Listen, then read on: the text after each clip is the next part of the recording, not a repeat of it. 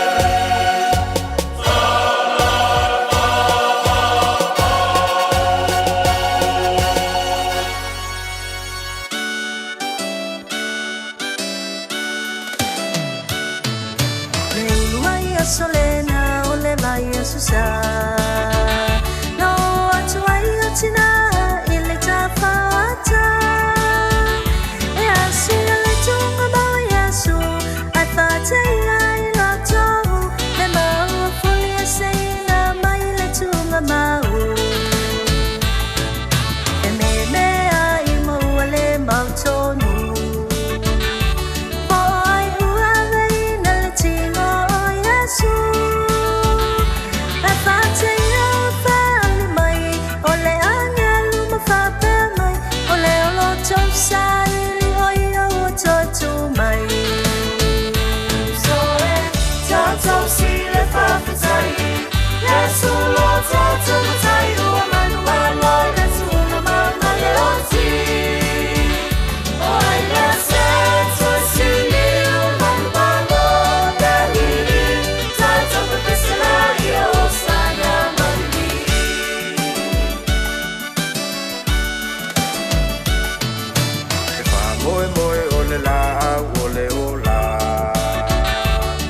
tau nu mea uma pe ona fola fola fetala Yesu ole malu malu tu i nai la lo ma tu e fau e fai longa ole to e tu mai le aso ke visiano uma tato fa malu lo si e ai de fa moe ola pe ona fetala Eto tu fata si maia I de manu ia ua ia saunia Ole ola lea e whababa umo I tato So e tato si le whawhatai Yesu lo tato matai ua manu alo Yesu na mama le oti O ai le seto si ni o manu alo Daliri tato papesala ia o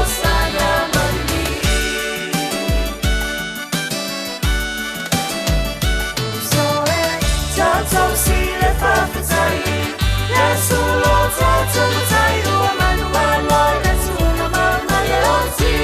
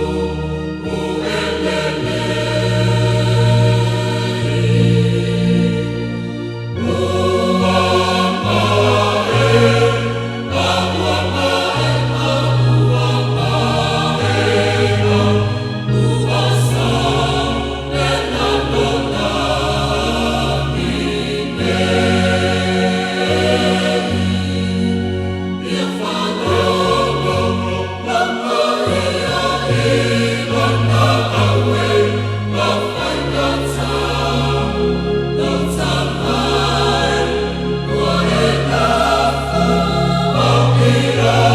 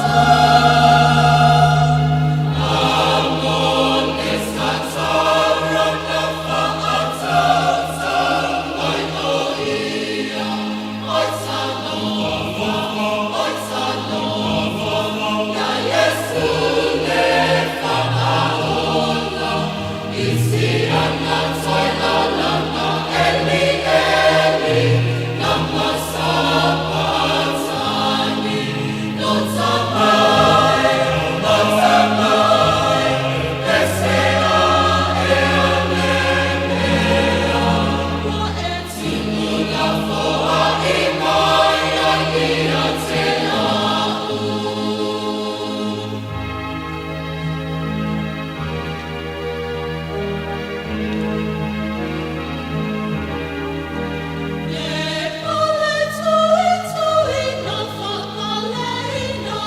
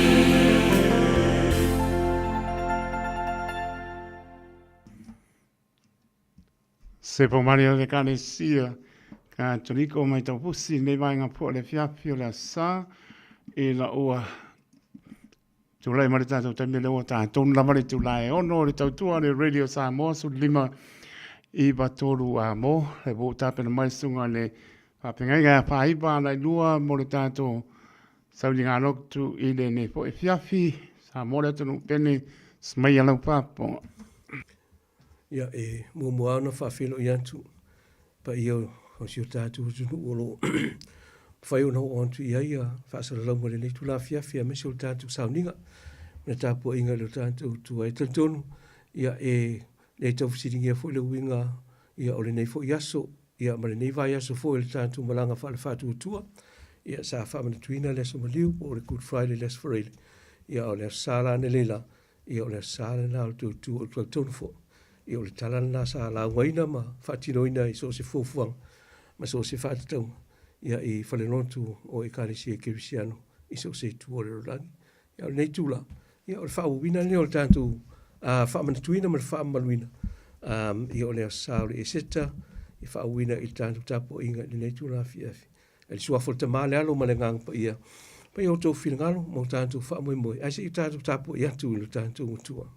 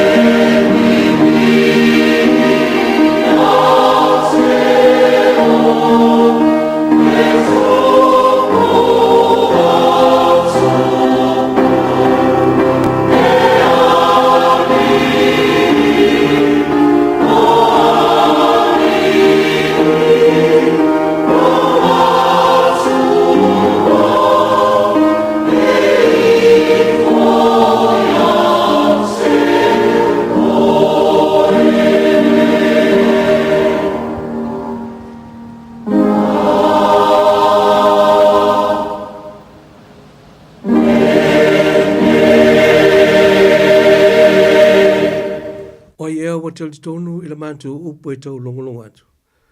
O whaalia i ante aile ao o leli. O ino siya matu lafo ina o ia tangata, o le tangata whanua noa. O masani fo i o ia mai le tinga. E moni wana tau ave o tātu tinga, mana tau ave o tātu whanua noa. O tātu manatu fo i o ia o taia ua whasia ele antua, ma ua whatinga aina. A ua manua o ia ono tātu solitu la fono, o momo o ia ono tātou wā mio leanga. Lea o inga e file mua i tātou, sa iona lunga lea, o ona whaalavra fōi, ua mālolo ai i tātou. Na whaasa waina o ia, sa tinga aina fōi o ia, ai le tau tala mai o ia. Pei o le tamai māmoe u taitaina i whasia, pei o le māmoe fōi luma, o e sele lona fulu, ua whaalolongo ia, o ia fōi ua le tau tala mai, si u tātou tatalo. Lo mātu mutua pa ia e ala atu i lo wanganga pa ia. La mātu talo a mātali ni tāpua inga mani sauninga lea fiafi nei. E wala awai ma le nganga whaaloalo lava. O e nganga pa ia se ia e fio mai. E ta iala ili nei tāpua inga. Whaongaina fo i le vai o le ma le whaatau waa o le au auna. Fola le nei tu la fiafi. Vele nama awala mai o le fisoso ni sili mai anti o e ala i lo wanganga pa ia. Tātou ma oe, ele ni tāpua inga me lona amatanga se i o lona whaiwina, i o lona suafokiriso, manu malo o mātou wole, ma wala aua tuai. Amen. Whawalu tātou tāpua inga le pese o saunia, ele au fai pese.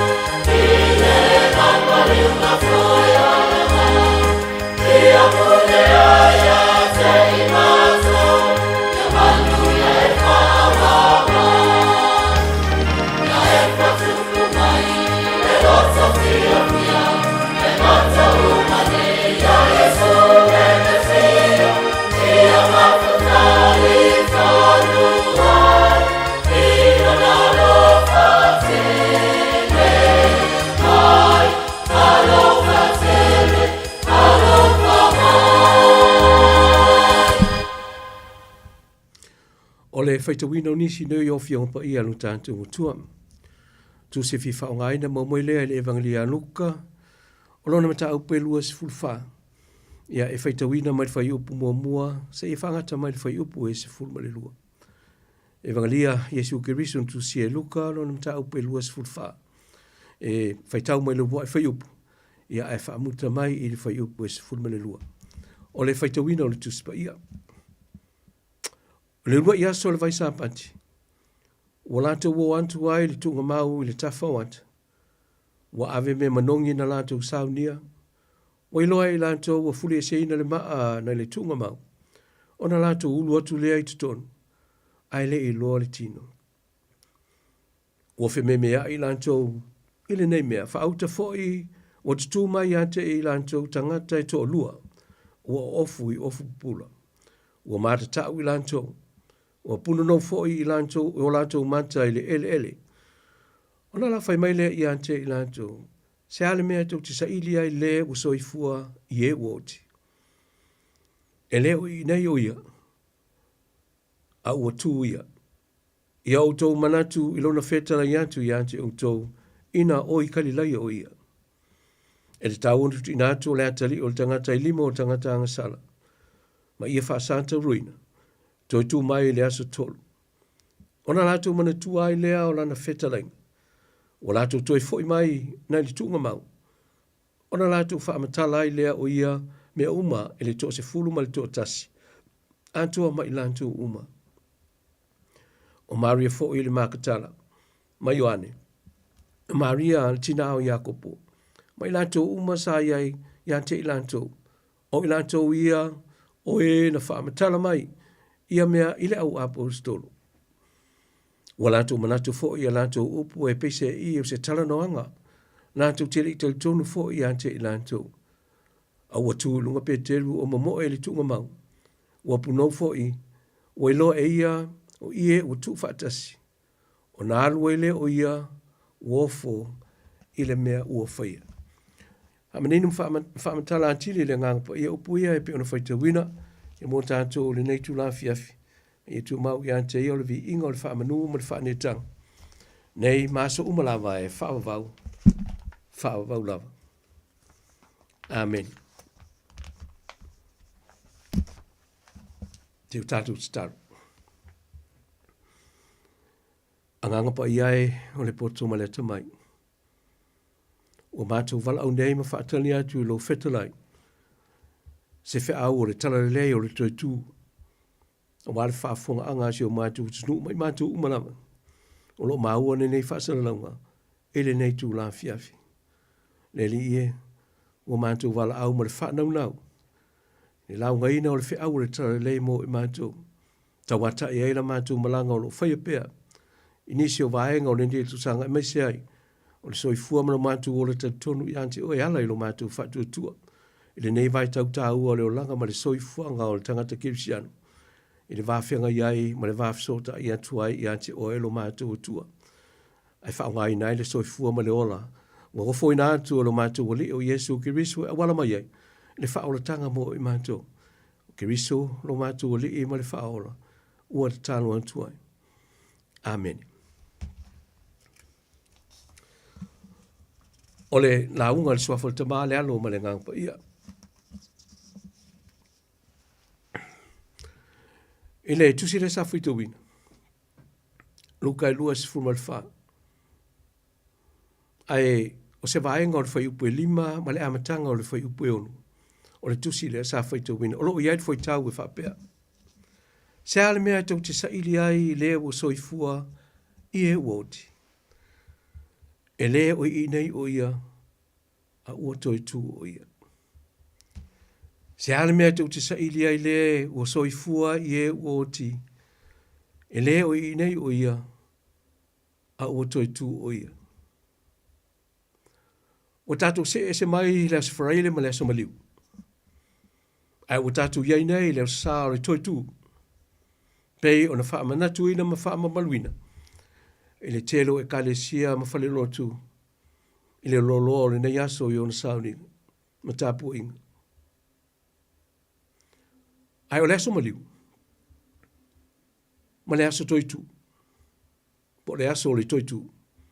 Le o tātou iai le nei tula fiafi, le aso ma whaamatuina. E whoringa mai o ni vaenga o se tupe, vaenga e lua o se tupe. The two sides of a coin, or the two sides of a story. Po ni tu se lua o le tala, e tasi e pe una sirafia. O lona winga, e wilawa ese aso lo whaamanatu ma whaamamaluina ai. Ai ma whai una tu whaatasi. Aso ia e lua, e whaamatala ina ai le tala i le alofa o le tua.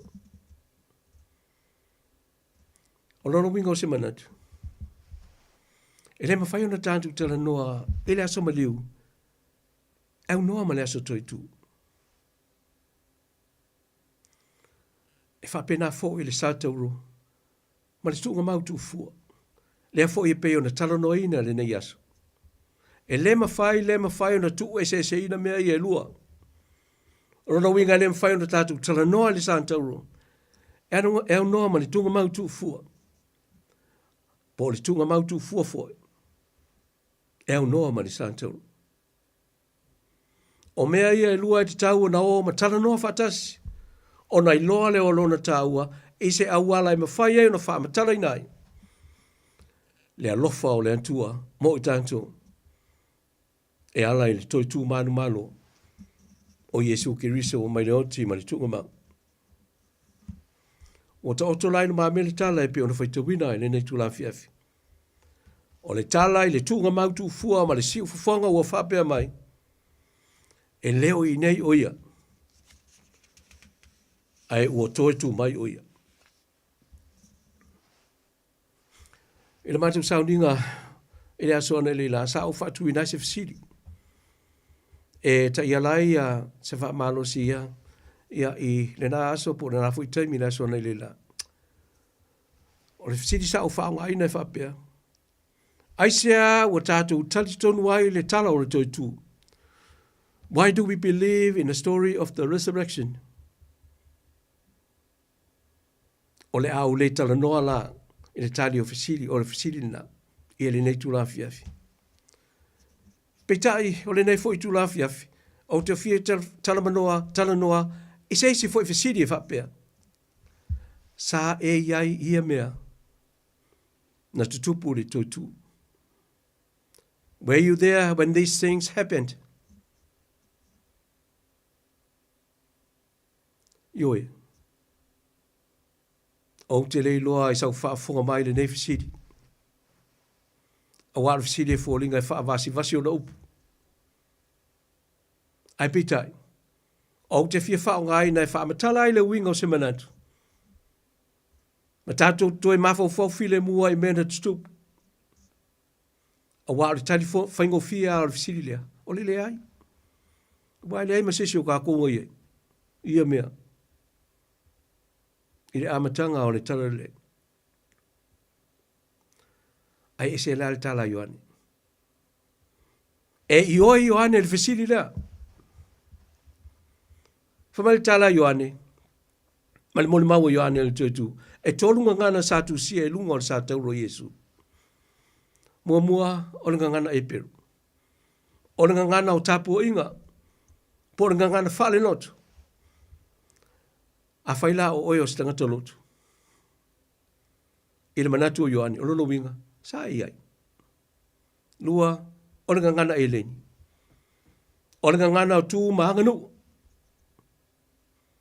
A whaila i esa wanganu. O lono winga fo. Sa iai. Tolu. O le ngana Roma. O le ngana o tū la fono, whale malo. A whaila o oio stangata o le malo. O lo ta iala i tausia o tu la fono, wha le malo. O lona winga fui la. Sa e iai. Ioe. O le mafua angana na o whamai e Ioane. Ioe. O tātou umalawa sa iai au tupu ia mea.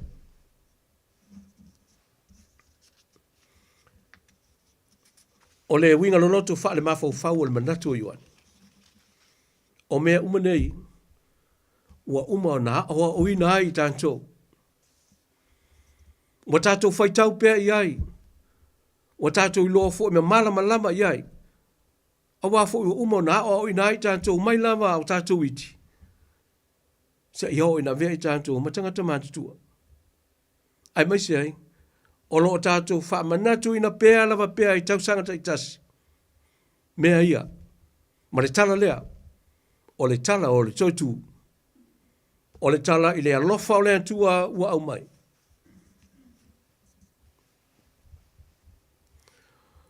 O le toitu mai o Yesu.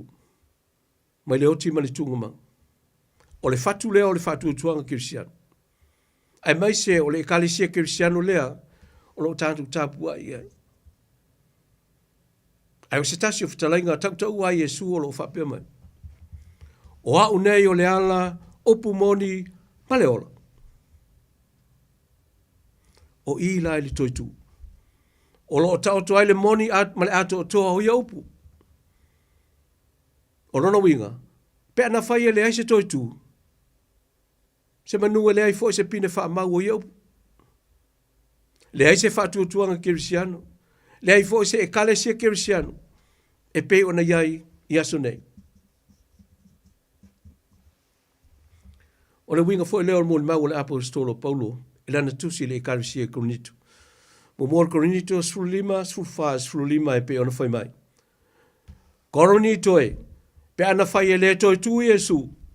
E le au ngā la mātu tala inga. E le au ngā fo i lo au tau whatu tua. Ma ua vea fo i mātou. Ma moli mau pe pelo i luma o le tua. O te manato tūlanga fo i leo lo tātou ia i aso nei. Pe ana wha pēr e leise toi tu. Ia i longa ko kisi sila mai. Ia ma ua. Ma le fionga ia taito le ma ki kalango aku le ki o. Ma whaita watu le nei tusi. Ia ma kalango aku le nei tala. Ile tala o toi tu. Ele ai. Ile ifo se mea ma mua i fua ona tātou o le lotu. Ile nei aso e wha manatu. O alo no winga pule al tangata ia. Ile mea alu ia imala na mea whai le nei aso sa. Pe alu i ta whao.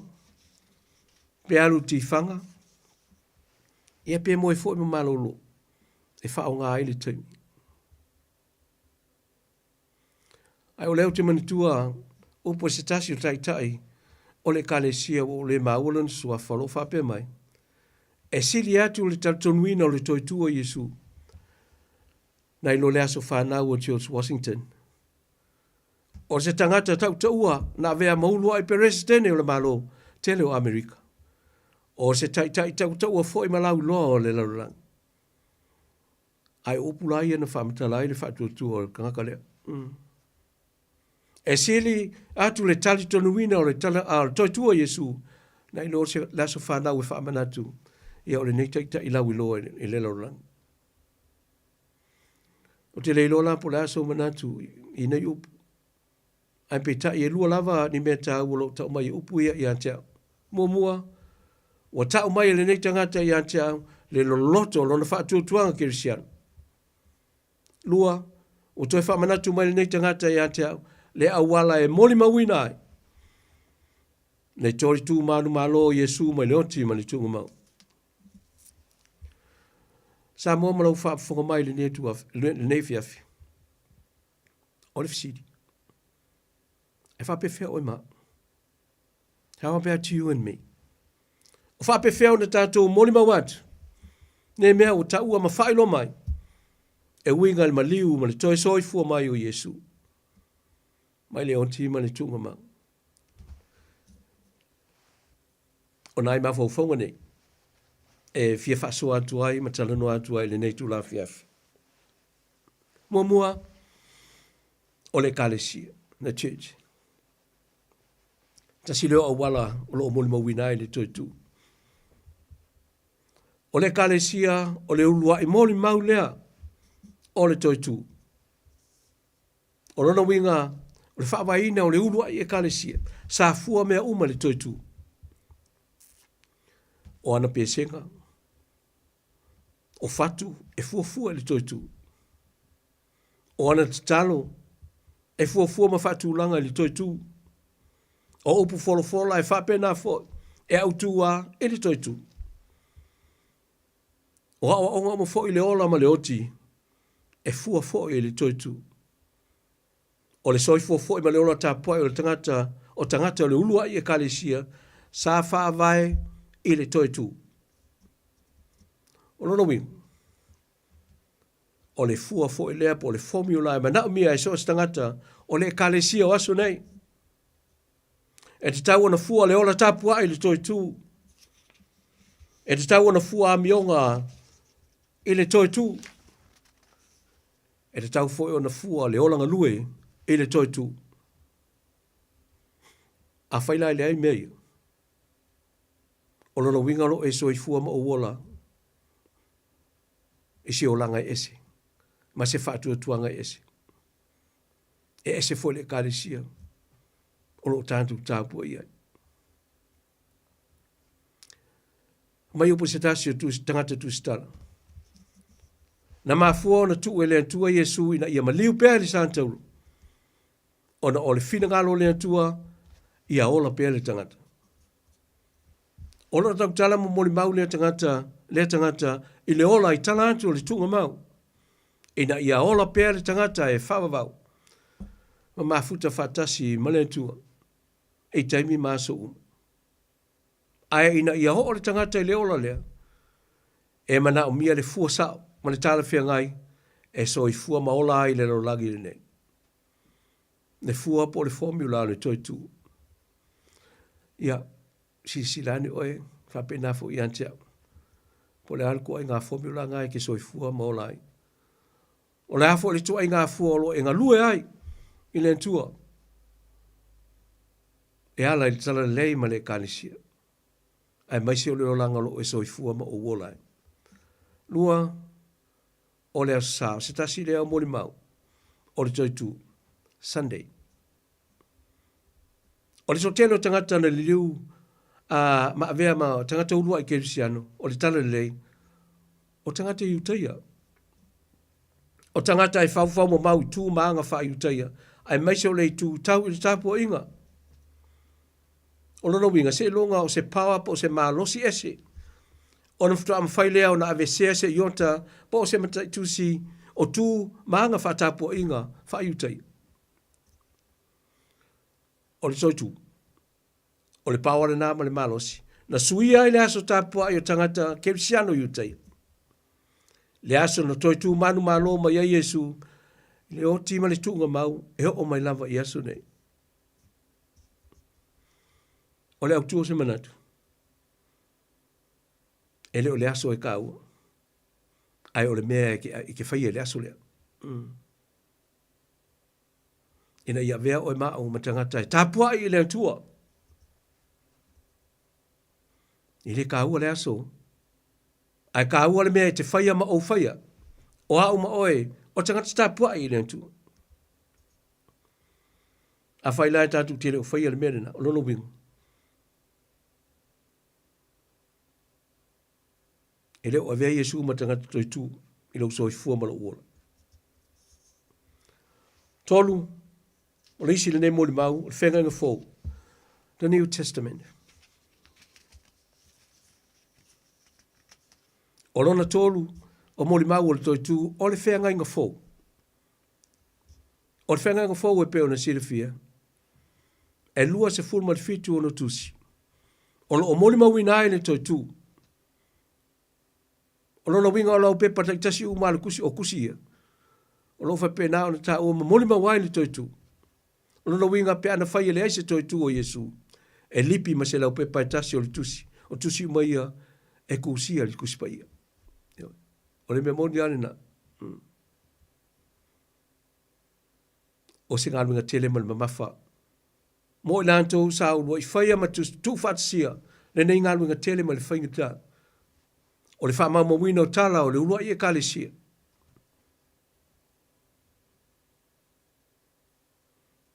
O se ngā luenga fo e tele tausanga o sa ili pea tangata tu e sua o le tusipa. I le moni ma le wha maoni. O mea umai alo tusia ma wha mau mawina. O le tusipa ia fo ele na. O lo o tātu wa o ina ma whaita uina e pei fo. Ia o le nei fo i aso.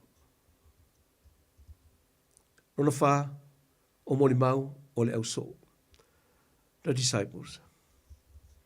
O nisi o taimi au pita silo na whaingatai le au so. O taimi po aso na vai le aso wharaile ma le aso sa. Po le aso maliu ma le aso toitu. Taimi o le popole ma le atu atu vale. Taimi o le fefe ma le mautonu i se mea e whai. Ai se a. A wha wafo ua le se wha moe moe o tutoi. Wana o le lafi solo ma sulu solo ona o le fefe. Tasi le mea na toi pipula ai mata o le wha moe lau so. O le taimi na ua wha longo i te chifu fonga o Maria. Le makatala o whapea mai. Ua over ai le ali. I have seen the Lord. Ona na winga. Ua toi tu Yesu. E le toi te pai tu ale o so o le taimi nea. Ua ngalo le fefe. Ua matala no tanga. O le tangata hatu tu vale. Ua toi tupu le wha moe. Ua malama mea umale wa aina. Ua wha longo le tala fia. Ua toi tu oia. Karo whai le o so. O tangata tutoa o le kalesia ma le tala le lei. E le wholofola ina o le tala o le toi tu. E le koe fo ia i kua. Na o ai o lantou wola. Ua fo ai ato o toa mo le mole mawina o le tala le nei o le toi tu. O i fo ina ino si ai lantou le larolang. Sa iau ina whaasala ina lantou ni whaasala ngai au pito sili o na whaingta. Ma le tinga. O nisi o ia whaasalanga. Pe o na sili fia. E le mawhai e upu. Ma le ngana o na whaamatala le tinga, ma le leanga, ma le...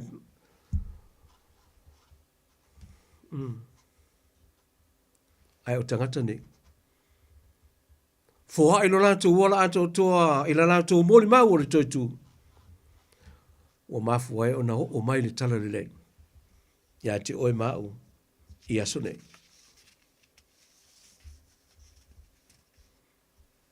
O leo fo uti manatua nisi o upo Martini Lutelu Junior. Fo mai nisi o upu tau o le nei tai longa o le tala le lei. A whai ele se mea mafu ai o na otis tangata. O lona winga ele fo se mea mafu ai o na ola se tangata.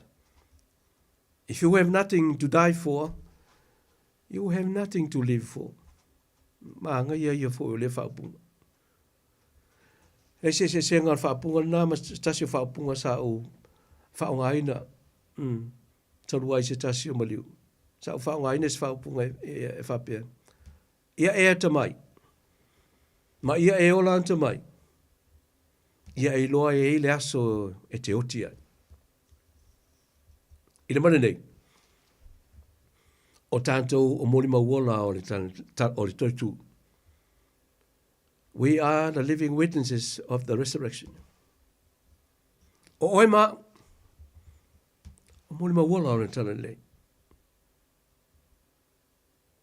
I mea umaia wo whaelo mai. O se tasi o tiutinau ave o le tangata kerisiano, o le moli maulea e li toitu.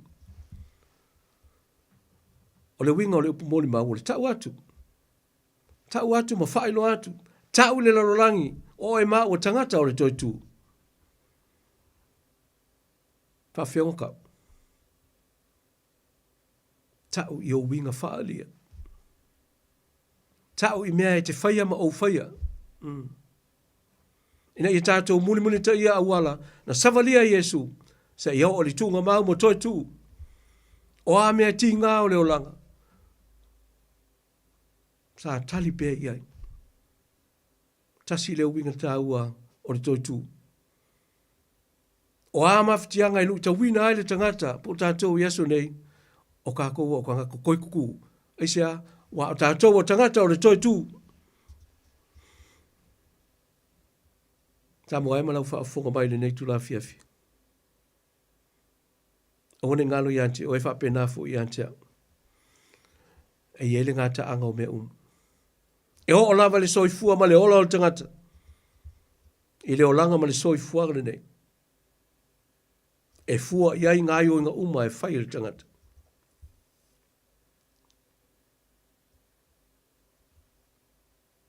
e fua i ngā runga whai o tangata Kirisian. E moni o te tangata uma. Ai le tō tutu tangata uma. Kasi e o whaupunga e sero fia o te talanoa i e. E o te tangata uma ai le tō tutu tangata uma. Te i vanga nā o le tangata e tū mau le whātua tua ai le tō tu. Mai o Yesu le ola ai le oti ma le tunga mau. Ai mai se o le whaonga ai no le soifua ma le ola. I lo langa nei. O le tangata lana. Awa ia ne e nau e mori mautu ina nau mo me lea o ngā le rolangi. Ma le olanga. Awa a umatua le rolangi. Ia wa umafo. Umatua le olanga ma le rolangi nei o tangata lava ia. Full stop ina. Ele ia mse si mea ko e la aku ia. Le o whafo ngai le nei tulan fiafi. Nā ana toi whaamana tu tala lea pe ona whaitawina. Nā ala usu tina ia e tō tōlu e asiasi. A e tunga mau. Ona o le fiawa ai le tino maliu o Yesu. Ele ia mse si mea ngai iai manatu o whingenge. Pau au le mea na nau e o se i o e asi. E asi o ave mea manongi o teu fungala au.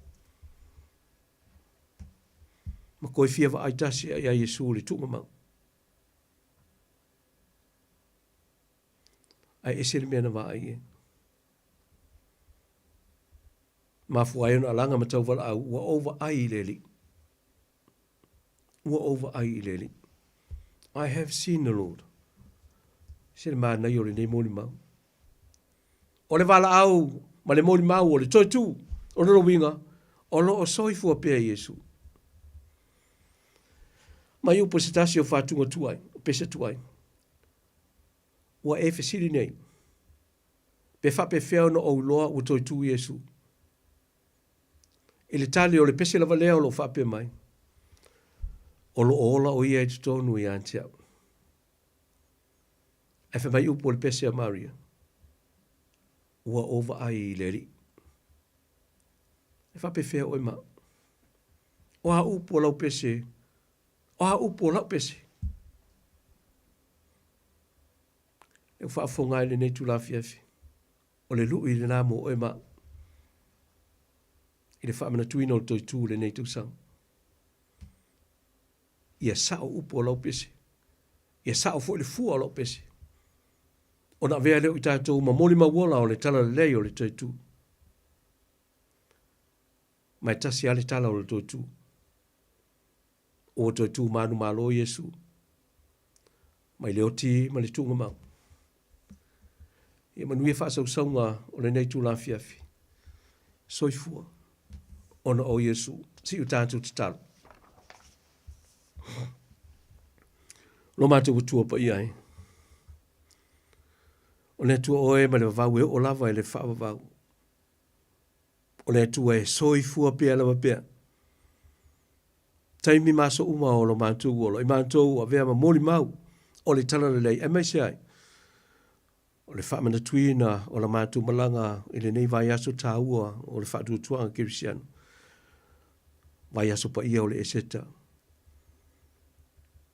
Mai lava le asvarai le se i aulia le nei lava aso. Toi tu manu malo ai lo mātou o li o Yesu Kirisu. Mai le oti ma le tunga mau. Whaaftai le li e. I whi au tā ua o le nei aso e mai se o tusi whaitawina. O mātou whaasoa matala noa ai. Toi whaamanatu ai mo i mātou. Le mea o pito sile o tāua. O lau mea alofa. Awala mai maftianga le soifua ato tua ma le ola o lo mātou o Yesu Kirisu. Na maliu ma whaalava au lungo o le santoro. O le o maia lea o le whaalotanga. Mo i mātou. Mai lātou umalava e talitonu ma moli mau. E le toitu. O mātou whaalongo le leo e le neitu la fiafi. O le leo le nisi o whautuanga. O mea lo tutupu e le nei vai tau lo mātou nu nei po le mātou pitu nu nei. E le ie o nisi o te misino o whimau mo wa ai o mātou longona ma mawau whau mawhisiri. Ai po whea e oe. Ai whaafitai. Wa vea upu talanoa ma. Upu fitu wha ele nei tu la fiafi. O toi wha manatu ai mo i mātou le li. E le eise mea e whaingatau leo langa nei. E ma whai ona ave sea ma whaate te e seina i mātou mai ante oi. E ala le soifua o lo mātou wali o Yesu Kiriso. Whaaftai i mawhauwhanga o e au mai. Pe ona mātou fitu wha iai ma talano ai le nei tu la fiafi. Whaaftai le ngangana i wa whaingo fia i o mātou fisota inga le nei tu la fiafi. Whaaftai te le tiuti ma whaiva ia o la o ona nei an taitolo o ngaluei. Whaiva ma tiuti o le nei fiafi. Ia i le nei ala leo. Le ngata fo lea le ngona le nganga whaaftai ua mātou te loa ma talutun. O lo ia fo nisi o ala leo. O lo ngā lulue nisi o alo ma whanau o si o mātou o tunu. Whaaftai i awanoa le lei o tāpua inga pe o na mātou iai le nei fiafi. Ai mai se o le nei aso atua. Mātou te le ngona le li ie. O le nei la vanso. Po le tala o le nei aso o le tala o le toitu. O le tala lea sa mātou fitu wha iai. E le loa loa o le nei aso. Tu e wha manatu mo i mātou le tāua o mea ua e whaia e le soifua mo le mātou o. E uia ia mātou wa mionga le tāla whea ngai le ie. E ui lawa i taimi e mātou te o ese i mai ante oe. Ma whatutu na i ante oe. E ala i tiu te mawhaiva o e tofi mātou te ngā lulu e ai. A e tū maua. Tū maulo mātou te tununga i ante oe. Nele ie. O ao mātou vaiva inga whaale tangata. O nisi o taimi siro ne tāua. Te tape nai mātou. Wafe au matiu te o lo mātou wala wina. Le ngate te tonu ainga. E te tonu e kālesia ma te talarelei. Ia e peo na mātou ngā lulu e mau au nai mo oelo mātou utua. Whaaftai tere lau tusipa. Ia e peo na whaitawina. Ma mātou fitu wha ia e nei tū la fiafi. Ia whaaftai e malawa. O lo maua mai a whaasara launga. Tau tonu. Tau wafia i mātou le nei tapu inga le nei tū la fiafi. E uia e na mātou walavala ma lefe waa iai. Aua mātou whilongo nai. I upu matala o re tala lei. Mana mātou tapu inga. Ia e peo na iai le nei tū la fiafi. Ia lele ie. Whaaftai tele le tō whāma i ante o e tāpena i mātou. Tiu te mawhaiva o e wala wina i mātou. E ui lava e peo na mātou whaelo atu e taimi. Alu i ta wina i mātou. O na whaingatā leo na mātou aia i ante o. Ai le mawhai. O na i tū lafo ina i mātou. Lele ie. Ia e. Te lea ti munga i le mawhai o na mga loel sami pe o ia upu. Whapena so mātou langona i o mātou tangata taito tasi. Au aloa ona e sira fia o mātou tangata lilo. Mai mātou mala. O tū manga o i mātou o lo whaalia pea. E le ngata i a mātou mawhitanga i tutonu ainga. O mawhitanga whaale lotu, whaale kalesia. Ai mai se foi o wala o lo mātou mawhuta atua i e. Ia ese lanu mga ngana i mātou. Mga nu. Ia aileli i e. Ua mātou wala awai i ate oe. E mātou te mana umia leli i e. Lau whaatino manga ina i a mātou. Sāwa wali ma le mautinoa. E pe ona e whetalai. O lo lava whina ngaro. E mātou uola mana nofo le whialu whani mai ante oe. Ona maua le i mātou. Le file e mumoni mai ante oe lo mātou utua. O ani o mātou se manga sala. Whamole mole se ia e whamama. Se ia e whamama ngalo i mātou. Whamanuia i le nei tūla fiafi. Ia i umolo o. Mafuta mai le nei tapu inga mesenai o mātou mātua. Whafolo aso lo lātou soifua. Whai o inisi o lo afia pia i mai mangase ngase o le tino lele i e. Ia awala mai a.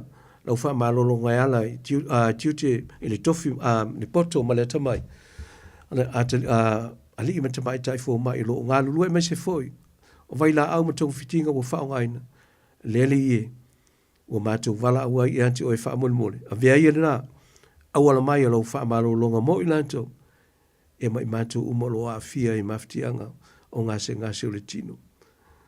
Maua le maftanga wawala lata mo oe lo mātou utua. Whaafolo aso lo lātou soifua. Ia maua foi maftanga wawala lata mo oe. Mai se lava i taimi whaingatai ruta winai. Le soifua ma le ola ma le malosi. E whapena fo ia i mātou whamanuia. E le nei ala leo. O lo ngalue ai lau o nei an taito.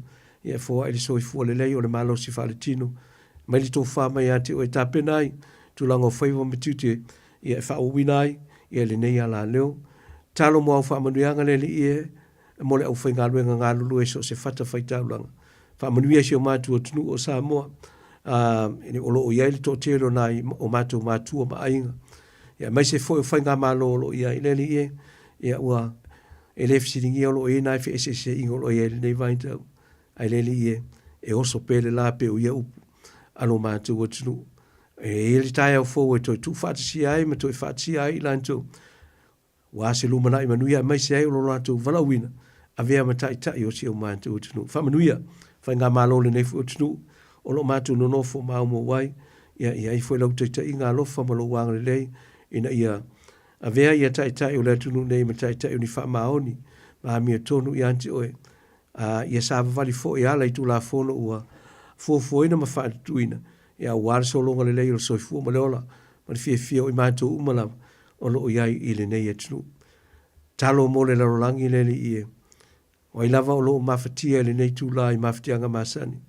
Tau o mamisa mawhitau inga, ai mai se foi o fese e se inga, o nganu lana mga ngana, ia le li ie, ma tu te vala au pea i ante o i e lo file mu o lo wanga le lei. Tā pena o e awala atu, o le file mu malame tonu mai ante o i tai nai lanto, ina ia maua tangata uma le fia, ma le file mu mai ante o lo mantu utua, whamanuia e kalisi e kipsiano, iso se tafo le larolangi. Tu ina fo i ante o e la matu talo, le li ie, tal tono lo iel to tere o nisi o nai o matu a inga lo a fea le malanga le maliu mo le oti, ia le nei vai tau tau o le tau sang. Le li ie o matu talo ai, ia ante oe, na ia o atu le mafana whana o e lo matu utua, wha a loto te rei nai manto, i lanto, utu foi le loi fonga malingi ma le whana unua, o no mawhitanga, mai se, ia o le tele o tau sanga sa mafutai, ia o motu sia nei ma le mwhai ono toi wha au wina, ia o no o mai le malanga le maliu mo le oti, ia i lanto, ina li etu na atu le nea fiafi, ia manisi o fuafuanga o tutoi, a i manto, ia iai lo lofa malawanga le lei, e ta ia lai so se fuafuanga ma so se mea ua fuafuina, e i manto, ia au lia foi i manto le tu la e ta o toai ma mamoe, ia veo se vai la au le lei, e maua i manto le malo si fo, ia ua tiuti ma whaiva mai se e fuafuanga, alu mamai, i le nei vai asa fo ua au lia i la manto whai ngā malanga. O la manto te talo le li i e tu nā tu i o luma i le nei tu la, wha mole se i e talia mai whafonga ina mai, e no suafo ki riso lo mātou o li mo le mātou whaola, o mātou wala au matatalo atua i nei. Amen. O le tātou tāpo i atu i le tua, e le pese o saunia, i a mo tātou.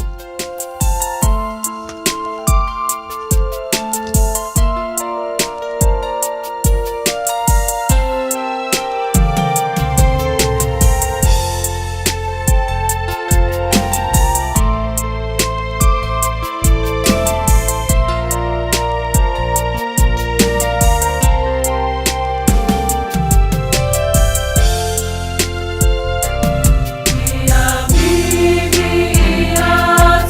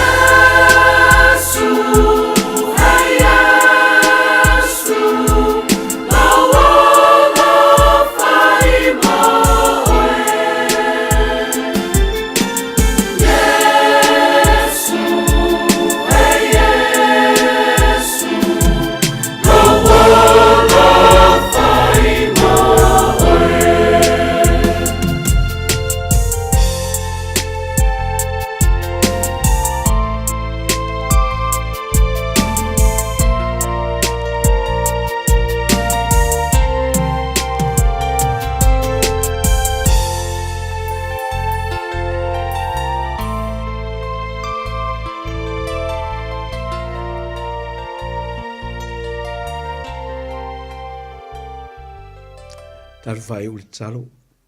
Tu mo mai o mātulunga o malawa o le manuia, o le fi le mu, o le lofa tuno o e rea tu o tolu tas. Te male alo ma le ngāpa ia, tu mau mo i mātou nei se o le whawavau lava. Amen.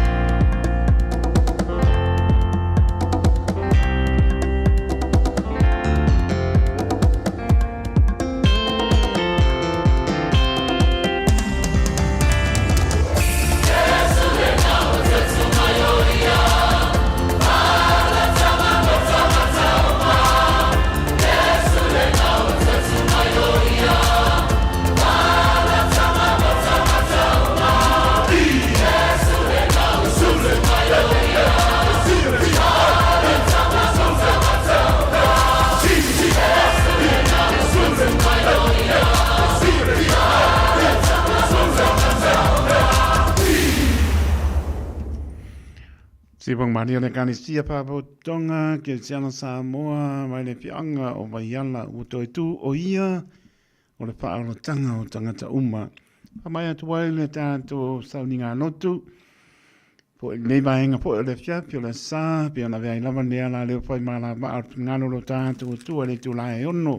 Ia maise o le tālia mai anai o tātou tu asin sina o le lava i tāpo inga o le ato o le manosi a mai se po inisa pe ngai ngā luenga i o mo po taimi e whaponga tato pe ngā notu tu patasi e laulangi atoa o winatu i lungo le ala leo le Radio Samoa. Tai o sau ninga sunga le whape ngai a whaiba ana e lua ngā lua marfatua i a lua le kanisia me tisi papakura. Veil patau ba o ona e whai mafonga pa leo po lenga le Radio Samoa. Ya me sola tōra tātou o tunu le o whingāri menga tatofi. So se tō vine. Mo le atu pa maloma pa tai pa iwa. Le la mowa e tā pena ni e fiafi o laulo sāpionga pa ia lo tātou o tua. Tō mtau wina ai. Lo tātou soifua mo lo tātou wola pa le nganga. Le tā ua ma le lo loto a fionga pa ia lo tātou o tua. Tātou fia talia. tupi tau whao ai tau mapa pa le nganga ia sa uma le ngata i manu malu le pu au nā tui dungo ne ana leo wa bei lau sunga le pape ngai am whaiva whai mtai tai ne fiafi wa tōre pa malo ma pa tai po le manatu mai pisi lava i tā penanga po le se ta long weekend pa no lava lau taimi a misa lau pengan bengo lau penao na mai ia manoa so ni mai le tātou pengano tu le tu lai ono ia fiafia sa ba tōre pa malo ma pa tai yanga le whaiva pa tumu leo tu maun pa unga ne li ya lua ma pa tu ya lua mo mano sitino pa sini so i fu pa nganga ya wa lava to suino le baio so i fu to vine wanga lue ai mo ne nganga mo i mo ma lo pa pun po fanga lo ma mau si to kanesia pa mia le tua ya me po ni po fanga po i mo le vai aso mo ya i per file mo le ni fo i mo to mala ne fia fa iva ya alo fungia le li lo so i fu pu lunga ala tau no mo to mala fe lo i male per tua ma no falo ya me so i si lo kanesia o tapo yo fa iva ele le po fia fi sa ni le li o la le o la fi le ta tu fe lo i pe a fa te le la le manatu mai ile tātou ngā wenga o whengano tui lungo ne ala leo wha tai tēle lama. Ia matu le nea mnoa, ia mo ora mnoa e boni mure poi ma wha mea po le senta o toi tu. Ia meiseo nei o tātou a inga ringa te leo si lua e kāne sia.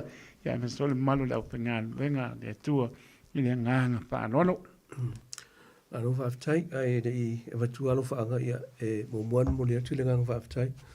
Lau sunga le lea wa o taito mo le awa noa le nefu mtanga luenga ma le e kāne sia. Ia e peo na ieri nei tū la fia whita tō whainga lotu. Ia e o tiuti aia ma whaiva e whao wina pia. Ia o te tōnu o le wala wina nā o tātou. Ia mai lo tātou matua i so se awala. Ia o wala wina i tātou mo le atu le nganga whaaftai tere lam whaaftai fōi.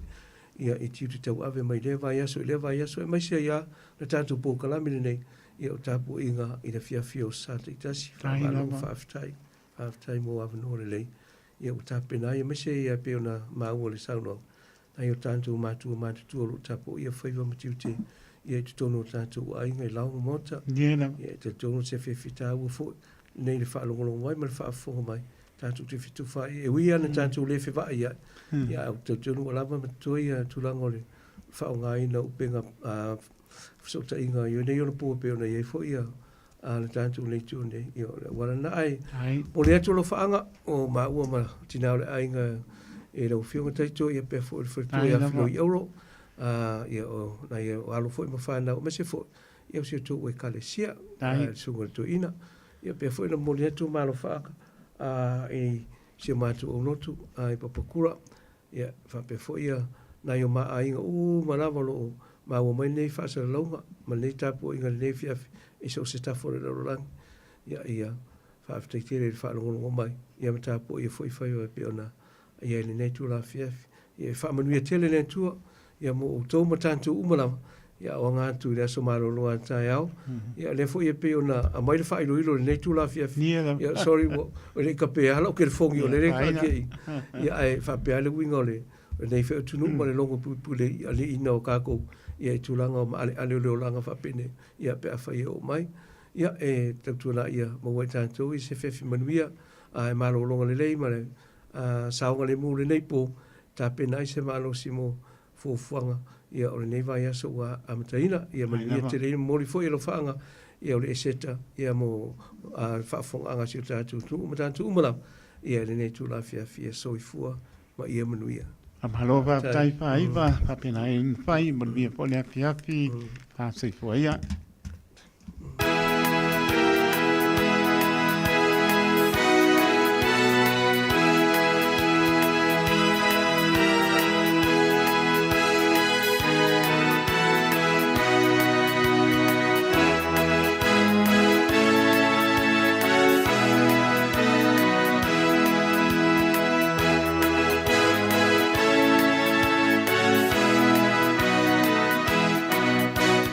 Oh,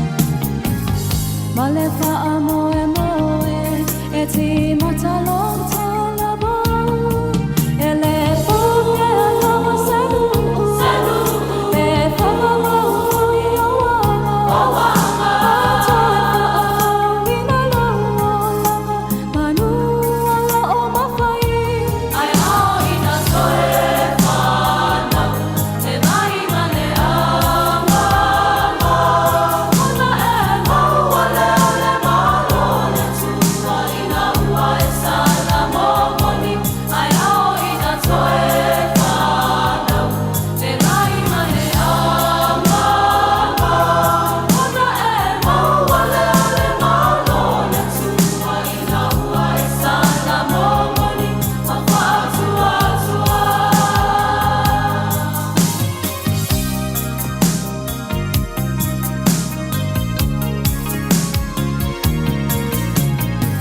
E angi pea matangi le mea e loto i ai na ona e whalongo ai le ilo le mea e anga i ai e whaatena i loto o e whanau i le anganga e ola whaamau e whanau i ai e ola mawhia whiai ai ao ina toe whanau te mai mane ama ona e mau ale ale malo le tua ina ua e sala momoni ai ao ina toe whanau te mai mane ama ona e mau ale ale malo le tua ina ua e sala momoni ma whaatua tua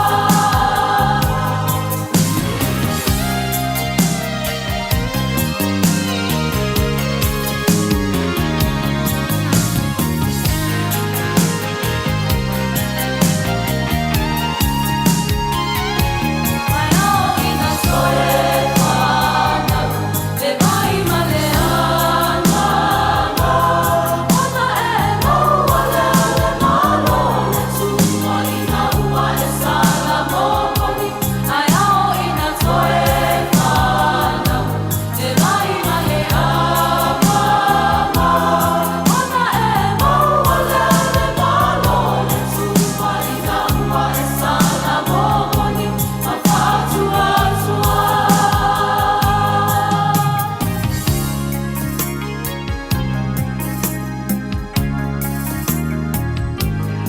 Se pong Maria ka le sia papa tonga ke se ana Samoa mai le fianga o Saulo Fanta ina ua tula marita to taimi le ua 10 minute o te ele tula fitu i le tautua le Radio Samoa so lima i watoro a mo le pole sala se lo se pulu a perila lu o lu lima so i pata lofa antoa pa i maulunga ro tato tunu a meiso le ta ua le nea sa io to pingano mo tato loto nei vai a sa to vai a sa pa io tato sa lia mai po nga le li fa na tu ina lo na ti nga i lunga le sa tauro le o tato wo o mai ele o nei o tu manu mano o ia le lofo le tu ala ia Yesu Keriso to pa ta lofa antu ai pa ia mo lunga tato tu no mai lava i munga mo lunga Aia se o pitu titi talofa lava pa talofa ya pa o tana lei pa tunu pa leso stapa ha te nei lava to vino nganu e to suina vai o soifua ni nganga mo i mono mano pa talofa tu le nganga pa no o tunu e mal malo le tunu tanto bana bana ia i no fanga ya lo pomoni lava lo tu la po ia to sia pe tanto yona aolofa long sia i tanto fam nianga mai se ro to so i fola le mato vola tanto te au nai mo ia malon fi ngalo patala fatu la uso tulio lato fa salanga to fa pilo sina tulio lato fa salanga ia tal tonu la ngona ali salmo fo i mai i le i pa le ala tanto te manu ai tanto fo i le tu wa no mo tanto o fo ina so i fo mo ola mo ia malon fi ngalo patala fatu ia to Mabe mai se lau fia tātou fia loa i le matango fia o le li. Talo pa yalam pa nau pia ngai po mano longa to mai ti manuia to mano longa to to nale ngana tu martasi na ia maua ea mai se fo ea lumanai ea to ama na ia pa per tania ho pa tasi malangana so fo e to ma to mola e te me ano fa le ia ta to ngana to tana ia maua o to ia mai se o alon pa nau to te ola e ia tunu ama io e le pengo fie ai ia maua le o tau, a mata mai tonu o tau whane, tala noa lo te mamaro tina, pa aso i ai, ni mea whane tonu mai, pa alua pesasi ai, o manatu i tonu le aonga le tu ua mai, le ngai kuata ua tau mano loa, ia e fo i atu o maua lo fia fia, pa aso lo te mamaro tina, ia na ar fia fia le tato ya le aonga o sao loto, la ua o tau ina i tonu o aonga, manu ia o tonu nai, le lofa le li. O tala pate la tō lungo le penga Whailangi, ma lungo le YouTube channel, lo pate sila leo, ea, ma anora ma papatai ma apta mai, pena po i tali malie, ea, ma anora ma papatai, menia whamoana, mai la tō ma la mua Wellingtone, ea, tonu ia o lapta ia i tātou, le tau o lo iai, ti munga, o ia o lo longa, sa William Tang, ea, wha utangia nei wha, lo fa manatu mai pea malongo po e ni na mai tato e la to lava si le fia ngai le tau lo e tato a mai so lapta ia mai au kinani wai taki au pani Franklin ia manis po e no tu tua oi ia na wai ai ia o to a masini o lo mo ai lapta ingo i tato i le tai e pa mo tato sai tato fa longo ia ia te mau fia mai so le alu dungo le awala i mantua le to e anu le ato mai ke slow down tai mi e ngai o sabili dungo le awala ia na usilfia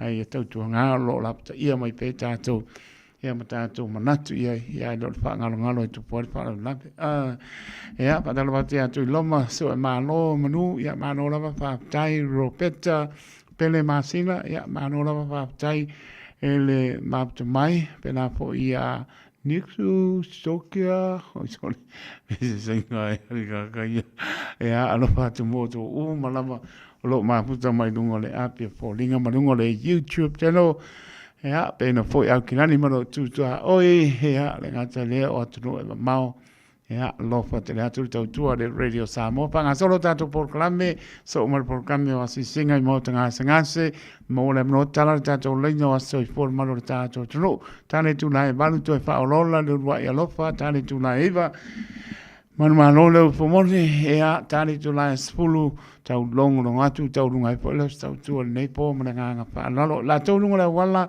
to fa manatua le pele apto a umano patu o lo o pena na lapta ia mai tato ya tau pai au nei fa nga ina lau telefon a tie lano tau nu le mota lo lawa saunga le mupta fa nga lau telefon e lo sfato nunga fa mole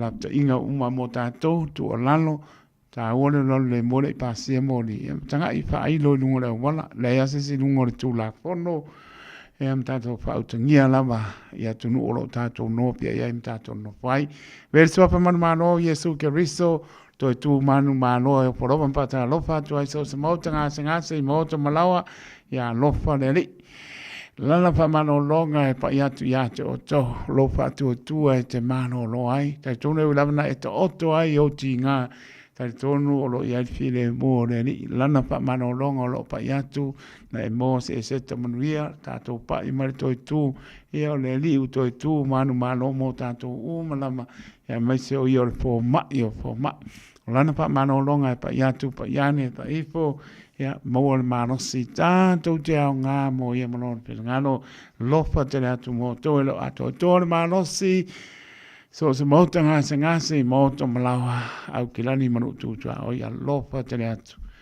e ia fa malo longa lo tato tu ia te o tu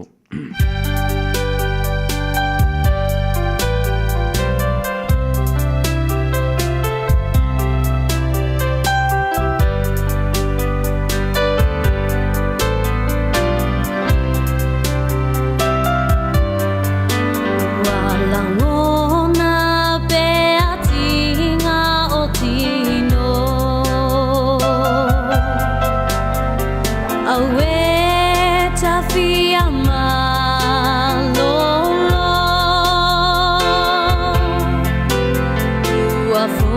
Fa'afia mai ali I fo mai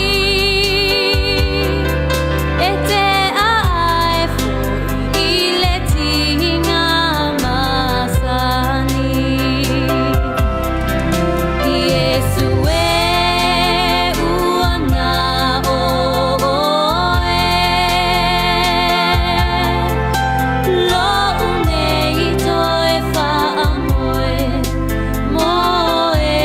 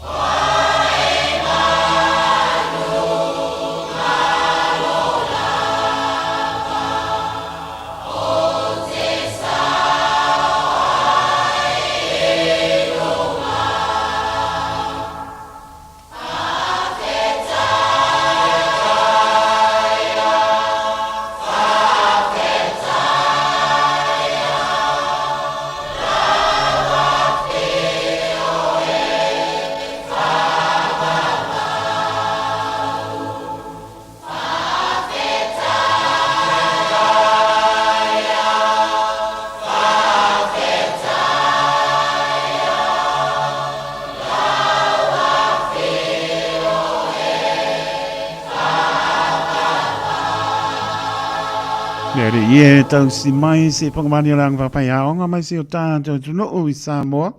Papai atu el tātou porklame o asisinga I mo tangase ngase. Parauno pai atu. Tau ia o pese pare anganga o bi inga ro tātou tua whai mawai manua o e ta oto ai lungo ro moenga i o ti ngā.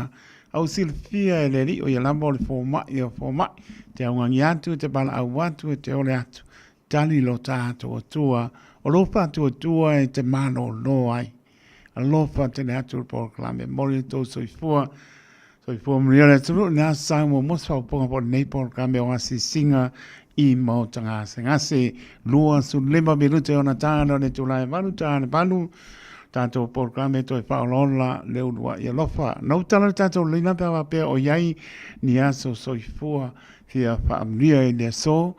Po ne foi po le sarto tu mano Cristo la dos pro perina duo o duo lima e oi fa pe wole tala inatu tanto lina e por tanto I meni na le mai e stai poi to fa I lo po le mor si firmano tanto no fanga salonga tanto por grande tale tu la manu to fa lola le unwa ia lo fa tale tu la iva manu mano le upomoni ya tani tu lais fulu tato porklame muri pe ona fai lo fo porklame lo to fo mai ia ua mano lo fo ia pasta mo mai mika sa to venir porklame tau longo at ia le lava we fo sui o na le ni fa nga solo mai fo e fa wa per porklame tau longo atu o le po nei te tani tu lais fulu pasta mo mo su pila husu ia pe tani tu lais fulu tau lunga fo ilo sta tu ana tana tato leina malenga nga fa no fa tano fo ia la to lungo le apia polinga ia pa pe po lungo le YouTube channel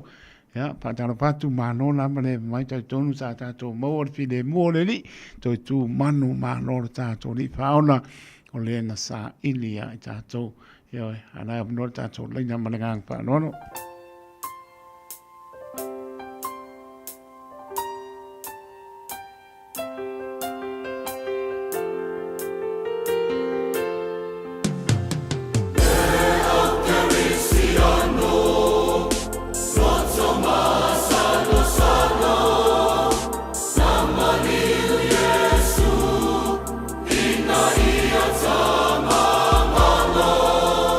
Somebody need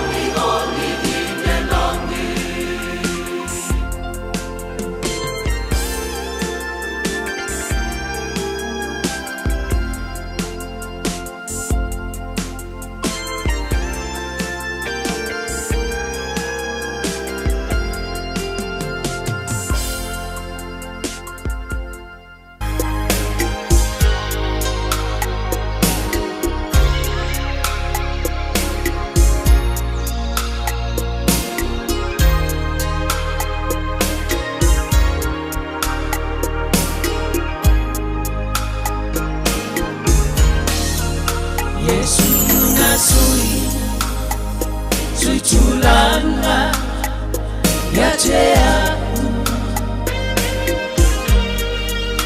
Yesu na sui tulanga yatea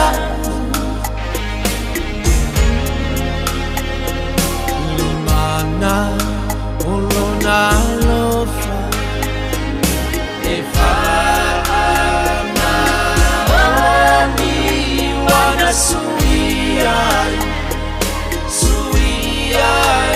lo uolanga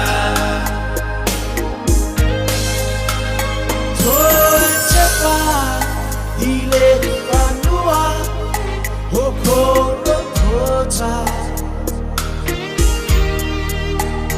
Naya au mayai Moa ulona kamaola Ele kipa apiti Iti ngama pua Uanga Al olona lo fapo oe maule Panuta Yesu na sui tulanga yatea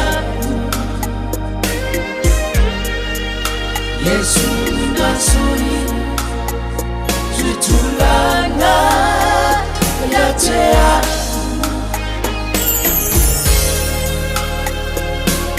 Mana olona lofa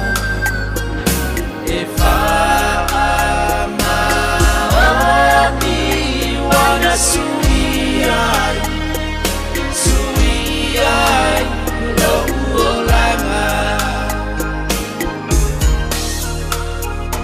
O e mana tua Mesili olele Olanga O e ngau Iba inga paa Le tangata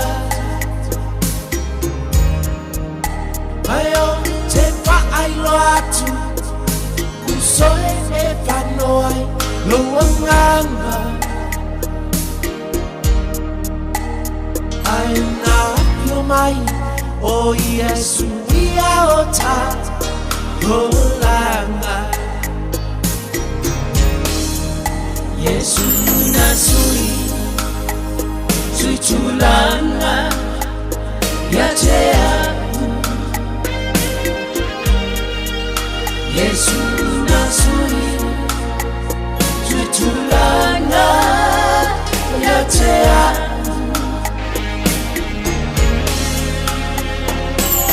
Mana olona lofa Efana oni wana suiai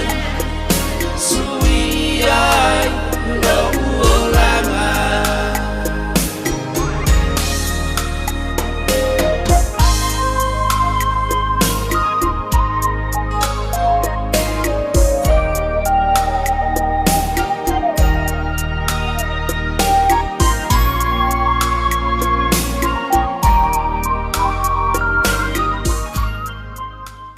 Tavere sulla mai sul limo minuto na tana le tula vanu tato por clame per vai lotu anga sono po le tato por clame ta tono lo mia la manu tato tu ma non pali ya mesel neva ya so a to na yantu ya tato anga i mai fo inea ele aso paraile nei ya mesel pa manatu ina po ngano tato li fa ola ta ua yo to ngano ta ua yo to finala mo tato roto le nei vai sa messo le weekend o tato savalia moli mai to so i fo tato o dia mai e ale to tu mano che isso fa natu ina le so le sa o po le sa ya o le nei tu o ia mo tato le lin sa dia lo tato tua ne li lo na lo pele to tas au ina tu lungo sa taulo mantanga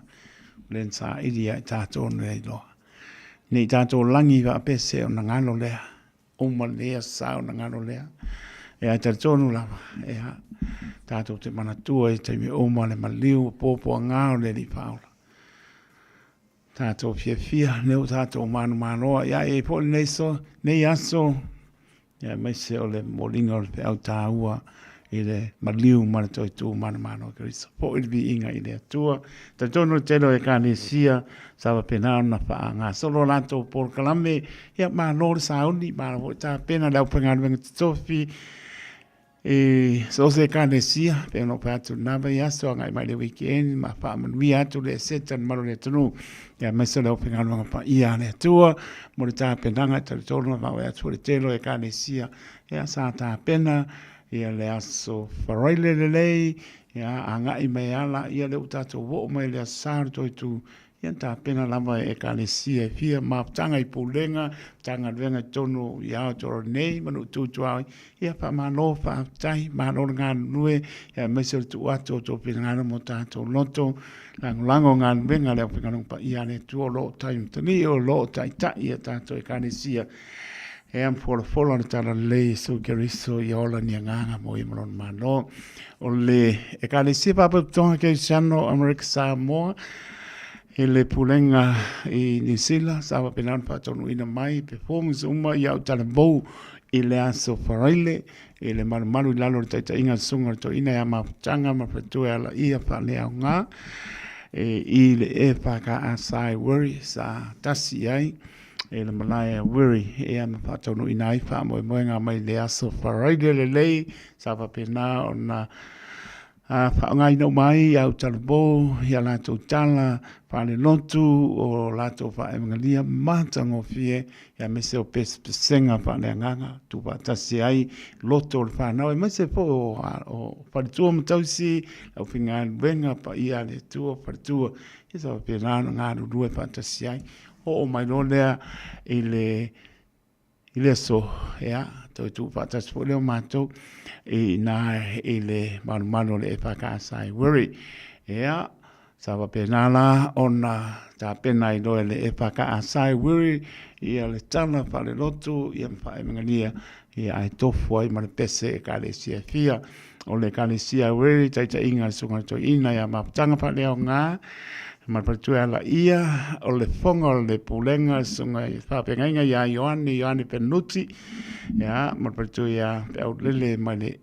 e ka le sia papa tonga ke sano America Samoa o tahu sunga le whapengainga ia Arusio ma patu ia Waitoa Mikaele ma le ka le sia papa tonga ke sano America Samoa i Papakura o le sunga le whapengainga ki Tiona ma patu ia Kwaki Bai ia ma le kanesia papa tonga ke sana America Samoa i mangele ia o le e kanesia papa tonga ke sana America Samoa papa wina ranui sanga nui ai ia le sunga le whapengainga pon fili to mata ma le paritua ia to lua ia ua e mano la whaiva ua mano lo mano a lo tau ave de sunga le whapengainga o le sunga le pepe au ia tau talaso asiata ma le paritua ia Maria ea le kalesia le na e pa ka asa pa po wina ranui ea mo tani ai fo ila sia lato mai a po lato panota le kalesia le e pa ka asa pa po wina ranui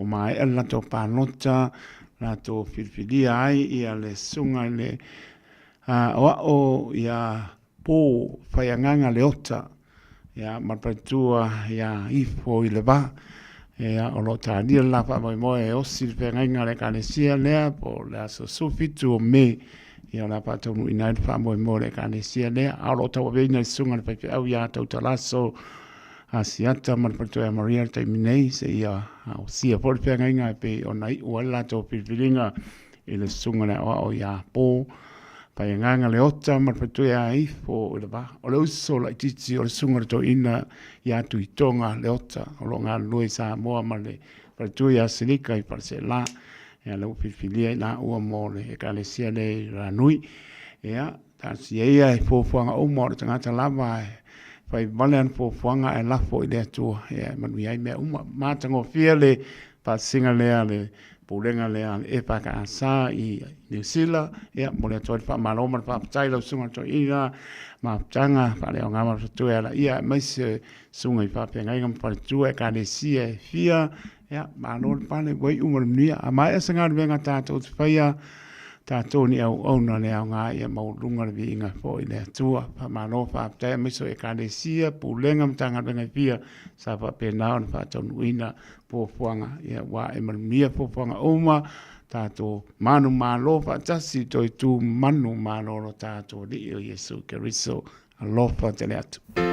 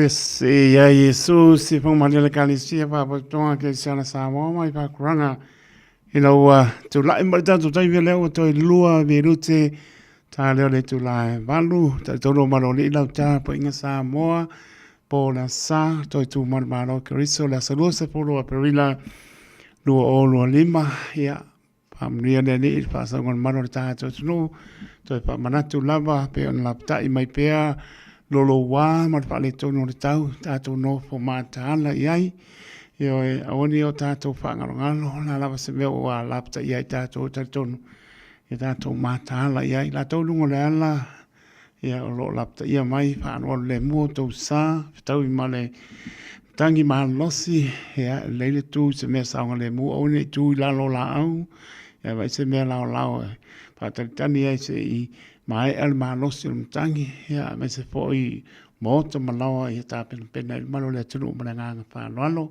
ya lewa ta pena mai ya le sunga le to ina ya a to fa va pepe ya va pe foi ya le sunga to ina ya to ala man fotu pa no ta to por kame per masan ya ile tu la valu to fa lola le ro ya lofa ai si mai ala pa ponga sa mo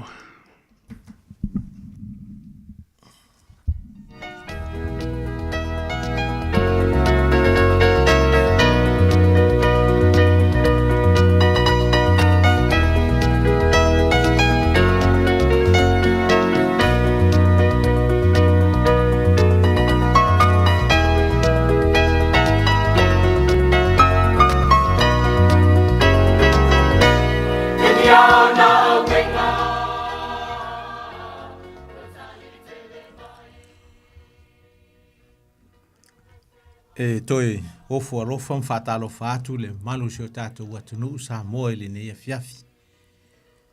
E ui lava ina whalongo ina fo le matangi mati munga e peo na lapatai mai ai tātou.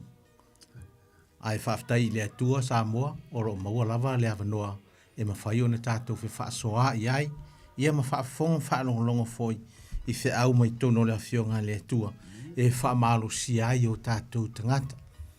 Ile nei tu la o le afiafi e failo leo ma fonga o le failaunga o le nei afiafi. E whaatalo whaatuai le malu o Samoa. E so se vai panoa, so se vaenga o lo e maua mai ai le nei whaasa launga. Ia manatu e whaatalo whaatu matalia ina mai. O tau uma i le tātou mafutanga i le nei afiafi. Ia po le tātou por kalame ua wha autuina o le toe wha ola ola o le ulua i alofa. Le alofa lea o le atua Samoa e pe ona wha manatu ina ai e kalesia kerisiano le lalorangi le nei weekend wha pitoa lava ma wha manatu ina ai le maliu ti ngā o Yesu ia wale wha orotanga mo oe mau mai tātou umalava o e wha tua i le atua. Ia wha whilo i atu i sunga i ri a whawhiangainga mo utou whaletua i so se whata whaitaulanga ia ele ngā tailea o ta māmati nā mātua o le au whainga luenga tofi e le tua ia i lato fui o loo i maota ngase ngase nā tō lo i to ese o mana tua lava o tō e whata alofa atu le nei a fiafi matalia ina mai o tō sa moe so se vaenga o le nei tafo le lalolangi mātou te talo atu i whapeon tātou maua se mafutanga fia ma le file mu i le nei a fiafi e whaatalo what foi le tātou o whainga luenga le Radio Samoa, sulima i watolu a mo, le pūlenga ma le o whainga luenga le ngate leo le sunga le awao, ia taito, taloto, le o lo whapea o na tūla i le foi a wale wha umheina o por kalami o le ni foi a sa, ia whaatalo whatu i lau sunga, staim foi la whapea foi, nto foi atu i a inga, taita i le atua i ala uma, aftai mo tiu te whianga iai o le vai aso, ia meisi o pō lava nei, e tātou te mafutai, ia walawa le whaasoaina o le whingalo o le atua. Ia talo le atua, ia whaapen tātou maua se mafutanga fia i le nei a pō. Ia mo naitinamana i ta mātua, tai tonua i eitaimi e le mawhai ai o na pa au atfo i sauninga o na le tūlanga matua, e le ngatai lea o ngase. Ia talo i whaapea o na maua pea le malosi ma le soifua le lei. Ia e maua ia noa tātou te mafutai i lunga o pe au le ea, i o le tio fo i ma televise, ia ua lava ia le tātou porkalame pe on masani ai i po o aso sa taitasi. Mātou te ofalofa atu fo i ma whaatalofa atu ia i lātou umalawa, malanga mai sa mua ono si ngā mai, o nisi fo i o loo whaapea on ta otua i whale mai ono tonga fitinga le tino, ia mātou te tatalo i le atua i whaapea ona a watu le malosi, a wā loo whaatali mai a inga i sa mua ia mso stafo le nila lurangi, a wale sa ili ngā malosi a oa ngai mai ai to tonu o New Zealand nei. Ia fia fo i whaatalo whaatu i le tātou whailaunga o le neia fia pia nou tau silfia, ia le sunga le toe ina ia manu fotu, a whawina whaofunu o ia lava o le whongo le tātou porkalambe pia na masani ai, toi whaolola le ulua ia lofa, ia whaatalo whaatu i lau sunga, ia tau lava ina ia whamanuia le atua o sauni, e sa saa mai whamanianga i se vaenga o lana fionga, ia au no whatapua, ia e ona tangata, ia male au kerisiano o he lātou te fia e tala noa, e whaasoa, ia fionga mamana ale atua, ia e whaafilo e atfo i mwhaatalo whaatfo i nisi o lau whai ngā luenga ni porkalame, le mwhai ona pa au mai ona tu langa fo, e iai fo i nai porkalame e sawhia ngai ai mai kālesi e taitasi, manatu o lo whaapea ona taitai le atua i ala umolo malanga mai ai, ina ia tau nuu i ainga, ia mau fo ni malolonga, tātou tuai whilo e fu i seaso o mua le alofa ma le anga le o le atua, a o le neia fiafi sa moa, o si mai alau whaafonga, ma e tāpua i mai moa mai, ia a au whaaso i nātu, se vaenga le afionga le atua e lana au auna, ina ia tāpena i nai o tātou o langa whaaleanganga, a wā ua lata mai o nai tu waso, ia ai, o te talo sa moa o le a whapea ona o whaia se talo, ia ona lafu atua i lolea i le tātou whailaunga ia mo se upu mo i tātou i le neia fiafi. Lo mātou ta mai o le langi, e pa ia lava oi. Le pa ia o lau fio le atua, wa mawhai ai o na mātou maua mai le nei tū lao le fiafi. Mātou te fia le neia fiafi le atua wa, e ui lava i na mātou whaalongo ina, o tala le tau le atua, e o mai ate i mātou, o ni manatu le atua i le te tele o ti imunga, i ale ngata i leo matangi malolosi, e a whaina ai o mea tō tino, mea mātou tino nofo ai, mea mātou te wheo ai, ai mātou te whaafitai i lau fio, o lo mātou malu lava i a ao lau fio.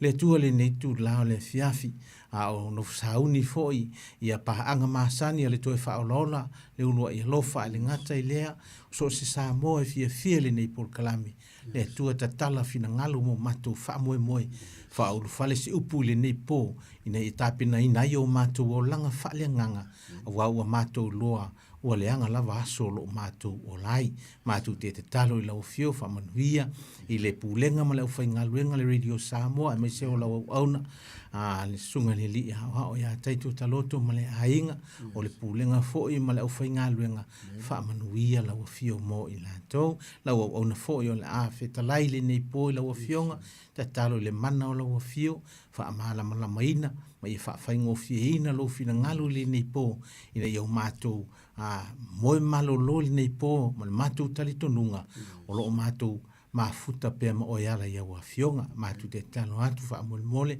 so soani iau tangata sa mo, fia lava le meo mau mailau nei whaasara launga, le atua wha manuia i lātou, manuia i lātou to ese o le whale mai, o lātou loo mai tonu a inga mwhale mai le atua wha mole, pa i atu loa au wha malo. No wha mangalo le i fonga le atua, meo mātou se ai, wha mole, wha mangalo i mātou, ai wha manuia sa mo le nei a fiafi ma le lātou wha fonga mai, ono Yesu. Amen.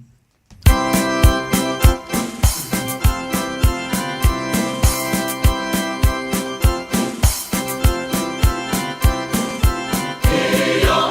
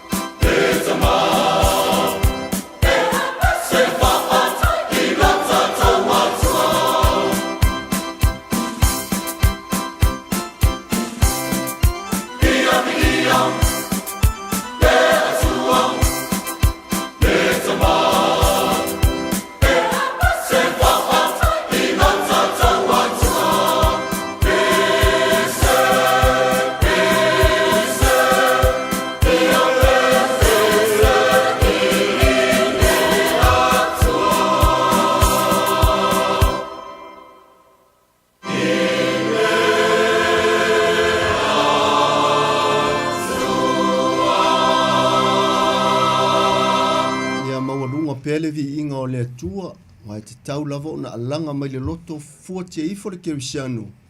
E pei foi ona ile nei long weekend, ia ono le taulanga tongi ola le langi. Talu le tangata ua mamau ese, ma le atua, o sa ili mai lava le atua, e lavea ima toi whaahola i tātou lona lava maliu wha lava au. Ia e o wholofa mtoi whaafile e atu le ai ngā tua le tamale alo ma le nganga sā, le atua tukutas pa ia, ia o lo manuia i lau whaafonga, ma o ia aimfina ngalo. Ia ni whaasoa fo i mani upu e, tō matawina i fo le tātou savalinga.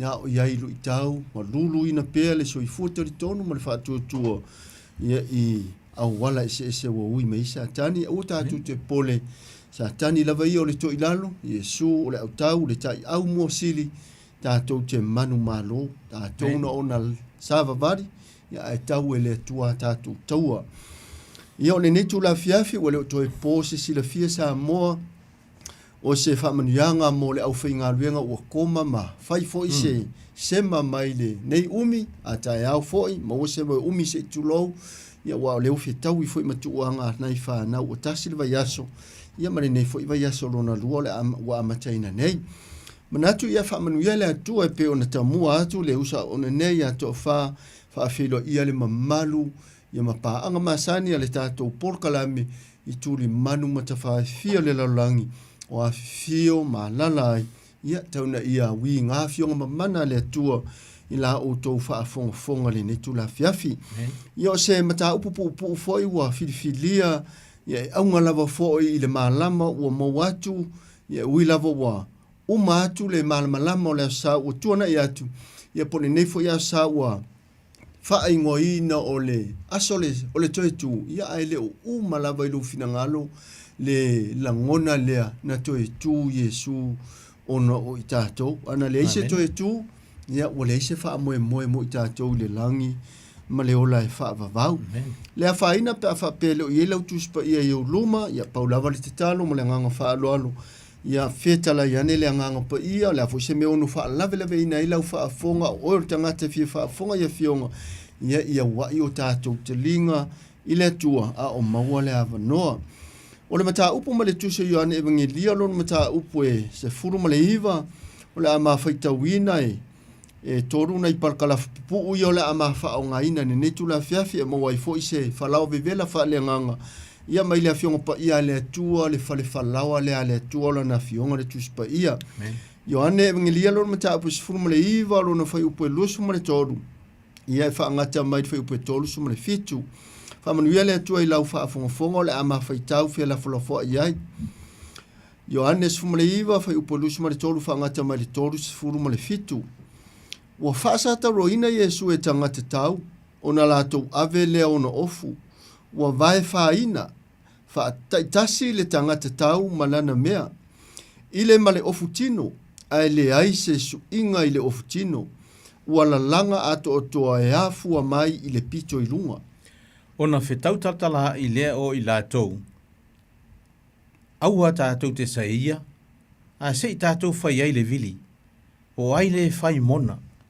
Ina ia tau nu wai le tusi, ua whapea mai, ua lātou tufaina o ofu ia te i lātou, ua lātou whaia fo i le vili i lo ofu tino, o mea lava ia na whaia e tangata tau.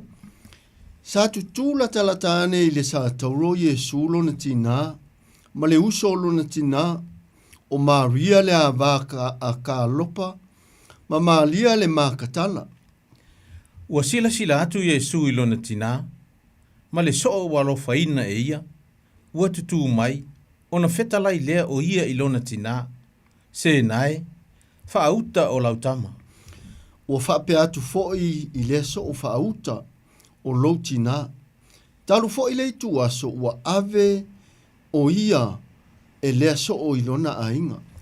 Muli ane, ua sila fia i Yesu ua uma ona taunu o mea uma, ona ia fetalai ane lea, o te fia inu, ina ia taunu wai le tusi. Sa iai fo le fangu ua tumu i le vineta, ua lātou fufui le o momi i le vineta, ua tuu i lunga i le isopo, ma tuu atu ai i lona fonga. Ua talia le vineta e Yesu, ona fetala iane le o ia, ua taunu.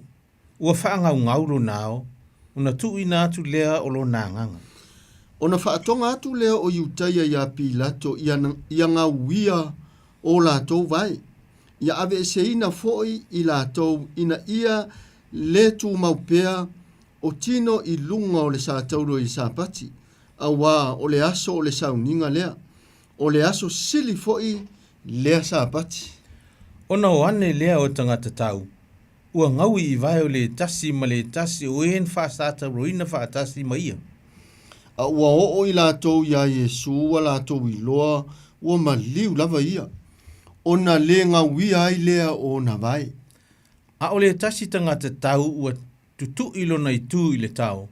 Ona sisina loa mai lea o le toto ma le vai. O ia na mata iai. Ua mori mau ai, e moni fo ila na mau. Ua i loa lava e ia, e moni lava upu. Ina ia o tau tari tonu ai. A wā ua whaia ia mea ia tau nuu wai le tusi. E le ngauie sona iwi. Ua toe whaapea fo i le tasi tusi, e wa ai atu i tātou ia te ia, na lātou tu ia. Amen. Whamanuia tere mai le atua e ala i le whaitau wina, o a fionga pa ia le atua. O le mata upu le sifuruma le iwa, o le tala a toa i puapua ngā ma mea na whaia e fita roma, whaatasi ai mata ita i utaia i whaatonunga na ala mai a ana maka iafa ma Pilato. O whaamasino ia na tuu iai le keisi o le tātou wali i whaola.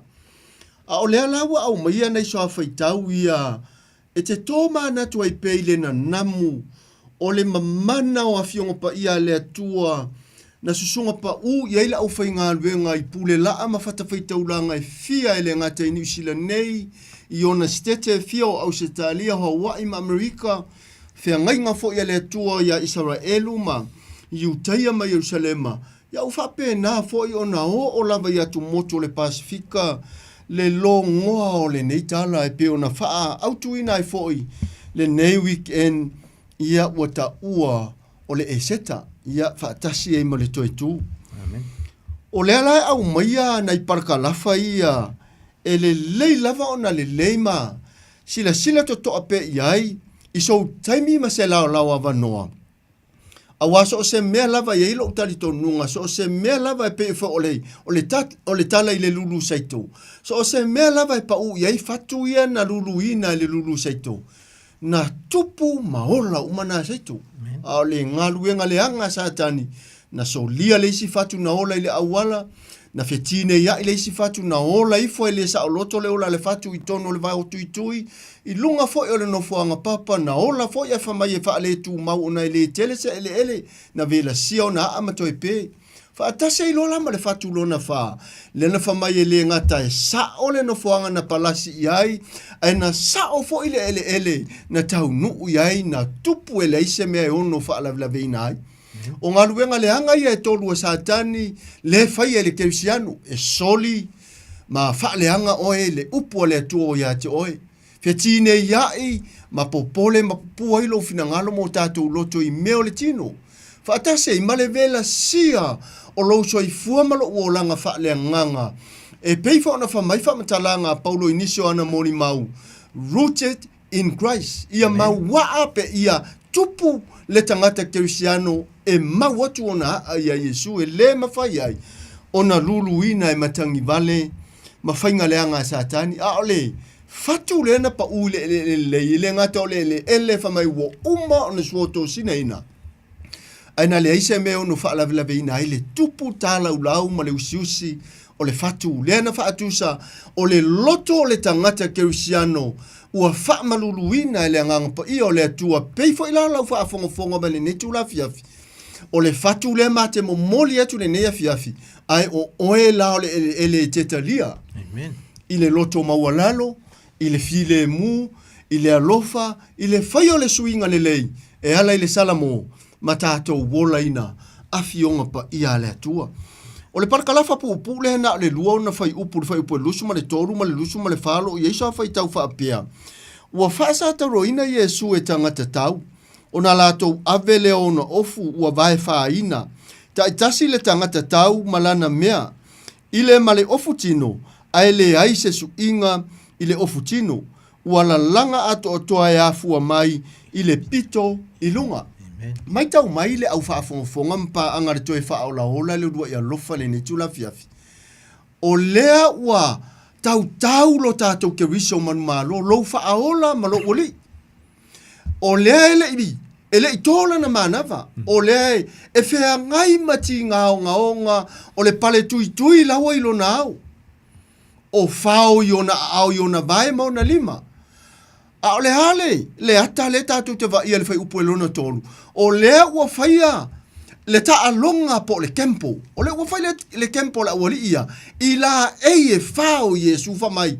Ua latou vai ina. Ofu ia wae whale le ofu ia na. Nei le tino Yesu, le ua latou vai ina.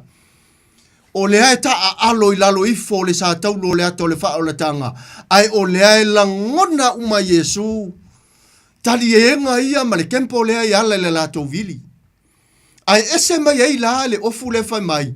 Na fiu e va ai latou e le maua se vaenga le ofu tino lea po le ofu tele.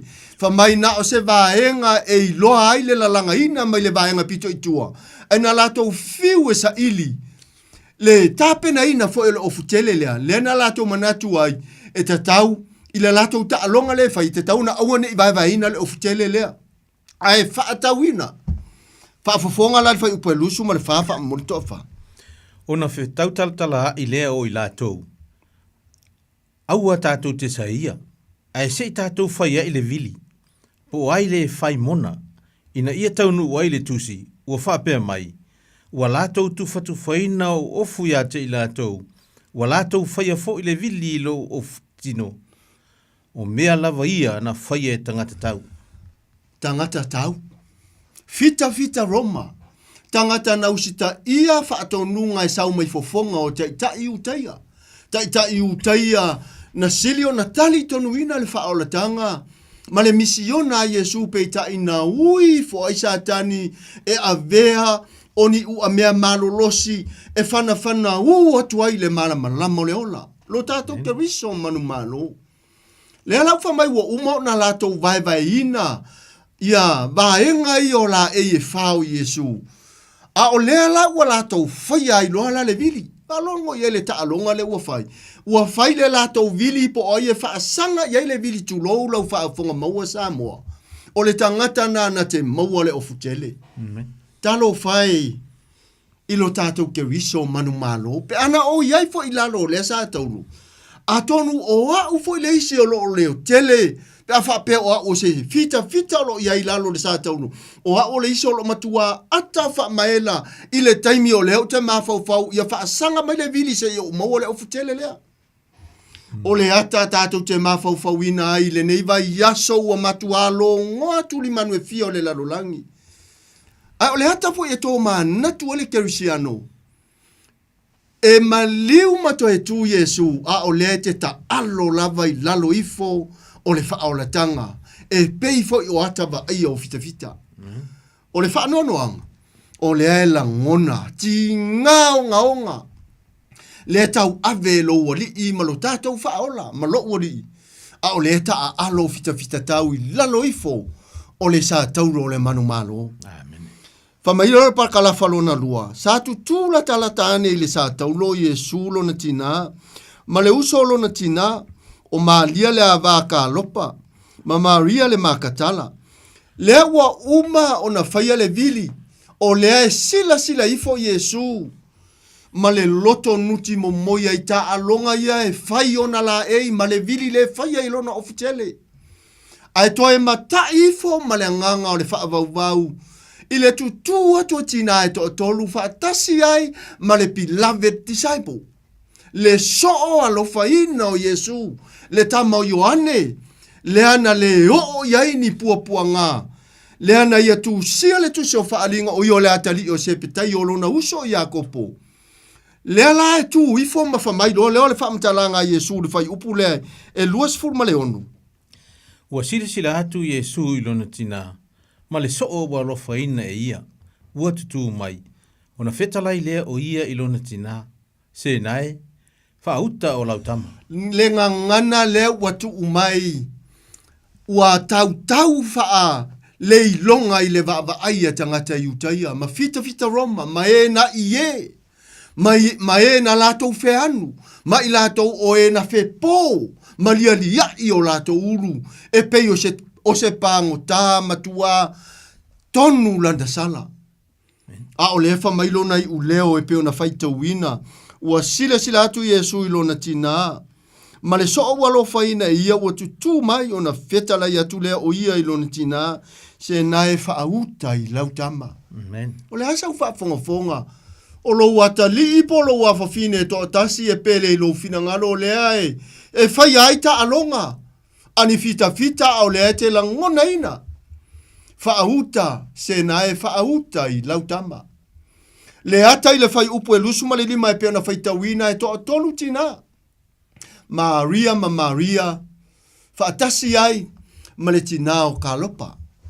Le la au mai ai i o tina ia e to atolu, e ui ana fe momo wa i faafolinga le soifua, tali tonu o le au soo, ai na lato utu mamau.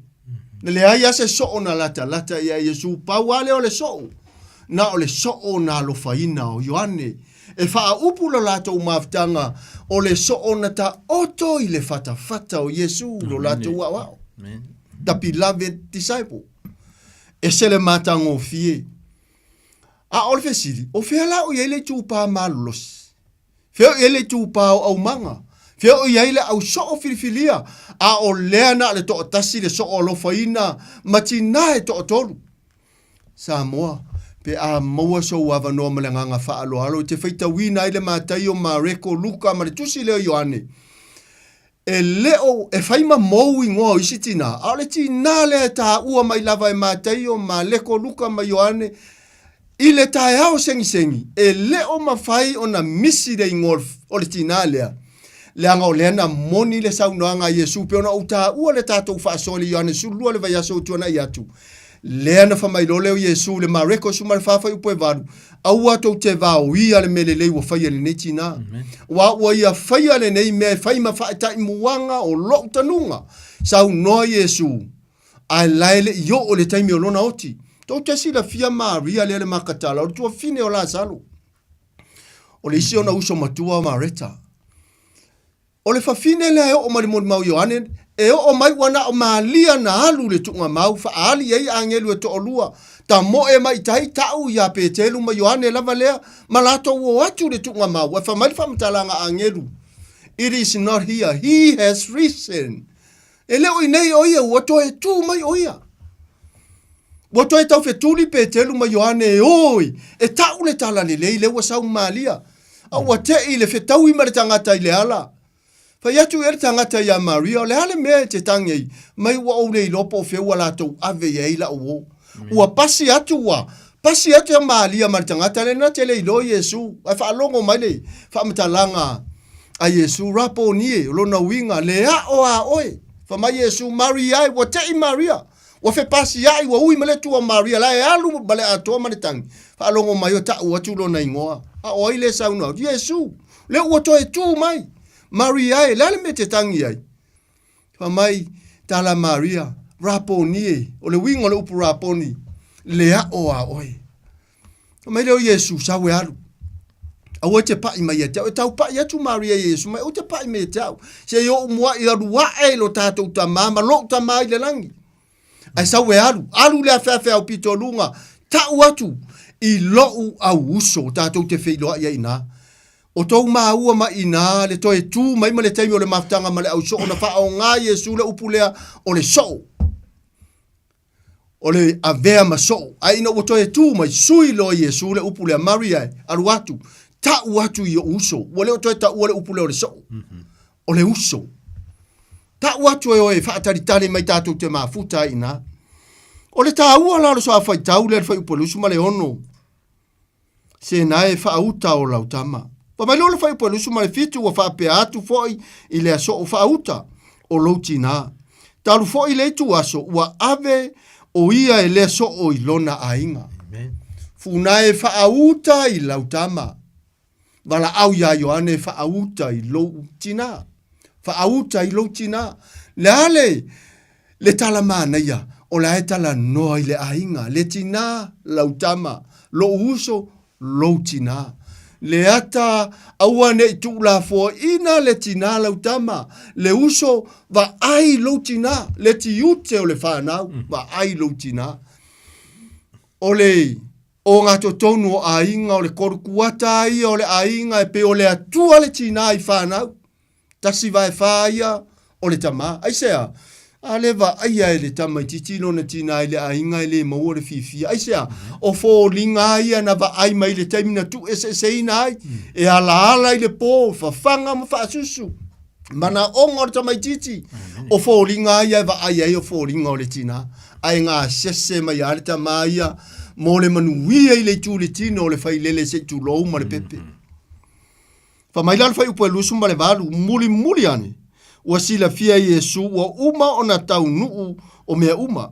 Ua ia fetala iane o te fia inu. Ina ia tau nuu ai le tusi. Amen. Ua fia tau mafa. Matua ngā lala Yesu o te fia inu. De leva o na whaalava au dungo le sa tauro. Samoa. E tā le iwa i le tae au, ai wha e loa Yesu e fita Roma i lunga o le sa tauro, i le vao le langi ma le lalo langi. Ai tā le tūla e tolu le afi. Ai tō loa le manava Yesu ma wha peana upu. It is finished. Te telestai, o le upu e leni le na, ua tau no, ua uma, ua whaile nei mo oe. It is finished. Ua uma lea. Ua uma le misiona a lukta maa. Na o sau e mo moli le whiau. I le tū whare tino. Ao leo le asau ni atu. E mapu ma malo lo i le afiafi o last Friday. Le taha ua e vaai nei le kālena te vaai e o le Good Friday last Friday. Holy Saturday. Pongi sales faleile wha le tino Yesu i tono tunga mau. Luas fulfai tu la mai le amatanga i le afiafi o last Friday le amatanga o le sapati. Uma le sapati i le va o le aso tōna ai, ma le aso sa, le alaifa mai ua tafa ata o le ulua i aso o le vai sapati. O le uluai, vai sapati no ringa ua uma le sapati. Le ana watu i tina ai le musi, le mutin, le sengi mai o le tae au. E watu ma teu fungala au, a ua le a Yesu, wa toi tu Yesu. Ta ua i o le tatou manino malama. Iwa se furu su tasi su lua tasi lua toru fitu le leitu lana tau tau a Yesu. Mai lunga le sa tau roma le tau le iwa le tae au ai tola na manawa li tula ai tolu le afiafi. Ta ua ia lefa mai larfa upo le usuma le iwa. Sa iai fo i le fangu ua tumu i le vineta. Ua la tau fufui le o momi le vineta ua tuu i lunga i le isopo. Ma tuu watu ai lo na fonga. Ua talia le vineta i Yesu. Ona fetalai ane le o ia ua taunu. Ua whaanga ngaulo nao. Ona tu uina atu lea o lona nganga. O le tala i le vineta whamai o le vai o ona. Na fufui i ai e le fita Roma. Ia le o momi le vineta o le vai o ona ma tamo whai le li e tofo i lona fia tau mafa na alangai ua fia inu. Ai wha inu e fita i le vineta o le vai o ona. Whamaina tau le mawhai e lo tātou keriso. Tau le mawhai e lo wali i malo wali i whaaola ona tofo i le o ona o le vineta. O le o ona o le angasala. A le tangata le tau talatu. Le o ona o la uangasala. Tau le mawhai e Yesu na tofo. A ua sau Yesu e puni tia o uforinga mata ngai le angasala. A e pito ma iluma. Ma le i loa atua ia u tangata angasala i fofonga mamana o le atua. Amen. E se alu ma fau i le tāua. A ua a vefo i nei vai taimi ma nei vai tau o le long weekend o le e seta ma le toi tū manu maa lolo tātou keriso. Ua whai ai fianga e pe o fianga na whaia e tangata tau i lalo ifo le sa tauro. Ua whai ai fianga ma pāti. Telefo i nise maari liu le long weekend le nei. E le o maua le winga tonu o le e seta ma le toi tū. E te tauna to e tūle, ali i whaaola i lou ke riso ma lou whaaola i lou so i fua ma lou oranga. Ina ua tātou langona ina, le o ona lo tātou wangasala, na tau le mawhaiona tofo ina e lo tātou ali i whaaola. Wha mai le whai unga lava le whai upu lea e tolu se fulu ua tau nu, ua whaangau lo nao, o na tuu ina atu lea o lona nganga. Amen.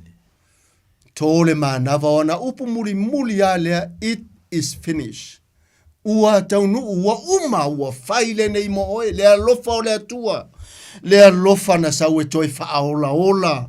Leo langa whaia ina, leo langa tō i lalo, leo langa wha ai kupito. O le tangata e whe maumo wai, ma le kerisiano wha fō linga i luma o lea tua. Ua wha ngaulo na au, wha mai ona ia, tu uina atu lea o lona nganga, i lona tama. A whongala le pakala wha muri lea na, wha ai uela maa ua whaitau, wha upule toru suma le tasi wha muri lava toa wha. Ona whaatonga atu lea o iutaia ia Pilato, ia ngawi o lātou vai, ia ave e seina fo i lātou, ina ia le tu maupea o tino i lungo le sā tauro le sā pati, a wā o le aso le sā uninga lea, o le aso sili lea fo i lea sā pati. Amen. Lea la ua, i ule, matuala na mana vanga muri, ua taunu ufa ngau lono nao matu ina atu lona nganga. Mori to fase e liwa le soto na e sfuma le lua ke fa ngaina na ilaina na tolu ya se taimi fo e tu ina to lava no e soto suma lua fa mori lava o lo ta ua lai lo ma fau upu ya amata ile pakala fale a muri e tolu e pakala fa pu ya fa ipo tolu suma tas ona fa tonga atu le o yu taia ya Pilato ia nga wia o lato vai ya ave se ina fo i lato ina ia le tu maupea o tino i lunga o le sa tauro i le sa pati. A wā o le aso o le sa uninga lea. O le aso sili foi lea sa pati. Ua ia le suinga o le sa pati lea na maliu a Yesu. Ua le o toe whaarupeina o le sa pati e pe ona nomo ailo na whaarupenga. A o le wha mai ua sui ai le sa pati lea na toe na maliu ai mai ai le tino o Yesu o le sa pati sili. Ua suia mai le tūlanga o le sa pati na o le sa pati. Langa lewo yaile me to tino lea ele ngata ono aso le vai aso aina malo lo fo ile tua pertenece e lua lo no fa pe lua male tolu he bless he rest and he keep it holy malo lo ile aso lo no fitu ai o fo ilo no maliu na umana ngaruenga yaso ono le vai aso tu ile afiafio le aso le ta o le preparation day ole a o malisa pati tu oilo na tino ile luas furufai tu la umare sapati ai toi tu mai la so momua le pe ona fa mana tuina le la langi ta resurrection day o le aso o le toi tu ta ua yo lo tato manino mamala malama ile afio pa ia le tua fa mo le mole la to fa se esi le sila la fa upo fa ono ma le fai upo e fa fitu le soto nai e se furuma le lua fa ma le fai pa tolu suma le tasi le na ufaita uina fai upo e fa ono ma le fai upo e fa fitu o le e soto nai suma le lua fa ma le mole ona fa atonga atu le o iutaia ia Pilato ia nga uia o lato vai ia ave se ina foi i lato ina ia le tu maupea o tino i lunga o le sa taulo i sa pati wa o le aso o le sa uninga lea o le aso sili foi i le sa pati fa ma le tolu suma le lua ona o ane leo tangata tau, ua ngawi i vai o le tasi ma le tasi. O ai tangata i au tafa le tuta matau ma le tuta wanga vale. Ua o mai fita mai walato nga ngau, vai o le awali ia e sa o le awala na lein tau tau lunga le sa tauru. O le alo le ngau ia, pe fa amata ua mari liu ma feoti moni. Le ala fa marifa upa toru suma le lua. Ona o ane leo tangata tau, ua ngawi i vai o le tasi ma le tasi, o e na fa sa tauru ina fa tasi ma ia. A ua o i lātou ia Yesu, ua lātou iloa, ua maliu lava ia. Ona le ngā uia i leo na vai. Te fai tau mele fai upo e fasu ma le ono na se tato wa ai pepe pelo le tuspa ia ua leva o ata o le whenga inga tua ia rife umai i le tamai maa moe ma mana lea le tua. E soto na suma le lua no fai upu. E fasu ma le ono ma le fasu ma e fitu fa mo tofa. E tasi le fale e ai. Awane i ave i fafo sina tu faanga na i le fale. Awa foi ne yo tau ngau so na ivi. Fasu mo le fitu. E fai lava le nei mea e le whaapotonga ato uma o Israel. Amene. Ba aia i ata o sau ninga ia o le fai le. Aso muli alea. A le ufa nati farao. Se mose. Sa uni eta pena o tau mea ai o ese atu ia. A o le pa seka le mata upo suma le lua le tusi leo le e soto.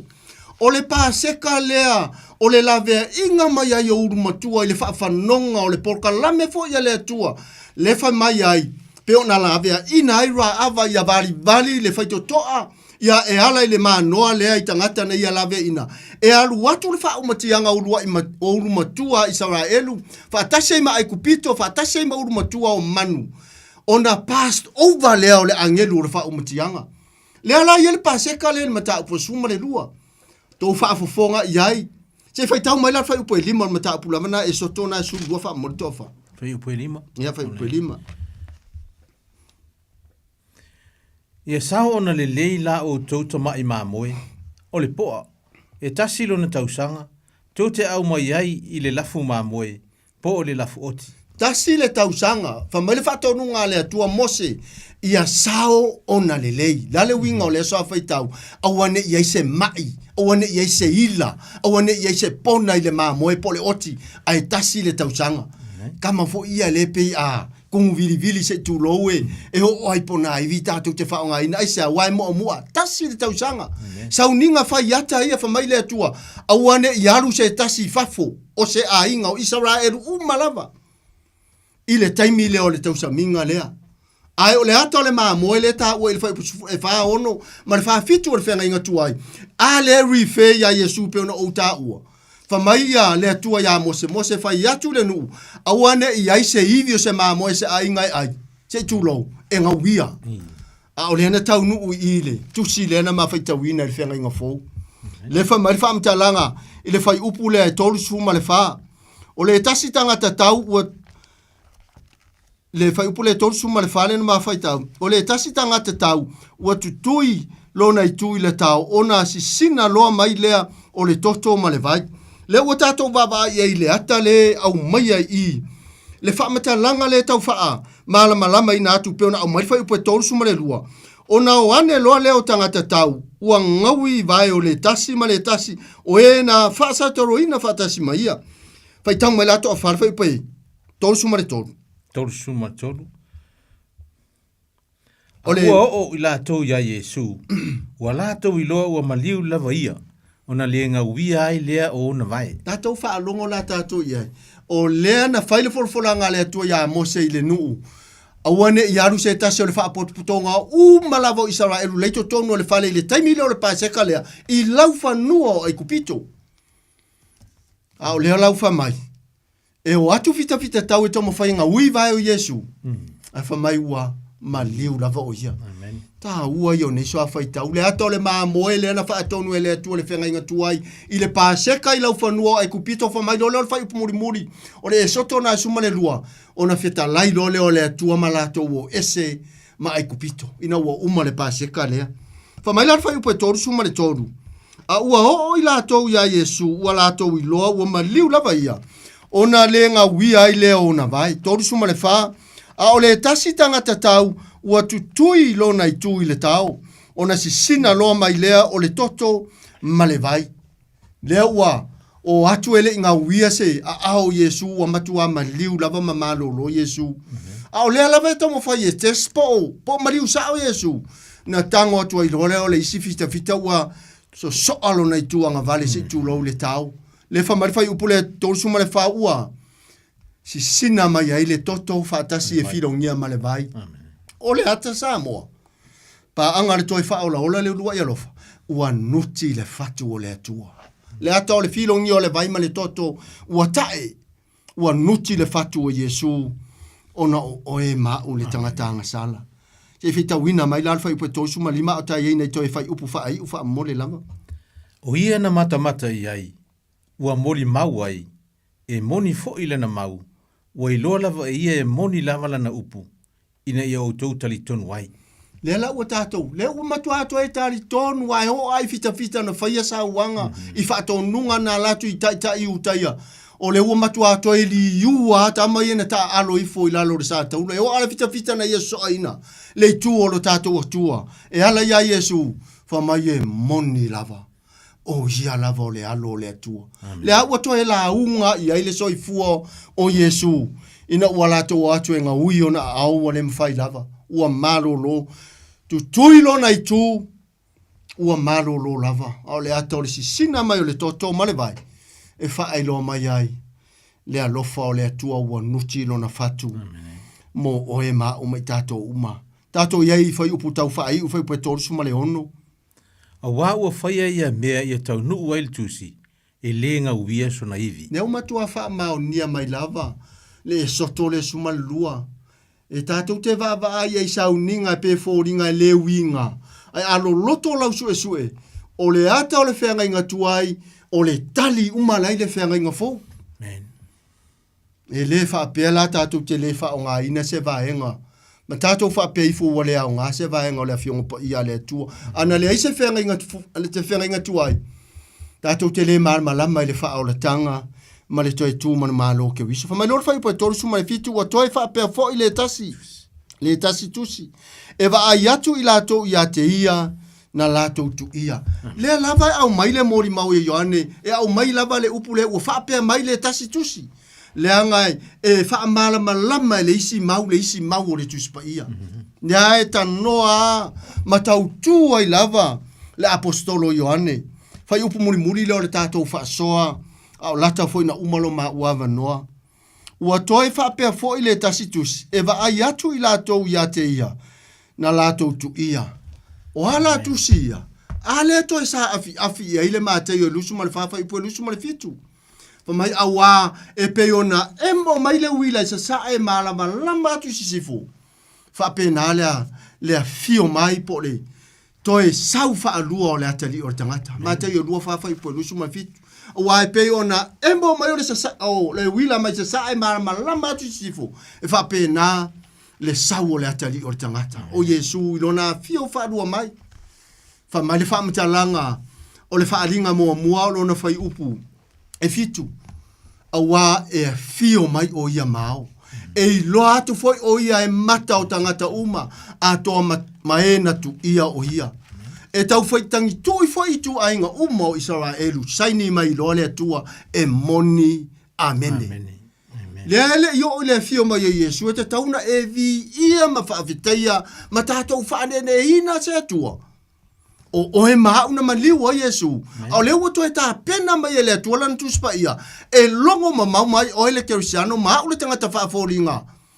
O lea e leo se tala whaafangongo lea fio mai o Yesu. Amen. Le fa mai fa upu le lusu ma e toru su ma le fitu e toi fa pe foi le tasitus e va ayatu ila to ya te ia na la to tu ia. Lusu fa ma te fa upu toru su ma le fitu e pe ona embo mai la wila sa e masisifo e fa pe na le mala mala lo tala no ile la no langi. Tala tu na po ya atonu ele mo sa to fa le pa o fititi pe ala utato to sa mo.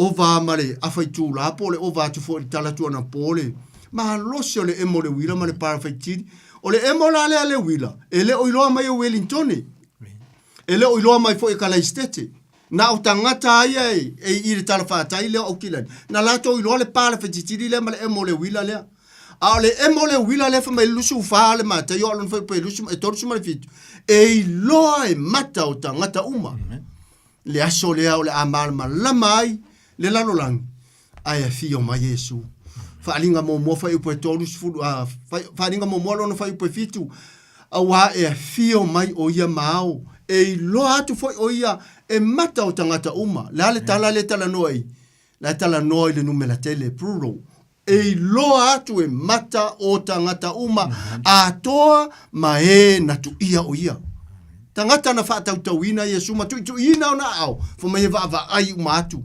saini ai lo le mai Yesu fai unga fai puna e fitu fa ninga momua e tau fai tangi toi foi tu ainga uma le lalangi e moni amene la me wo tau fai tangi tu ainga uma le lalangi o e lua tu ainga fita ngisi o tangata o le asitia ma fa pe atu fa uta lo mato o tua o levo na mato fa te tari e fa mai le uleo mai le langi fa uta le au na le ye ma fa mauni ulu fale mai ai le fie o lo wori a le tangi tu i le wala to fa pe ifo maunga mapapa ma foli mai se itanu mia i mato le sila fanga mana le to asama mafa o le atua le ua mato fisanga toi fa ola le urua ia lofa Samoa le atunu pele. Ma va aia I le ava yaso ma le ava yaso. Ta avilinga o a wha mafui e. Whaititili mawila. Ta whenga o vai. Asi o sio. Va aia tu fo ile nei vai yaso. I le taimi mo wata va aia I le se mu wha apea I lunga o le highway I Brazil. Tonu pena e mata I ai. Ta avale fo ile le ave ta avale. E ave me o ka tira fo ile. La tua so al simale le onga tonu mata tu e taimi o la break le so lulu.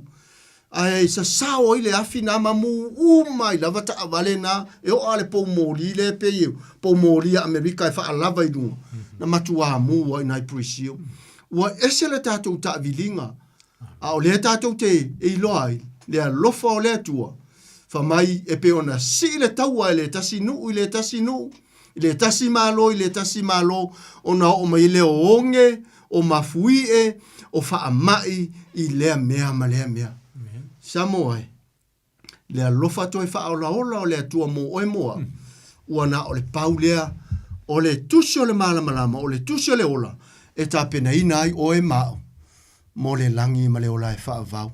E le mawhai se aulo ma se ario e ngata le tunga mau, ona karentia ilo wavanoa ma lo wavanoa, mo le langi. Ua o le suafo Yesu e a mata e o ngā tutonu e whaaiu ia ila na fionga le tuspa ia, lo tātou ape whai. Tātou te sauwha ngātua I le atua na whaia I tātou. Whamanuia le atua Samoa. Le ase upu a lape lau whaafonga ia e matua atu I nā wā tele lau tō wha ma leu tanga potu. Ia e tau mawhaifo I le mea siri. Ia ainga lue fo I sātani. Ia anga le lei. Le atua I se vāenga o ngā re whaasoa. Au e ta oto I au ti ngā whaanoanoanga I se pelema mai ua. A mia le neiva yaso malanga le oti. O le fefe o le popole o le mautonu le au o le whaasoa. Tātou o atu I le atua peona ia whetalai na te le tu una lava I tātou. Tātou whai u le talo.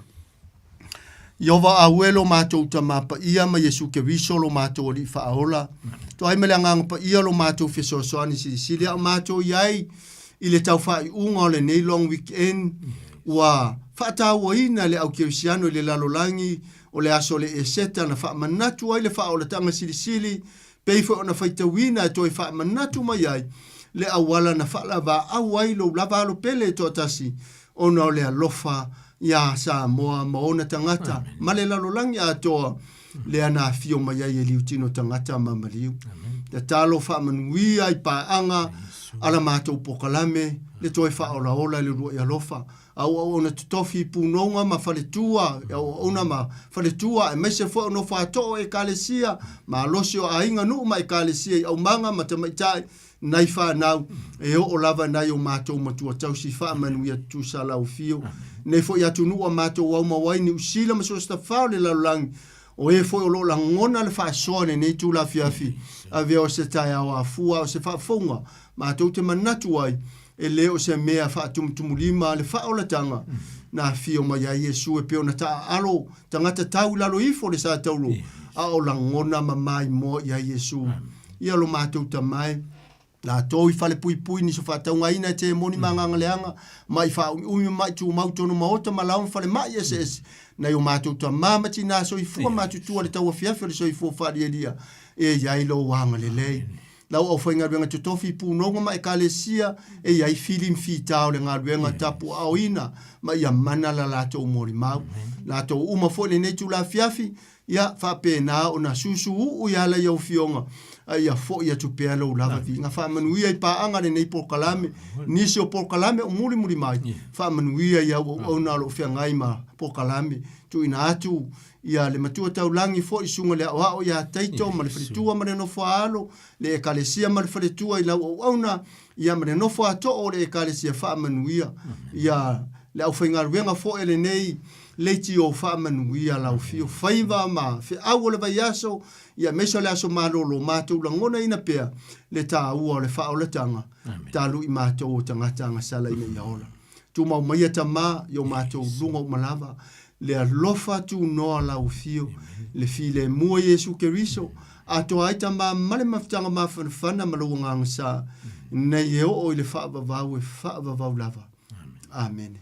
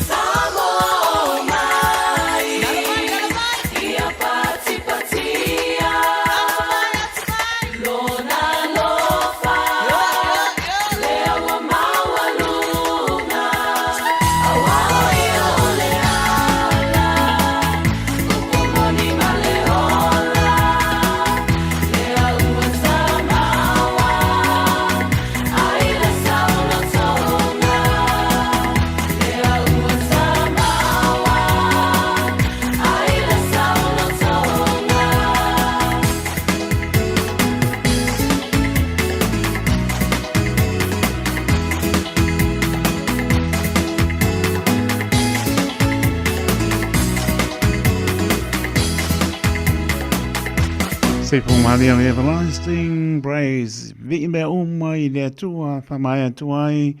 Tanse por clame per paponga le po to fa rola le ua ia lofa. Tapane na sunga to ina ya to ola man fotu fa no. There was sunga to ina ya to fa ba pepe. Ya, ria la man po ya tu lungo ala.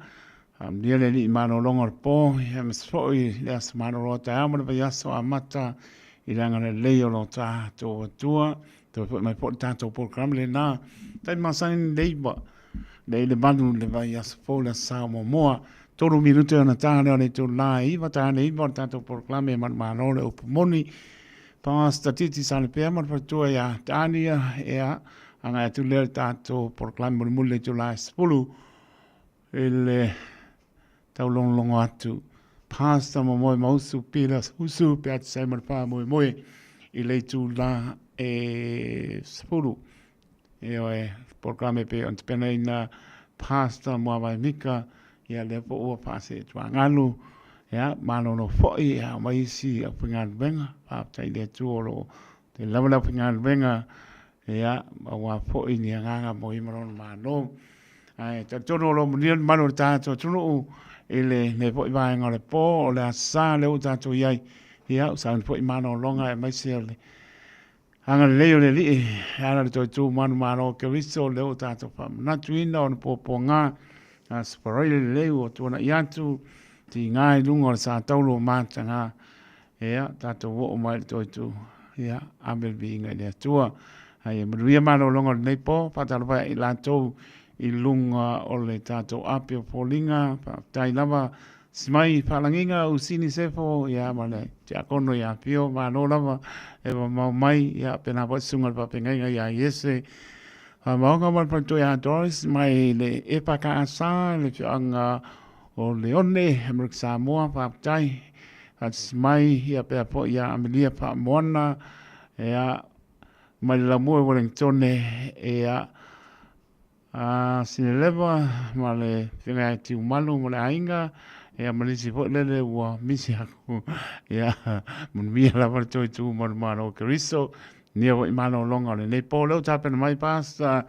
titi sal pe mal par toi atandi al tato proclame manu malo le moni Ia pepese tatone famanu mafa afetai ele ino lele wana lo fatele mai ele ino lele wana lo fatele mai Ua au wina pai Yesu ia mawa tato ia mawa Yesu tato ia mawa Yesu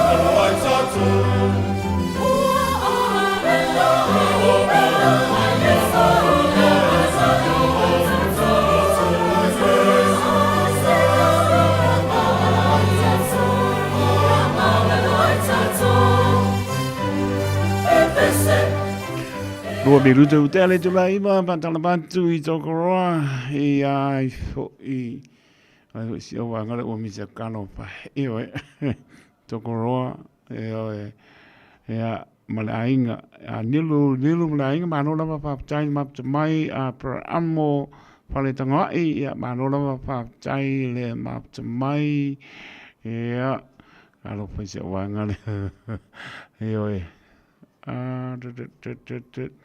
ya le wota per mai pasta titi salpeamol pa tu ya tadia e le tātou programe marumaro le pomoni.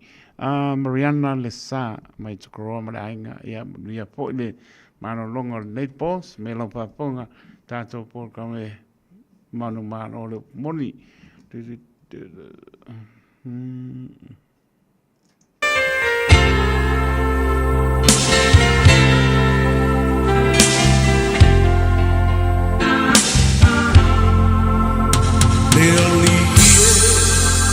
Ia tachala lau whaalo Ia matala whai totoa Olo uloto Sauni e talia Le pai mai O lau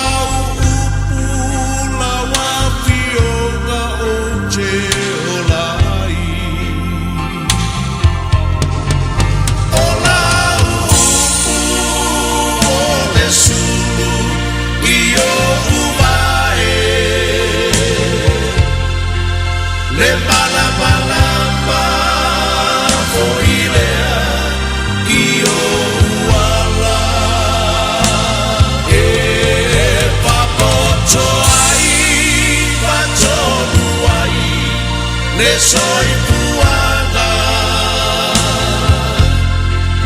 Ola upu e paia e ai le mana Wa o palo i le upu mai lo fofonga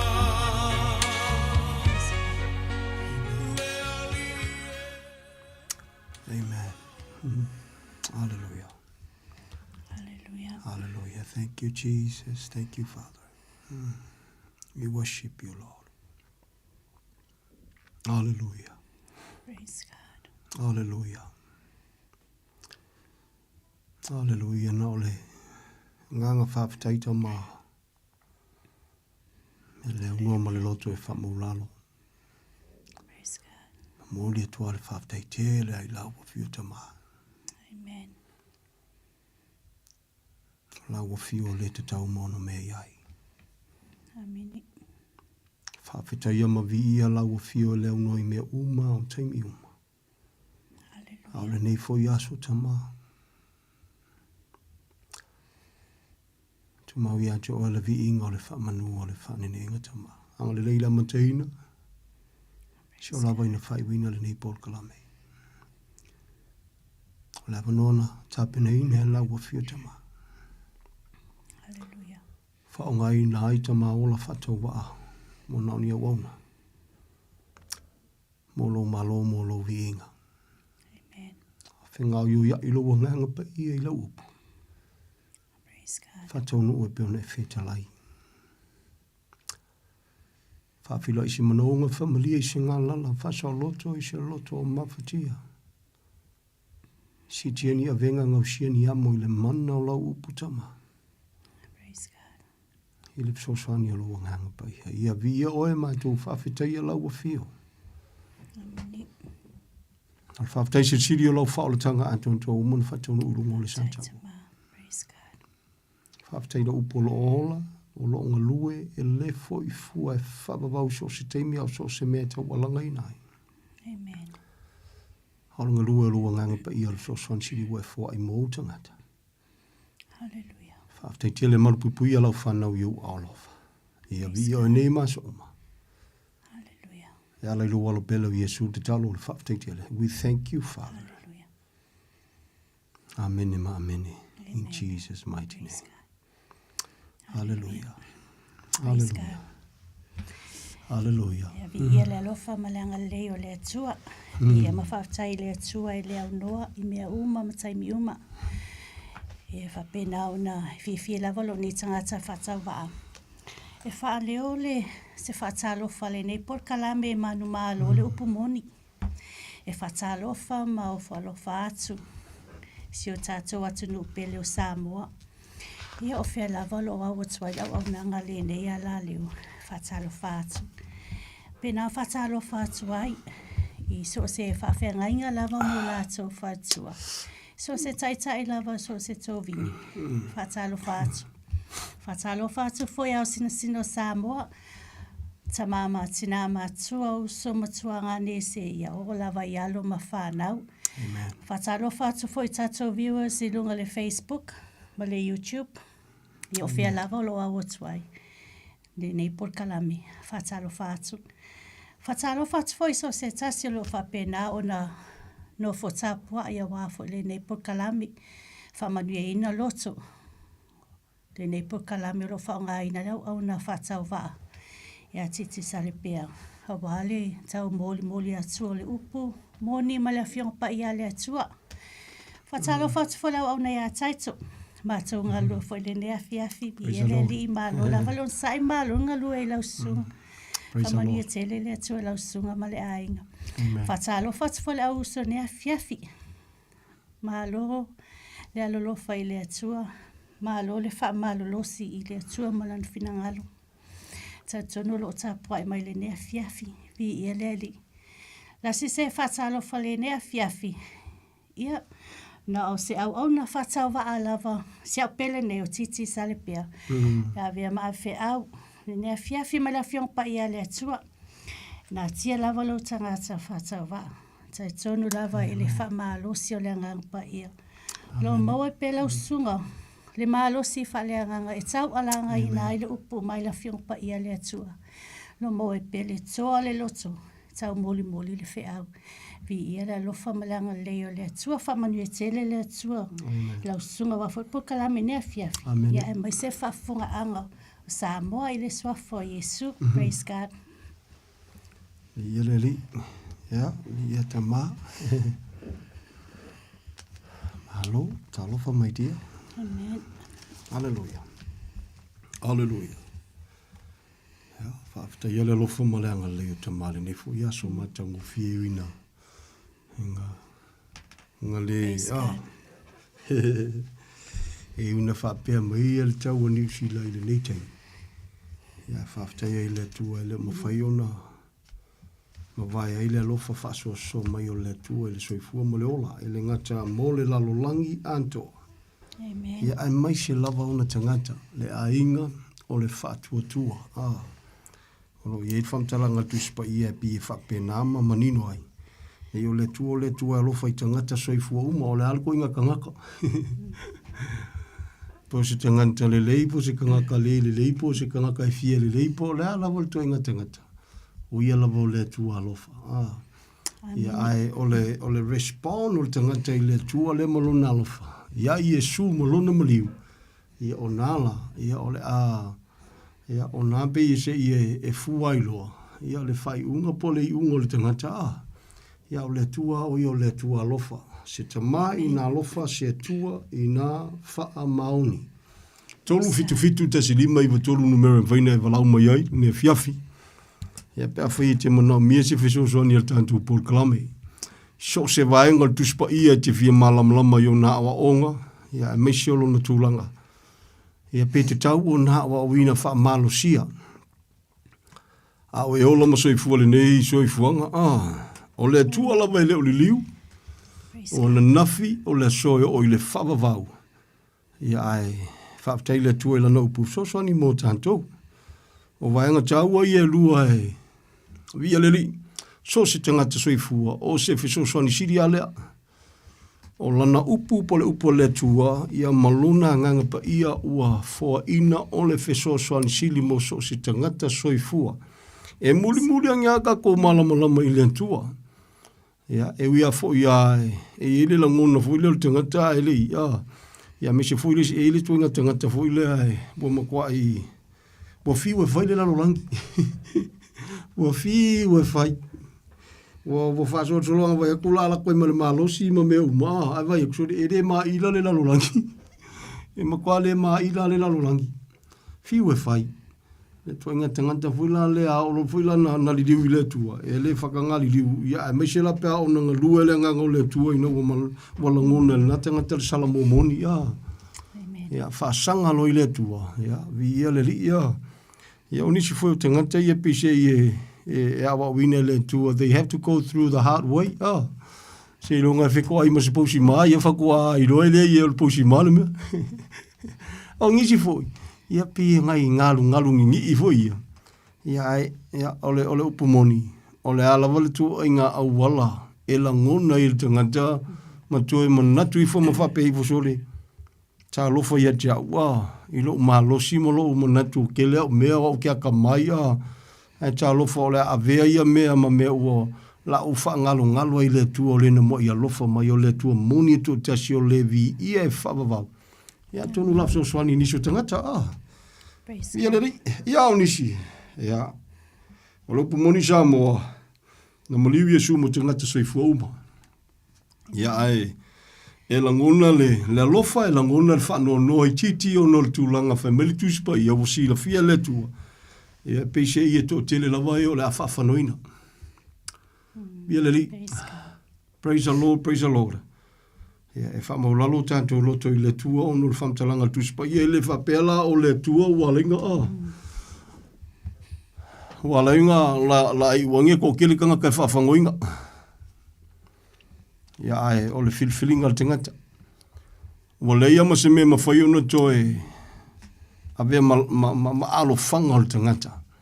Waleia ma se me ma whai ona a vea ma me fuile e a vea ma mea e play ma le tangata le tua. Ia le ri, walava ma te toe lona maliu i lunga o le santau. Amen. Ia le ri, praise the Lord, praise the Lord. Ia pia nā wai fuile whasoa, ia nā sina, te mai pa ia tuai nā. Nā o te talatu le kantu lenga, kolu fiku. Tasi lima i watolu, le numeran whaine walau mai ai, pe amna miesif so swani. Ia le ri, praise the Lord, praise the Lord. Ia ole newa i teimi fuile tātu te iei o le asoa, tā ua o le asole, le seta. Ia nasa watu sif so swani le tātu polkalamu mawai atu, le vai aso mawai atu. Very humble. Ma nei lava tātu talatanoa tu sa male upu. Ma nei alka ko walu ku sa male upu. Of course, ole vaenga mua lea i le polkalame a toa lea tua i tutono o lantus pa ia. Ole maliu Yesu. Hallelujah. Wafu ai foi o nanga lua le ngango le tua whamei ina wafi mailo na nganga pa ia. Ia o ia le na. O le anga salamua lea. So se mea whatever you consider o se anga sala. Wa lava matutoe le maliu o Yesu Keriso. Nate whaasa o lotoina le tangata, soifua. I so se mawhatianga, i so se avenga, i so se whawhitauli, i so se mai. O nao Yesu Keriso na whaasa te roina le tali o tangata, soifua uma. Ale mea ia whapenau na whasoswani le soifua tangata. Sa mola tunu pele. Hallelujah. O le matango fie o le tulanga. E ele mengo o le whawavau o lo angai mai. Paulona e se senga o whawavau. Ia o le whawavau i le mamalu o le tua. I le no whanga o tapena ina le tua. Ia ma le whawavau. Ia o le whawsanga i ma mawhatia. I le toa sā o le tua. Ia via le li. Tapena ina le tua le wanoa. Mo te ngata soifua uma sa moa le tunu pele. E leise tali. Peo na watu le fsoswani. Ia anga le tua ia toe awa te ita. Via le li. Praise the Lord, praise the Lord. Ta ol tatu malam lama i meolo tutupu. Pamtalanga le tuspa ia vimela apostolo Paulo ia masino ia te o tou mea winga ese uma. I se si whamtalanga, i te tau ana manino, ia plu vailu po le tua, lea mea ma lea mea, lea mea lenga whaile mea lea, lea mea lenga whaile mea lea, lea mea lenga whakanga, lea mea lenga le whakanga. E se fuile maanga yon mole olo al tanga, tai ola e whavaile upu. Hallelujah. E wangi whaanga ola e whaalangolango i manatu malango no tangata. Praise the Lord, praise the Lord. E whaletemi na lantua Yesu Keriso Ia o ifula wali inga masoli se. Ia me we kausami e kele whawhanga o lima. E lori inga we soli kula fonga. Ia whasanga ku Yesu mai ai soli. Se fa mole la me ko fa nga inga polo inga kangaka e sori el polo inga lentu haleluya ia leli ia mafua tala noa le tulanga ina o sia to Yesu ia le vale o matua ma fanau ia ai e faila si heavy lo punga la fo Yesu le vale na ina o mai ona so ma fangsoli leli e ke lo ali ma kwale via la voli ila so no haleluya ai ve mai le upo Yesu ia si fa ai lo kwa la voli nga le via ve mai o la au uma le to ina lo tama elia ina wa pe ya lo pu Yesu le nga la fo ile sia voli ia nga na wantu o lai wo tu mo tu le motu tanga te fia mai mo ya Yesu a temi o ya o malua le tu mo fai va venga fo inicio tanga ya fe mai ya o fia maka fia filo e kola voli nga fe mai ya o aku fai aku so o Yesu se fa mo le si maki ki fia filo ya Yesu po mo ya mo se ava no ma te filo ya mo lia tu fe au o kula wali ya Yesu o Yesu fa ya ku ya Yesu e la wali ya fia mafuta ya te oi ya fa sanga tu fo Yesu e se fo ya no nga e se tali ya haleluya fa pe ya fa ya tu Yesu mai tala mai au e la kul mga o nga fe melo po Yesu fa sanga ki nga so mai pe tu Yesu yo no so yo ko fa ya ku ya ale pa u le fua o le saito ile ele mapalai e tu mau ale metasi na le wingol fam talanga e mafai anga ka ku filai polo po Yesu le la fa ku yong so e fai lo la woli anga e mafai ana su atu pe la tu Yesu to filai ai ale pala ale fa maulalo le loto ale salamo moni mfatu tu ya Yesu e mai mawal kai minga nga filai ya Yesu o se oli le yunga kala mai lo so ifuanga le tanto tiola ya o faila si heavy e ke fiwe ke loku a fai ke le salamo moni mtalia Yesu o se oli le yunga o e cheita tanto fo ia fai longa ina le ne yaso na so le seta and all that a fai nga le pouangi o le aso e fa tau ia te oi nga uma foi ale Easter uma foi ele o langona mai lo lotom le tau o le maliwa Yesu tu lo wa o teita ai le salamo o se oli le yunga ele mafai e lo ele fa ai longa ina tanto o le aso le nei o le Easter o na lave ina o e pe a fai e te le salamo moni upo Yesu ele se upotiti ale pa ule fua o le seito ele mapala i tu mau alimentasi so se sa mo fa fonga ne fiafi na te loa o lo tangata a fai uma kwa fu ringe ia so malolo o ta o le Easter ma uma kwa fu mo lula ngona o Yesu no maliu mo o e mo au o kwa fu ia le le langa masangi ai se ko o fu le Easter le ka sang fu ia ona ton wale hanga tu ile fa so mal so swani ta lo fai ele ma fai la e lo so fu malinge ia songa e mo kwa e e manga ko wa salamo e kamale le ia e kingi le ia nga uma kwa fo e ko fo ia le o langa tuai ia e fainga ta e puna Yesu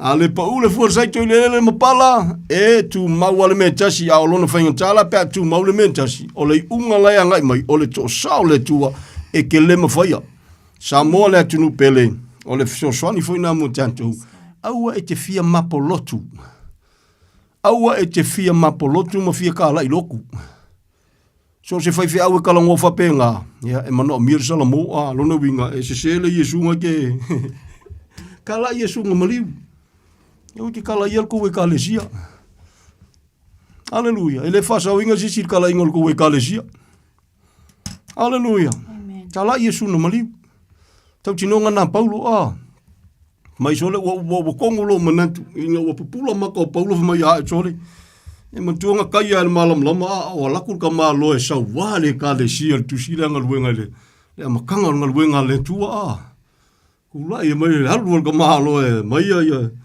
mai kusi fa kanga mai ko inga mai halu ko inga sole ala ku fito ai malam lama kai al malam lama ve mai angefu Hallelujah. Sionga malo sianga ve mai oi eri. E falo ngoto feta lai mai o ia mai o Yesu le te fasa wa mai ai o le me fainga cha yante o lo wa ai tui. O le fam tala ina lo puna o le me fainga cha yante o lo fasa nga tau ile o le te o lai le te mfaiona mana vai tu tonu mai mana vai fafo. Me faina fa pe atu ya sa mo fafo fonga mo so se sa mo o soifua I lungo le fonga ele nei, se me whainga tā tele, ia te oe. Pea whai o nā whai e te ola si o langa whapea, ia pei ngā ngā. Ai alu foi le lotu le aso sa, ia pei a ngā ole. Uma le aso sa, ia ua ngaka i o Yesu. Whainga tā tele. Hallelujah. Praise the Lord. Pamtalanga le tuspa ia. Hallelujah. O le whamawalungo le tangata e whasise i nai. Whaila si heavy elemento e si mai Paulo. Amen. Praise the Lord. O le leo si kai o le kangaka. E whasise i nai. Whaila si heavy elemento. Which is a lot of Samoan people. Ia o lo mawhakia ka mga u whasise i ngai lo loto whamawalunga whawarwalea. Amen. Wai mangakua. Wai mangakua wa keling iau me. Wai mangakua o le kangaka mai. Wai mangakua i oe ai a whai e te lei sala mō mōni mataria Yesu, malia lau sunga. E re ma whai e ko whai whiaunga ke loko inga ngalawe inga loso e fua. Pe a whai nei ai ke ua emo whafua se i ka longo e whai loso e fua. E te lei sala mō mataria Yesu lau o langa. Ngale su ai o mea whai whiaunga la whai alo maliwa e la kuwhiwa. Pe ia amu ia e oti oi le ri. Ia la ngofo oki mō le ri ele iola mō le ri. Sa mō le tunu pele. Ia le ri. Ya lo foi Yesu ya joy. Watu se fso swani le temi umavai i le vai aso mavai atu o nei vai temi ya vi ya le tate fa alo ia o le to tele o tatu tanga tala no pe ya samo o le to tele o le mala lava. E lo lotu ai le mala E lo lotu ya ai le o mafai no manino i le upo le tu No, it's really sad. Ai lo foi ya Yesu samo. O le mea mua tauna e whai, pe a whai e tele i whaolaina. O le salamo ma wha atua ia Yesu. The only way. Ke whiua ke whia kamare leima e whia kengi le leile loku. Ai a whai a ke le i salamo mongi mkalia Yesu. Ia malia lau susunga. E ke kamare lei, i le soi fuanga le malo manatu ia te oe lava. Ai umangi, o se ori lei unga pe e le salamo. E leo se upe kau wha a fefe aku. Langa le tala tuspa ia le tala na. O loo anga mai le to sale na o Yesu e lave ina le tangata mai le to sa o le tua o lo anga mai. Amen. Ai te le mafaya. Ma te le mafaya ai fa fitai lai le tua. Walo fangia o maolanga ina ua mafa maulalo ma fa tua ia Yesu. Amen. Ia o tau tino ila ile lofo le tua ma le mautinoa. Ma te fa tauwa, ma te vai tau mafai ai Samoa. Avala au nei le tua yo maolanga ia po au foi le talanoa tu ai alua ma le mo ki ngole mea ka ko ke le o ka waso ka ko ke le o ka make pe ia kwai loirunga so se tangata e tau tala singa ngana fa pe kwai loirunga ai le salamo e ke le va ia le menga ke fai mai kwai loirunga me me tala tu spa ia awane manatu le tangata salo na te maua se mea mai le tua e maua o e mea mai tangata au mea mai le tua you will get nothing Ia le li. Nga mangkua ila iol kala foi tuspa ia lisi foi ali irenga fika foi le tua ala ile perfecta inga wo. E fe mai choli ai longa kupulanga me. Ai longa ia. E fe mai kasi ala so nga fa emo ile tua le mel nga ile perfecta nga fa ia. Mai pa fai kauria me aile. Ai le fai ko ole ai choli. Ale melanga kupu maka fu lo ka male ile pa ise me e tasi. Sa mole tunu bele. E ke fsini ngia fam kalanga sa moa. Se fai fe au, even myself. Se kai o ai lava, e ke fesilingia. Se fai fe au, se Samoa, se makai, Samoa, e o afu so tatu wa tunu, o fai ngā malo. Fai no fesilingia, upu mamanatu tangata, a afiong pa ia le tua. E le pepelo. Amen. Ka koke, o le upu e ola i tatu, o le upu le saolotonga, o le upu le manu malo, o le upu monia le tua. Hallelujah. Thank you, Jesus. Ole sulu. Yo tatou vai ma mamlama yo tatou wala. Ole, taltano atu nefia. Fifa sa fua ma faa. Taltano atu. Ia o tala pel tatou wavano. Ia e mo oele ua. A o tatou wa fiafi o tatou por kalame. Kele ma nga o ai koe ngā sese mea. Ia, tatele ki o fo ilo langona. A ona na e langona ina le lo fole tua ma le upumoni o le upumonia ia o le nga o le koe ngā langona le na ia e wha malo le on sa i wha malo le nof te talo mai so se Samoa mantua nei pol kalame i lau te talo to tele o lo nof te talo mo nei pol kalame tatu tele i whilai O whiana te tapu ai ei. Ola i lupu moni vi ia leli. O loo soifua le tua. Amene. E ui ai whaisi onga onga siupu foinga le ia ai onga sa ia ia whe mai a. Kupu ola lua pea. Lea. Le kamalingi ma le vi. Le tā lea. Le tita nia ma le saito. Mai kupu ola lua pea. Ai aonge ke me le tua. Ia malia la. Ia ki kangia. Ia ke fiu ki fie si kaili. E ke alu foi le meo ai ki kangia. Le saito. Ia. O munta pena le tua. Si tala la tamai e whamatala le namea. Le lofa le tua. E uia whe mai altu spa ia. E whaoso e le tua. Le la lona langa la. Ie a mi o tonu wha pena foi mai e wha komi komi.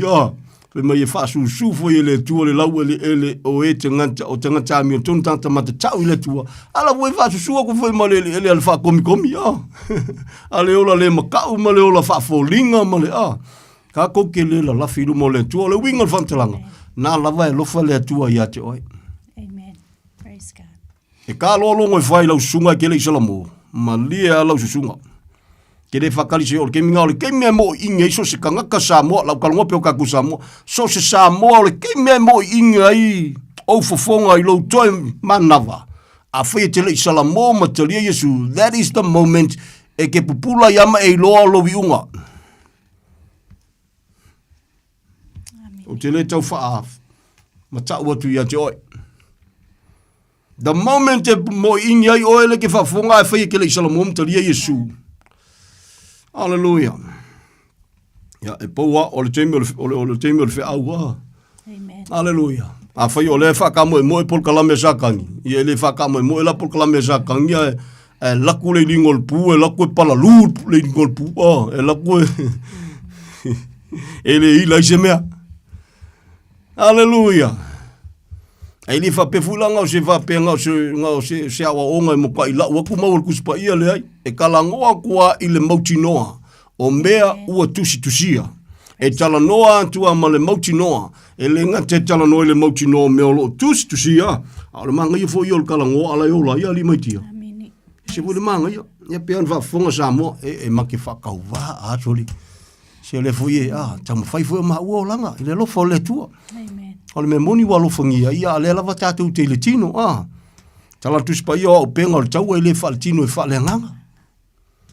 A le mea ua mauti noa, e le whisiringia, Manga ia kau ki ngonga sko ingo Paulo, Me mai e se wa wha le kunga loka manga kuse i melu, Wa ka fihalu, Si o walu se whilo ai malenga maliumu, Si o whilo, ia te ia, E nau te ingo Paulo, Ia ko fe meli sian fam talanga. Ia e o te ilofo, ia ungofo. O le mokwamanga o mia e o kousole. Ai se o le vala awina. Amen. Amene. Praise God. Ia o te mwhaina tu lou. Ia ke fua fikala kakau ki ngonga. E mwhaina o tau tino atu whapena Samoa. O ka fialua o le alo ka alo fwasi o ko lua malwhanga. O le tino fweo ke riso. Ia o ka fialu fwoi kai kai esuri. Hei loa i malenga maliu mo kai ka. Ai a fai foi por kala melele tua titi ele yo lo kaimi ngo wala winga o e mo Samoa wow. I will love to and I will always. No matter what. O a ma ai felele mai o a mangaku o a lava. Samoa le tunu pele. Ele o se kala inga o se lotu o le tala inga o le mea na tupu lungo sa talu. So se fai au Samoa e alu makala la ila ko loku malako me. Ia o akawa ia nga e le isala mo mongi ala nga whaiwhi au, ka musala mo, ka si o whafonga mai, ke le sao se ingo se lotu. Na o Yesu ke riso e te sao ai, Samoa le atunu pele, ua na o Yesu ke riso e te sao ai. O ia nana maliu mo oe, o ia nana maliu mo au, maliu mo siau pele, ma tatou uma, Hallelujah, tala inga o Yesu na maliu. O le tali o so se tangata soifua. E leo se tala inga o se lotu. Ia le li, ia peo na watu foi se wham talanga. Ia o lo wha lau e tele le tala noa. Teo whai tau kwa ngai wha malo si au ia tangata o le tua. Le ipu whiwhilia, a wao le nei le mea mantou te mita ai o le maualo mantou loto fute o le pa ia ma le wha maoni wha le tua. Sa mantou a mio ai I to tonu o le nei lalolangi, a maise I le whaafenga iai ma o tou. E le ona o le poto wha le lalolangi, a o le alofa tu noa o le atua. E le o le poko wha le lalolangi. Ta alofa ia usua wauna, tu lo wa, tele na ia usua wauna. Ia kakele ia leli, ia awa pe ua. O afeki foi lele, le sistema lalolangi ma pe ua lakwa ia whapenga ma pe ua mika ma fer, ia se tu lo wa, ma pe ua fefeki whaavalvalea ia, whaamawurunga whaavalvalea ia. Sa mola tunu pele, oe keika. Ia ngā pai kasi asi mele o koe mei mai. E iei mea alofa le nganga pa ia, suri e ia ka ungo mea alofa le nganga pa ia. Calling yourself a doctor, I tono tus pa ia. I lengi mea lea tua mea ngā. Can I say that again? Kupe le sistema lalolangi e, A whai lai mwhainga mua isi, a kung whainga ariki sa ili mai a o ngai ma mua ngā mea, of course e ma whai, Ai le winga lau tala, o le polkalame ma le sistema le tua, e ke le mawele mea ngā. Fua I mea lofa le nganga pa ia, e le ima se mei ngō se takta, I ko kongu o mea lofa le nganga pa ia. E le fua I fuaina mea lofa le nganga pa ia, na fua I equip tai le kalesia. Alala mea linga feo sofi ma fia ma ngā o ia fua I whailonga. Why? O le pride of life. O le mimita, o le whaamolunga, whaaleilonga, whaavalevalea. Awe keika, ai a whaifoi ke whirwhire keika, o titi lai ngoa. O te alofa ia te oil swafo Yesu Keriso. What's behind that? Kaku whamaulalo I rumo le ri. Hallelujah.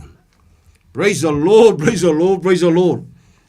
Vi ia le ri. E alofa Yesu ia te oil suri.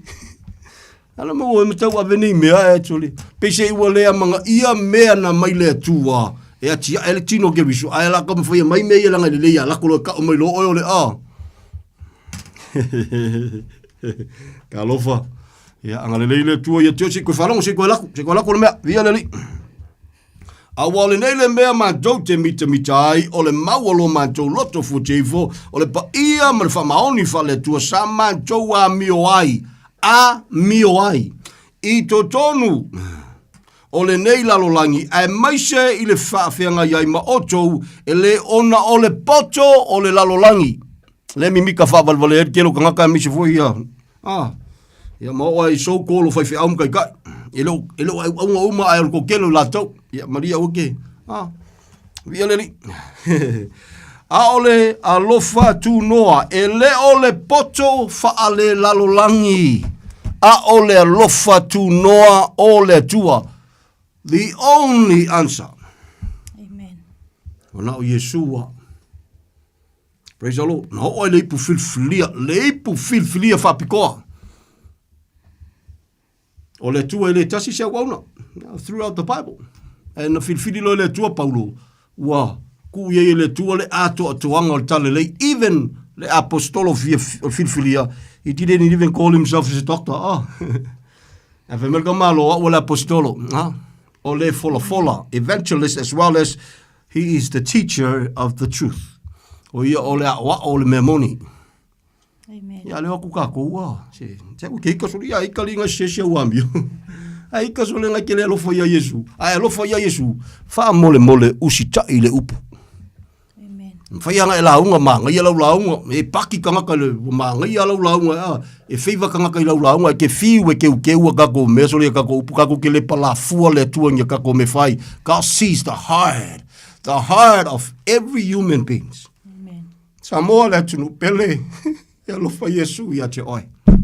Hallelujah, hallelujah. Ia si koe ea whawawak. Omsai, awaki titi, omsai mai.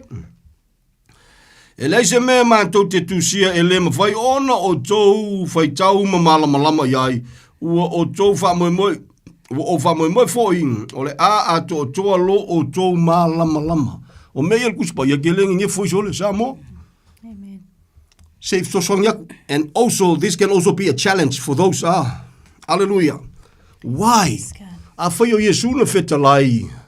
O le sa ili na te maua. O le tui e tō ina mai. The question is, o le ala le mea o le ala waika waso eri ke le so-called Christians. Le ala mea leka waso eri ko ke le o e so-called o au aunga. Kai, whaife au, you name it. Ia polau fia apostolo. O e keika. Hallelujah. Nala mele o. Why? Al ko kelo la ko sore ae. Aong ka kalo ko koe apa mai lalo fale le ka po ai. Most of you pe se al fie ka kalo fie ana pongi malo fa veta yetu langa. Al wing ol fesidi mal so swani. Why ale nga ka waso pe ale fe ma Yesu a sa ili ke mo. No winga. Ol fesidi e pepelo Yesu ale ngo le mo. No. E le pepelo le atua, e ke le maua se pepelo i le atua soifua. A waila le pepelo, tu loa lona winga, o le sa ili kako, ai fōlinga mai. E sa ili afa kako, e sa ili e su e mea, e le o sa ili maso loto, you want to surrender and to serve the Lord from your heart. O le tala tu spa io mena tato maua fua, e to e ave fua foi. O le whamanianga le tua iati o e whaialai le tua le mele na. Ai awangi ka ko fonga inga so fo Yesu su enye ka ko mea. It's very sad. O e malama sa mo le tau nga talo tau. O la le tau, o le toto na malingi le fai longa nge le lalangi le ista wi ai fa pau me ko le ista. Ale fai longa le lalangi o le aso na mali o Yesu e malama lai le mena tupu. Tau nga tale tau o tanga ta. Mali o Yesu. Nei siang sala rispe pelo yon fo. Ai le tau fu fa sala o ia. Ia la fa sala le ang sala. E na ia tau aveina o tatou wha le tonu. Ua peise ua tau salaina o ia whaimailana whamtalanga. Peise ia le tuai lo tama. Peise ia ue le mangaku mai. Na te talo o ia. O saunia tu lunga o le sa taulu. Na te talo whaimailo tama ai. O nga leipu. Le kalango o Yesu langa o le ua ui mai o le atali. E tino pe yo oi pe yo au na whanau mai le tangata pe yo oi pe yo au. Na te langona le ti ngafe mai le tamai, lo tamai o onga leipu. A whai e mawhai, tama a whai e mawhai. E mwhai anga sui hasi si au whai unga. A wasila fia Yesu, nga o ia mwhai nga whai. Koe whapea tuai lon tama, ai, e uia ilea. Awa lava tama, awa malo loto. Lo fina nga lo aisha wasila fia Yesu wana o ia lava e mawhai o na whaia le melea na o ia mawhai na tuataunuina le tali lea e ma tala i whai to toa o le saolo tonga i tangata o la polonga i lalo le ngata inga luenga sa tani whaina a le polonga i le anga sala. Amen. Sila fia Yesu. No wonder wai whai maritala tuspai al tusi le pelu na whaia ma le oli le taulanga le lungo le sa talua isa e uianga langona Yesu le kingo ma kwa kinga inga. Whai mai a vava ai le aso le iso na matango fia e uianga langona Yesu le kinga. Ai olai oli lo na lotu mai na whaia ma le oli isa. He knew. Amen. This is it. So se tangata o le ale mawhatianga nei te mawhatia i Samoa. Se whawhita auli, se mawhatianga, se avenga, se mai o le a lava. Wala never will whai kau fia kau sanga ki nganga konga le loko ke polonga. Jesus that was crucified is the only answer for you and I. Matato uma lava. Praise God. Ai manaumia le salamo muni au lo loto. Whamtalanga tuspa ia tau alanga i Paulo whema ia no o moli tino, ia iu taia whatasi mai lengi ngale ngua ingo ngai kau. Iu kaya mai lengi, a whamakala inga, kau a whai elku spa ia, ato ai tau a whai eile a, kuli mangu e whao le lalo langi. Iu kaya whakasi mai lengi. Le mata upui le salamo, male wha tua ia Yesu Keriso. Amen. Hallelujah. Leile tu lo to nefia fia. Leise tali. O te tali tono lo fa fonga ni so sa mo deva ngai loko alo polonga io. E ke polonga i me fai kangaka. Koe polonga o ia oi. I lo le amana ia o Yesu na maliu. Nga fai la ia koe fea o me. Fai la ia ke o ke ia pai o kau ia so le fia mo sa fam kalanga. Ala fu ia ku pai ala fu i fisa i de fu ngai fisa o loko fu ngai ile ria. O to umo e tinga ma mafatia i avenga o le fai fe au le ai. Na Yesu ale tali. Amen. Amen. Hallelujah. Sei kakalaksi si pai kama mele ele puna tau Yesu ve mai ya. I o to mo isa ili le ma Lo o le atua malana a mio tonu ona whau popo mai le ia mea tele po mea umangai ko ke mga omia. Ai so ala wha ima le kusiri ngā whai mai po Yesu. Aua lai ke papole, ngā wao mai, sa ili, ai umangi mai. E uia e tā ualo sa ili mwha mua of course. Ai, le sa ilinga le mo kai au, e siria koe le aso ngei. Lalo wingo le aso nei, e ke le ilope ke au ria kai au. Au le so, o whea ngai kua Yesu lo wolanga. O whenai tua Yesu lo wolanga.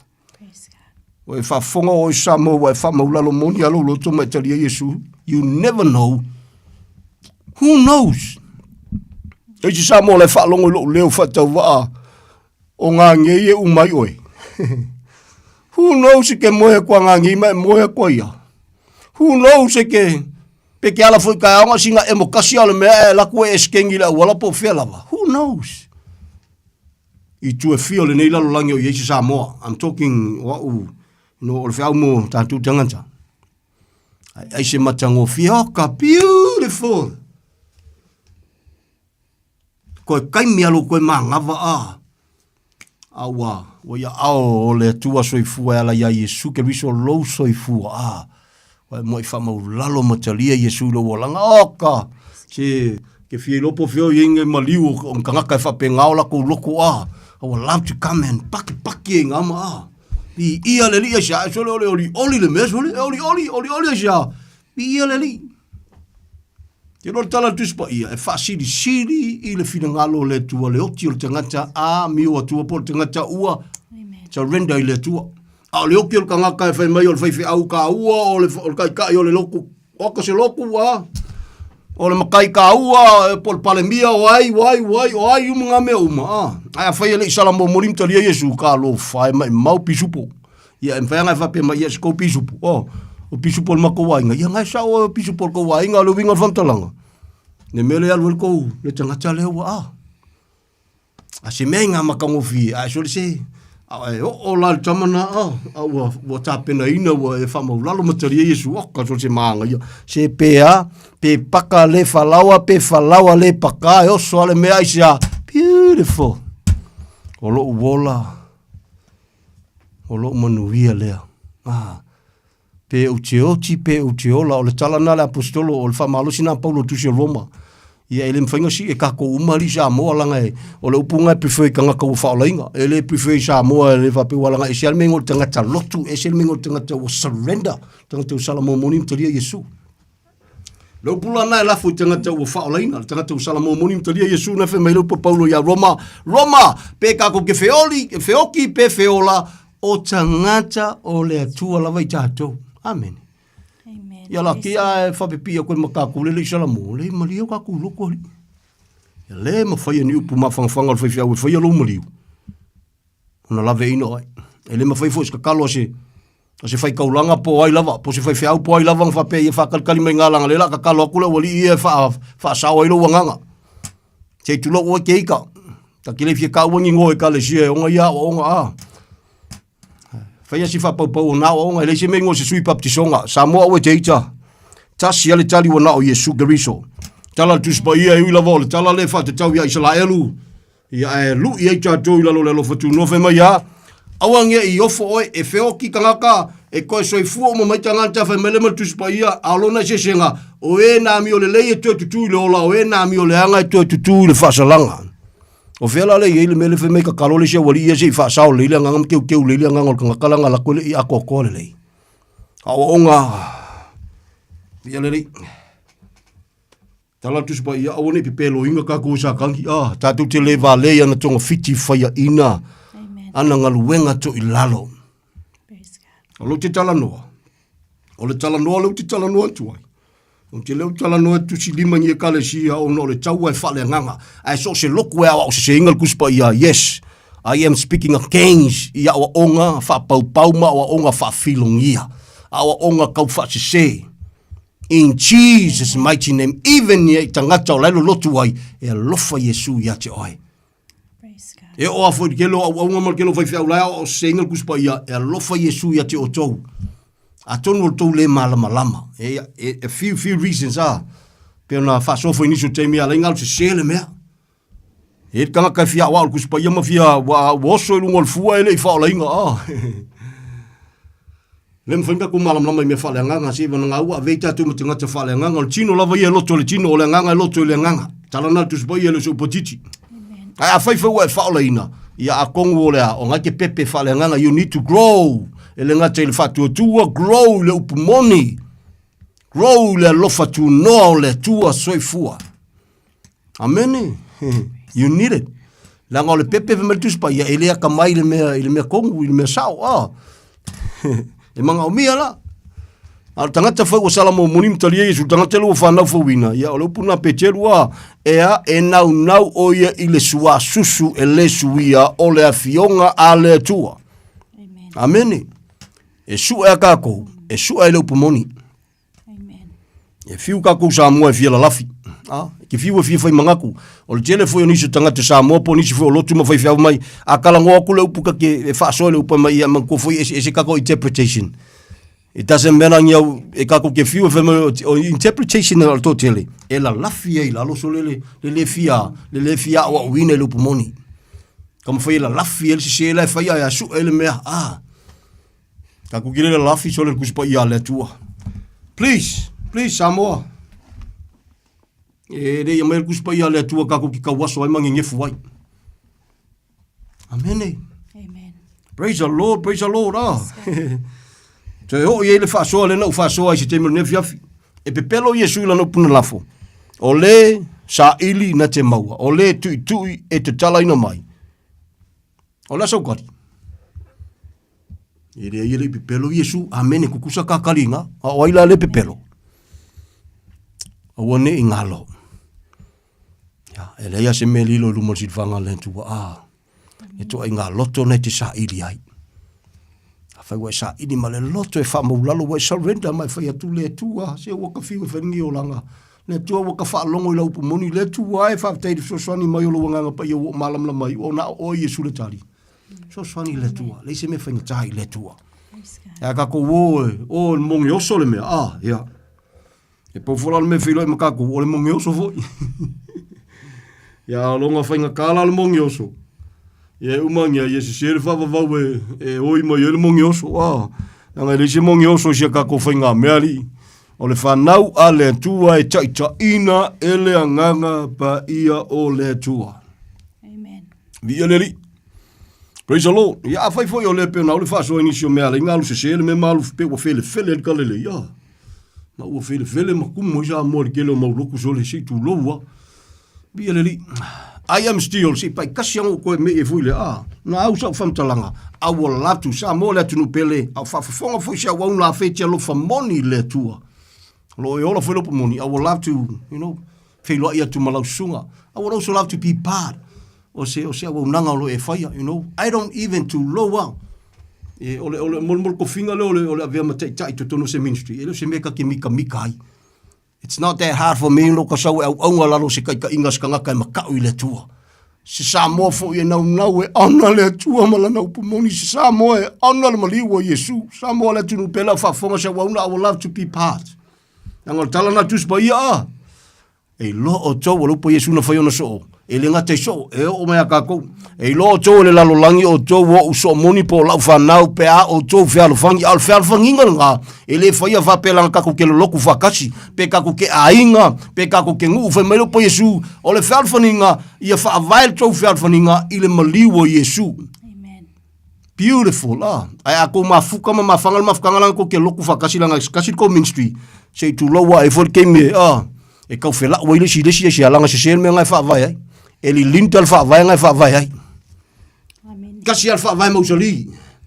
Akal ngol me ngol tino gariso o montul fa vai la apostolo ma la perfetta o le maatu di manu o Yesu gariso. Atala no lo langa o tangata as individuals o Yesu la le fa vai o le melanga. Ole maliu o Yesu. Melo po Yesu yo no so ia e loa o to le lalo langi o to o so moni pe o to fe alfangi nga e fa vai le men kupu ngol santalu ele fa vai la ngoka ko ngolo loku o leva ka ko sango ka ko loku o ka ko le ku ka ko fa sa ke le i ia la me fa fa sa anga e po longa ka nga ka me fa kanga soli E whakul polonga e oso le whiwhari. E whaiakula lo whari e la ngona mariwa Iesu o lia. Ai whika wai maa. Ia leri. Praise the Lord, praise the Lord. Anga le leile tua ia te oea ele ko umi o kaimi. Anga le leile tua te tali tonu ali mai tia. Le au kawai maa anga ia kaimi ia. Te tali tonu awa ye u alo fangia. Ia au nisi fu. Ia o lai whika wai maa. Ia pi o mamawa kwa ikuole. You can't beat the truth, You can't beat it, and you can't even face it. Mangu malo ia le mea mongi. O le mea mongi o Yesu. O le mea mongi o lana upu. Amen. Amen. Hallelujah. Ua nauni au na e whātau wā. But it's an honor to serve the Almighty God. O Yesu ke riso lona suafa. Sa moa le atunu pele. Ia ua ke fia mapoloku. Se ua ke fia.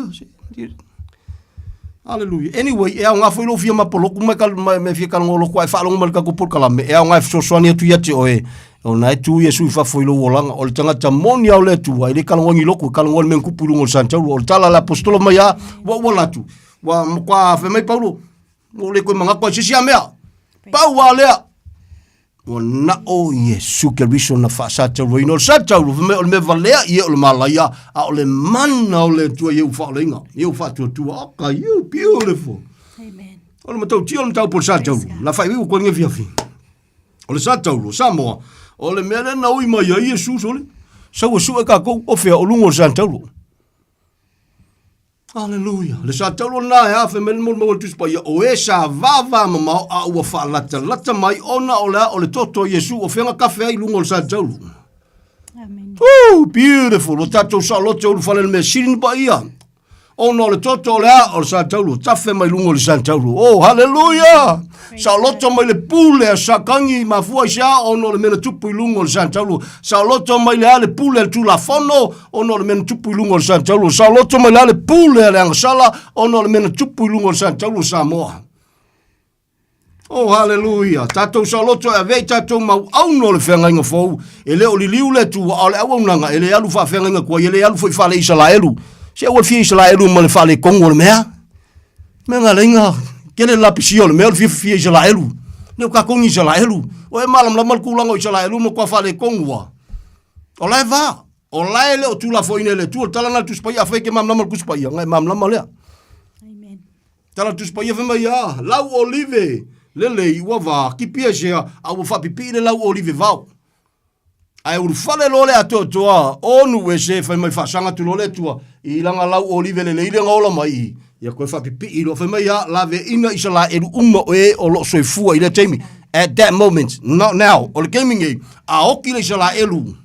Pe sa pengi a minga, pe sa yukale isa la elu, a oki la soninga e. A le isa la mom talia Yesu, e alusa o se oli. I'm not afraid to say that. Amen. Hallelujah. Praise God. O isa la elu. Yes, of course, o ke wha lalo, o ke kakalo fwai mo isa la elu, o ke wha whekai le tua mo isa la elu. But when we talk about the truth, nga maria leo le isa la elu. O Yesu le kari. Whai la apostolo Paulo, lea ka pingi lau kuspaya, leo ka pingi, leo. Le mai a, o lau puna whai a pelamo, o oe malau whanau te whamanuia, iai mai a, o ke wheku kanga ka wheku ua oe, o ke whamanuia whai kanga ka e. Ai whamatala la apostolo Paulo neu, pupula matau Paulo, mai sole, o le whamangia ngang whai o ia pelamo, e kusidima le kamalea, o ailong suafa o Yesu, o le whanau whai menau pa Paulo, o le kalesia kalatia, o le whanau peise i to tele, ai le ko kele, e to tasia o Yesu Keriso. Amen. Si mai le Paulo lunga whai mai a, o le mea ngā, e le mawhai ai e lea, e le kula fongo, whase lau kol se fulkausanga whakwa, a mai le kula fongo, ai whase lau kol se fulkausanga, ua lewa onga, fola e le atua le manuia ia pelamo. Me funga ka ki alofo e lau fia kausi kula fongo, lau fia kausi sapa, ki se wha mole, me ngā lenga kou kau aso ma kou a, ma kiuti kou loko. Yo kou fio fua kausi mea isa la ero, o ka kou ungu ese, o Yesu le tali, only Jesus and Jesus alone. O ki fia isa la ero male, Ia ngole ke muri pupula ma ko isa la ero la ve inga uma ia isa la ero la ko koe. A fela la ku ko o ele ki fia isa la ero. Sanga polonga ia ma ka waso isa la ero. Ole por kalame le tua, ole por kalame le tua, fa ma isa la ero e se pupula ma ka ngwese. O ai ngwese o esa fa ma ya sa mua i ta u i ta to ole fa naunga to sa nu ese fa pau au noa ma le tua au noa ma fe ngai ngai isa la ero. ona o le toto o Iesu. Me funga ka ke alo fai so ka kua kungu pele Samo. E re la vengo e ka ko wanga ngu Samo a. Ka ko fasingo manga o ka ko all those stuff a. Tole o Iesu le tali. Amen. Nisi mea ka ko mo inga mea. Nga le mamao i oima le tua. Tala tu spaia. Either you with me or you against. O leupo Iesu. Ye le mawhainga amo whakasi whalenga kasi le mea a. Ye le mawhainga ingu leipo ke mongi ko ipu ingu leipo le tua. Ye le mawhai. It's impossible. Ai alofa ia Iesu. Samoa le tunu bele. Ai alofa ia Iesu ustai laupu. Samoa whaife au kai. Ai alofa ia Iesu usikai laupu. Amen. Ai a whaira kere alofa. Ia pule la oi.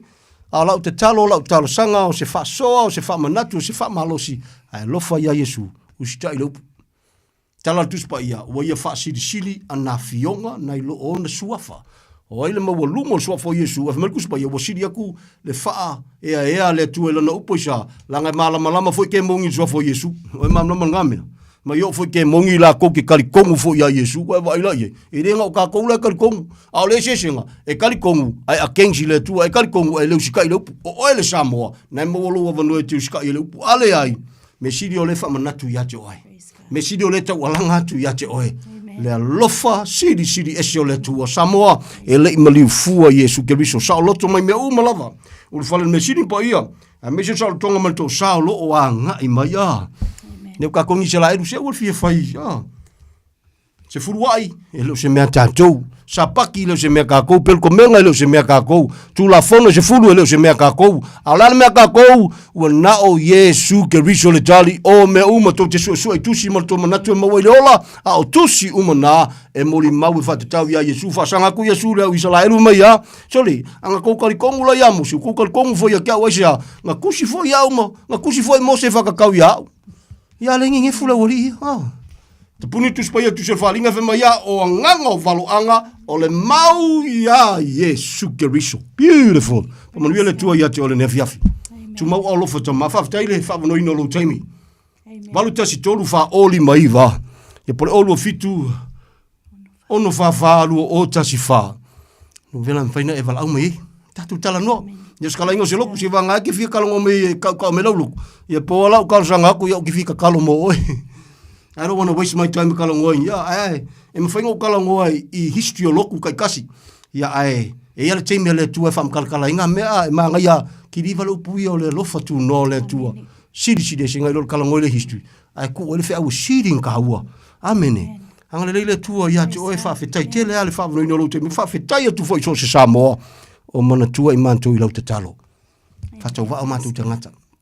O le foi matu te talo montua le aingo fatu tua lo tele so se ngana so se lanu so se tasi o sala mo moni me fatu tua ia Iesu so se tasi o lo a ta po ile nganga e fa vai ile me moni alo fotele atu ang le tua ia te o mi se foi ta po inga la uso ma lo lava ma lo fa na tia lo tatu fatu wa o ve tatu fa moni anga mo su tatu o tunu pelo sa mo lo matu tua mo li atu fa tele a Father thank you so much Father. Ngal whawhitai a mal whamaulalo la upu ua. Ta wala ngaina le nefi afi. Whawhitai lo manatu mai sio matu watunu pele. Pe ana ta walanga sio matu watunu ilo se tala ingo se lotu tama. O le whamanatu ma le ta wala ngaina o lo walofa tunu ala le maliu o lo wala pele. Le sianga sala le se pepelo yona whafonga. E na ia tau aveina la vailungo le santauro. Ona o lo walofa tunu o lo fina ngalo ia ua nei whano se tasi. Mātou te whatuatua ia te oele foi fuala upu ne fiafi.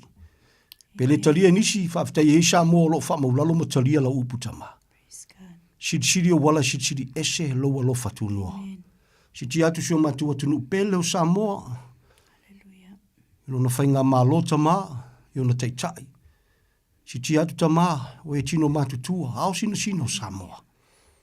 So lava yalo ma whanau pele tama, o ele I. Fai se whiriwhiringa poto, se whiriwhiringa tonu mō laua fio. Wha mole manua maua lo walo whatunua. Wha mole tama manu lawa tu uawa noa lo walo whatunua. Whai oe me siri mātou te whatutua le mele ma whai al tangata. E ngata ele mālosi al tangata. Ele aia ma se me whainga tai laua fio. A me soa no te talo lau pu moni tama. Wha whitai atu ta pena e laua fio. Fa mangalo tama wai ni o fai fai mai ono le malama lama. Fa pupula yo lato mata fa mana mole. Hallelujah. Yang le foi fa manuia tu sama la upu yo lo mantua matou le lato tatalo. Amen. Praise God. It's all about you, Father. Ang le tama le tapo inga la uso le ne fiafi. Le aingo le fatu tua lau tele so se ngangana i so se lanu e usala mo moni ma fatu tua ia te o Yesu. O ao lo fai fa lolo ai le fangaloina lo nu i so va elu ile tatalo. Whaalolo au lofa tu sai malau uputa mao. Maola whatowa. Ngā tia lo mātou whatowa. It's an honor to serve and to live under your grace and your grace alone. Hallelujah. Manuia lau whia tamai tu sai malau lofa tu no lau au no lo tiu te ne fiafi. Le ainga, le pulenga le letio. O e au le tali o mea umatama. Hallelujah. Whawhitai atu e leo noi mea umalava. Whawhitai na o le whawhitai. Tu mau ia te oile vi inga nei maso uma. Halai lo wala pelo Yesu te talo le whafte tele. Amene ma amene in Jesus' mighty name. Hallelujah. Praise the Lord.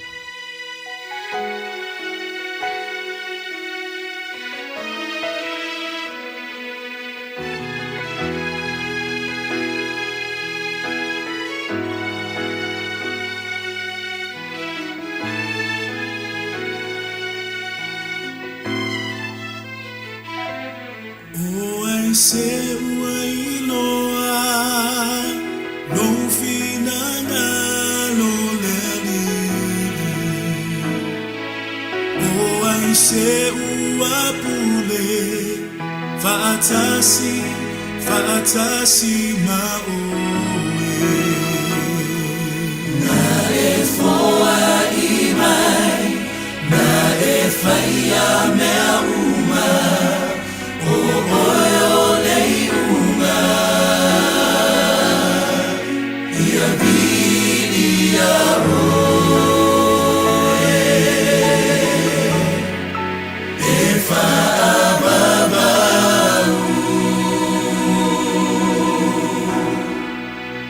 o se vivia se oi awana e whaia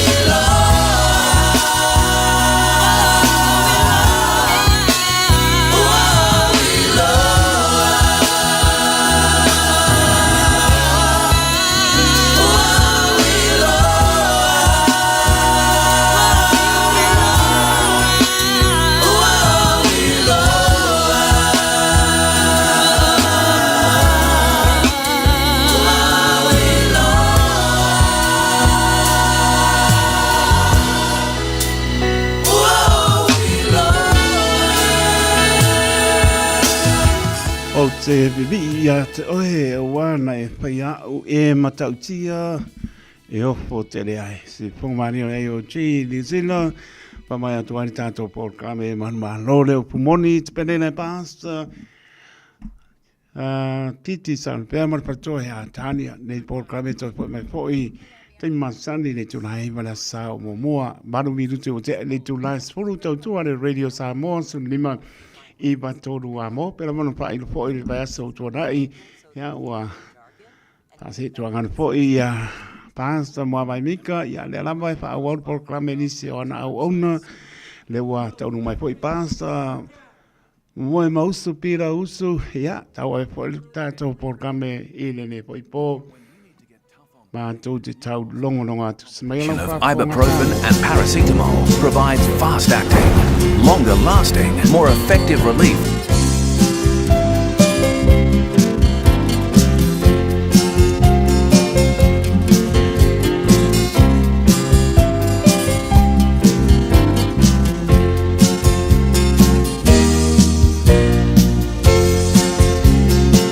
Matute longo longo atute alama Lini tala lele Le tala winga ile paola A winga mai le tua Longo longo atu ia te oe Luna matango pie Ia, whatala whatu sa mōle nei tū lau le fiafi. Whaftai fo never know maua e au onu atu I foi ante oe I le ala leo le Radio Samoa ta slima I vatoru a mo whatala watu foi le sunga ia taito le fionga ia taito foi o lo maua la vanoa mato te mafu te le nea fiafi ia o le manato le amata ina le tanto po kalambe wana la foi tu la amata se talo le nea fiafi foi lava le vi inga ia ante oe lo mato utua na wa fio iai mea uma e mawhaia mea uma si la fia voi mea uma o matu ele nea fiafi le tua pe lavo na matu wha manatu ina ai le aso na maliwa ila wa fio matu e tu mai. Manatu fo io se ava nota aua matu te tau longo longo ai ma wha manatu pea le lava tala le leina e saunia mo I matu wha manuia fo ile pa io sa mo lo wha longo longo mai le nea la leo lau wha unga fo ia tia uti wha soe wa ili tali tununga ile se vave e ma wha iono vai tonu lo wa fionga pea uno mo e ngang pa ia. Maua I mātou le loto maua lalo e whaasoa ai, ma tala no ai fo ila upu, ina ia mai a lava le nei polo kalame, te le lava se vi ingo na wafio, ia fo ile vi inga ia te oeta mano lo suafa Yesu, amene ma amene. Ia manatu lava le nei, ile nei tu lao le fiafi, la whaasoa ia te oe se whaitau ma le tusi a Ioane, ono maua le Ioane mo mua, ia o le whai upu mua se ia o le limo na ile o runga I le whai upu asun ma le wha. Le lau whai tawina tu whaman mole. Sai le amatanga le loko, sai le atua le loko, o le atua fo'i le loko. O ia lava sai le atua le amatanga. Na ia whaia me umalava, e le fo'i se mea e tasina whaia e le whaia e ia. Sai a te ia le ola, o le ola fo'i o le malamalama leo tangata. Ua popula mai fo ile mala malama ile pouliuli. Ai le Italia ile pouliuli. Sfun malfa ua liu tina tangata le loko. Sa mau fo ia mai tanto. Na mato mata ilon mamalu. O le mamalu lava le o le alo e to tasi o le tama. Ua tumu o ia le alofa tu noa. Ma le faa maoni. Amen. Amoni o mele tu le faita wino na na fionga nei fiafi. Pe lava o na fai loa tu le fionga vo ia taito.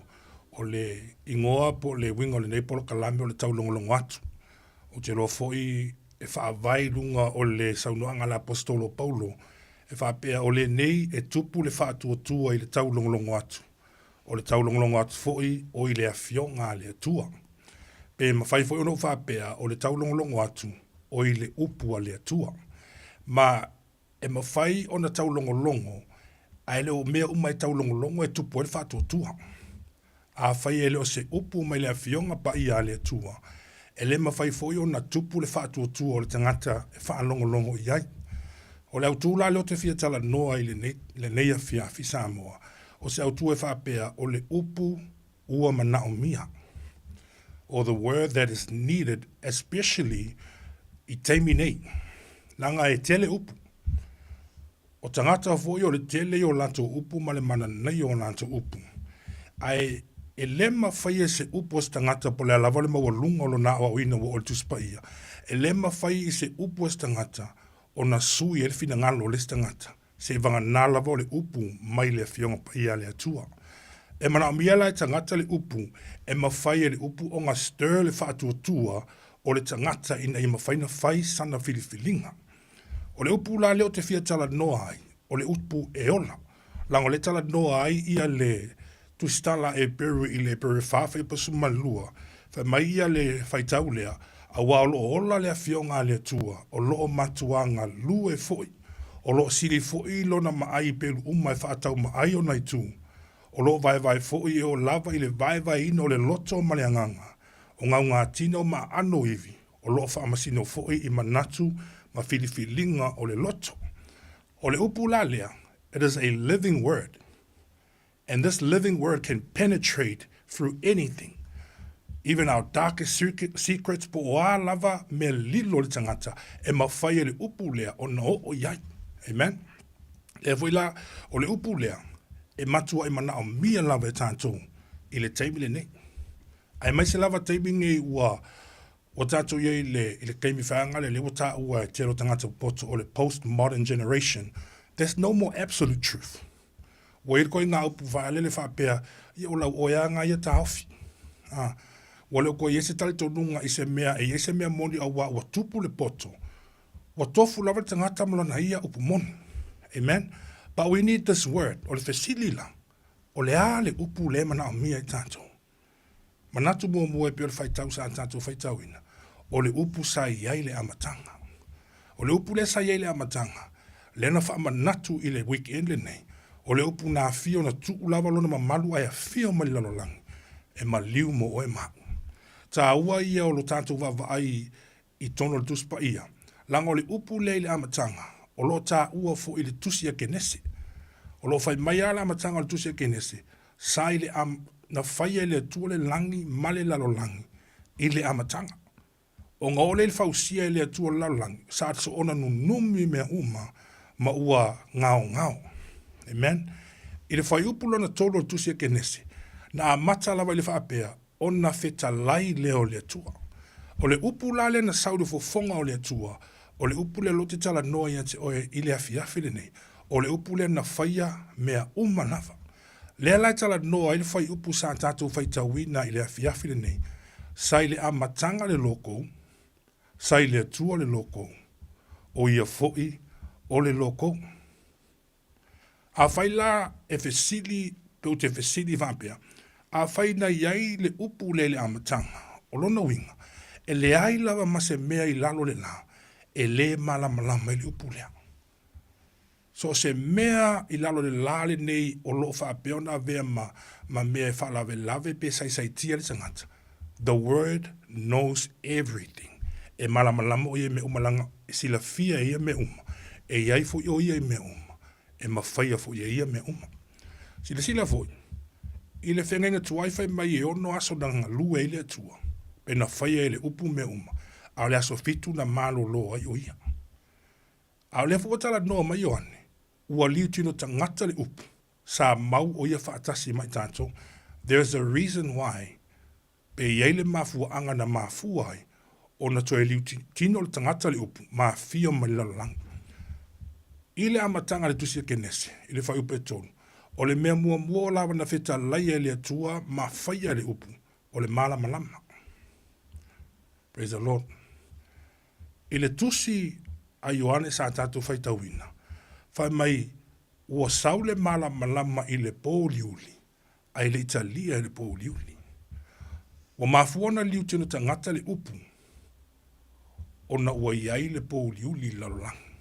Na whaia le atua le amatanga le tusia kenese, feta lai mua lava, ia malama na malama ilea. Iwi lava ile i o le asofa na whaia i le lama le masina mawhetu, a le mea mua lava na whaia le upu, o le malama.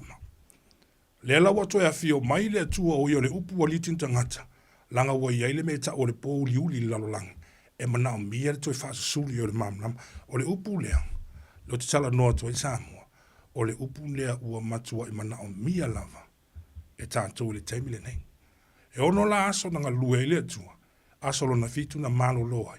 Ai feta lai Yesu le tusi a Ioane, vai mai o lo ngalue lo tama, e o mai le aso nei, o lo ngalue fo ia. Ta ua i lo tātou mamlampa po le ale winga, o tusi singa le tusi pa ia. E fōringa mai, ua ngalue le tama, o nga ua iei le po liu le lalang. We need this word. E mana o mia I tātou. Manatu lana lua, o le ale upu e mana o mia. O le upu sa mau matangata. Whai mai na mau fu o ia mai tātou. Le ala e tala noa I le fiafi le nei. O le upu le nei. E mana o mia I tātou langa e mala malama le upu le tangata. E mala malama I le loto le tangata. E mala malama I mana onga le tangata. E mala malama I vaivainga ma malo si anga le tangata. E mala malama fo I tātou ti ngā ma whainga tā. E mala malama ia I tātou langa oia le tangata, sa liuti le tangata o ia. He knows how we feel. And this is why we need the word. Because the word dwelled with us. E mala malama le o ia te tātou. So yes, we need this word today. Ina ia tātou loa. He understands how we feel as human beings. Manatu lona tōtu. O le ali upu le mana o mia I tātou. Whai mele whai upu ngai lalo I lalo whai upu sumo le wha. O le upu e tumu I le alofa tu noa. Pe ana o tā ua le temi o sola. Te le I o leo le watupu. Te le I o upu o whaalongo longo iai. Pātau te mana o mia le upu e tumu I le alofa tu noa. Whaafonga wo I Samoa. Whai mai upu le apostolo, upu le atua le apostolo Paulo. Ua lava ua lofa tu noa. E feso soani ante oe. O le lofa tu noa le atua. Po le alava le wha le tonu I veo le tangata. E mawhai lava o na maua leva noa. Lango le tanto I le lofa tu noa le atua. Po le alava ti ngalo I ate oe po asai sai tianga. O afu ni meo lo ola le tangata le table nei. E fōringa mai ua le aise a wala I fafu. E mawhai le lofa tu noa lo lava matatoe. E mawhai no whaala I nai tātou. Mai meo lo tātou vai ai. O le tau longo lai le nei a fiafi. O kero o sau veanga le whapea o te tala noa to condemn you pe whaasala o I le angasala o lo eo lai. A lo te sau le a fiafi le tala noa ti ati oe. O lo iei le upu e mawhai o na lave ina oe. O lo iei le upu e mawhai o na whaasau ina mai tātou mai whainga tāmanga sala o lo tātou wolai. O ngā o le upu lea. E tumu I le alofa tuno. It is full of grace. So, o le tumu o le alofa tuno o le tua. E le aise vaengo le lalolangi. E le mawhai o na o yeilo na alofa lea. Whai mea upo le saunoanga a le tua. Wa alofa mai le tua le lalolangi. Mafuanga le olo na uina mai olo na alpea le totasi. O le vaenga lona wha o te whiatala noi le upu o mana o mia. O lo ta ue ngā e tumu le alofa ma le wha maoni. O le upu lea e mana o mia e Samoa. O le upu e alofa. E le ngata e tumu le alofa. A le upu e tumu I le wha maoni. Nono winga. E le pepelo le upu a le tua. Amen. E pepelo le tangata a le upu a le tua. E le pepelo lango o ia e tumu I le wha maoni. A whai ua wheta lai le tua, ua whapea labo na alofa mai o le tua le lalolangi. Ua ia awina mai ei lo na atali I pele to tasi. Ina ia le whano se tasi e whātua tua ia te ia. A ia maua le ola e whaavavau. O lona winga pe o le winga o le neipolo kalame. E tupu le whātua tua le taulongo longo. E tupu le whātua tua, ina ua whaalongo le tangata I le upua le tua. O le upo e wha maoni. Le lau feta lai le tua. Whoever believes in him, o I lava e wha tua le tua, e wha au laina o ia. Se ia ukau, a watu se whamtalanga le pi se wha te inga ina ia tātou lo, le lofa tu no le tua. A whai te fua, ia se me se tangata. E pia fōringa mai e fua le value o le me te fua ina se tangata. I le value o le tangata o lo receivinga le mea alofa. In other words, A whapea o le ale le tāu o le tangata lai e te fo i se mea. E fua i ngale mea te fo i le tangata. Ai whaafonga oi. Na fo ai e le tuolo na lo pelo Yesu te viso. E le aise si mea sili atu le tāua i lolo na alo na ia fo ina male lalo langi. Na mafua na fo ina i le tua lea mea lofa tāua le lalo langi. O nei tāua oe mau i le tua. Ana le tāua oe mau i le tua. E le mawhai fo ina whai e le tua se mea whapea mo i tātou. Rono winga. O le tāua oe mau le tangata e whaatu tua i le tua. Lango laia te oe maa o le whaatusa o le tua. Fo linga i le tua pena whaia i tātou i le tua na whaia lona whaatusa e fo linga i te ia. Lela iai oe maa. Amen. So stangata lai whaatu tua pe upu a Ioane. O i lato mo e whaatu tua i te ia. O i lato ia e whaalaina o na walanto ta lia le upu a le tua. Whai mai upo a Paulo le whaisalam i Romas furu whai upo iwa. A whai te tautino lo ngutu i le li o Yesu. Ma tali tonu i lo loto o to e whaatuina mai o ia e le tua na ie woti. E whaalaina ai oe. You see, God, He is full of faithfulness. O le tua e tumu o ia i le whaamaoni. Whai mai ia upo Ioane le mua Ioane whai upo esfun ma le lua. O i lato malavu e na talia o ia ma whaatua tua i lona suafa. Na ia vatu i le manuia e ta ua i lato o whanau a le tua. Again, o le upo whaatua tua. E tupu le whaatua tua i le tau longolongo atu. So, o ia o le atua e tumu le whaamaoni. E le aise pepelo ia te ia. A whai ua fola e ia e alofa i le tangata na maliu mo le tangata. E le mawhai o na pepelo ia lana saunoanga. Po lana upu. Paulawa le mea na mea tātou Samoa. O le talia o le upu. Salamo. Whaatua tua i le atua.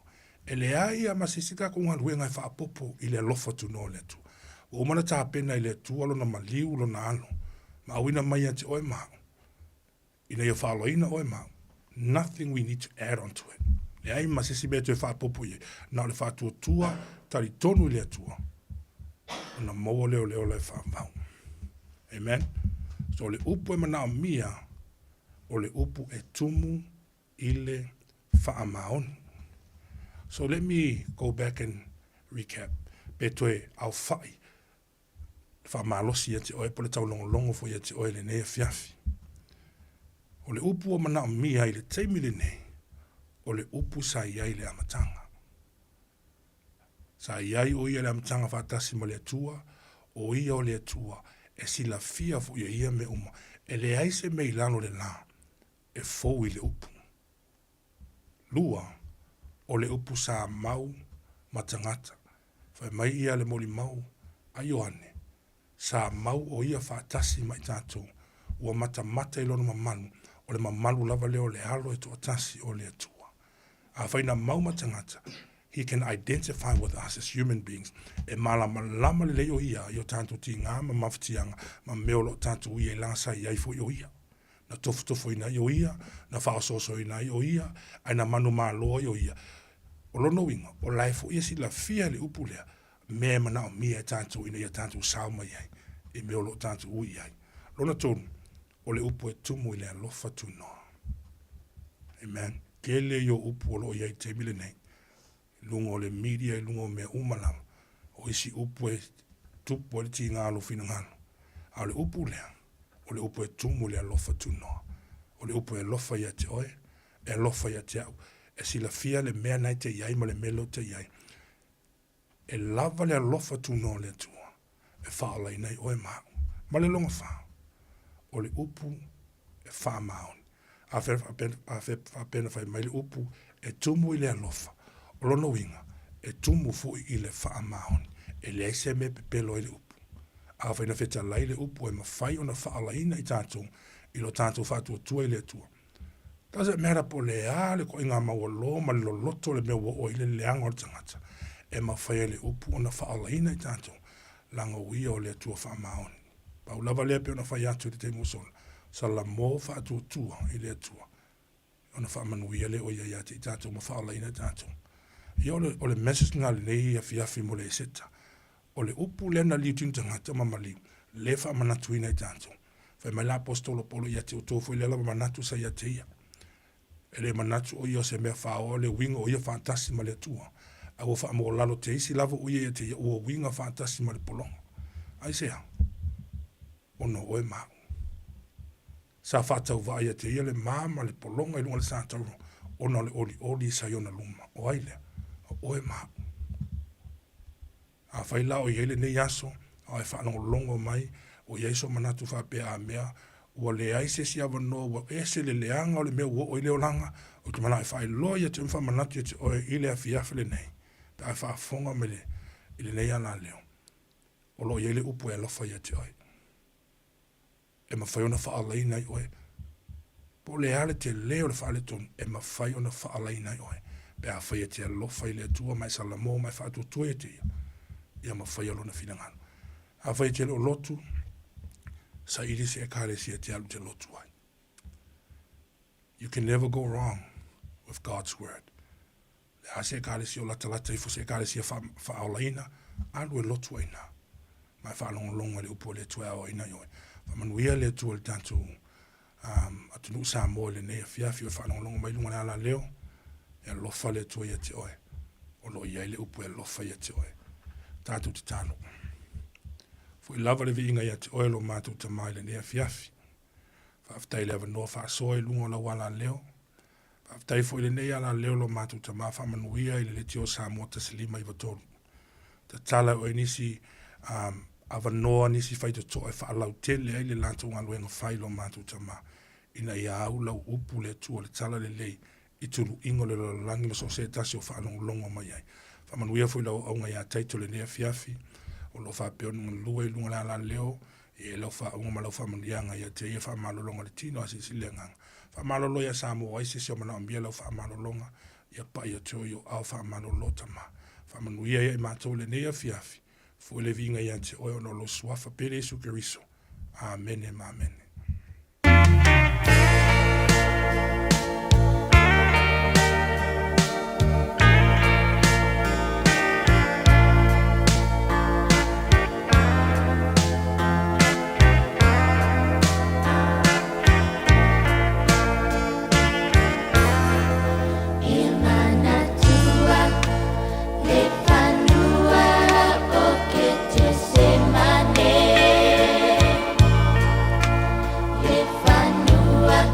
Now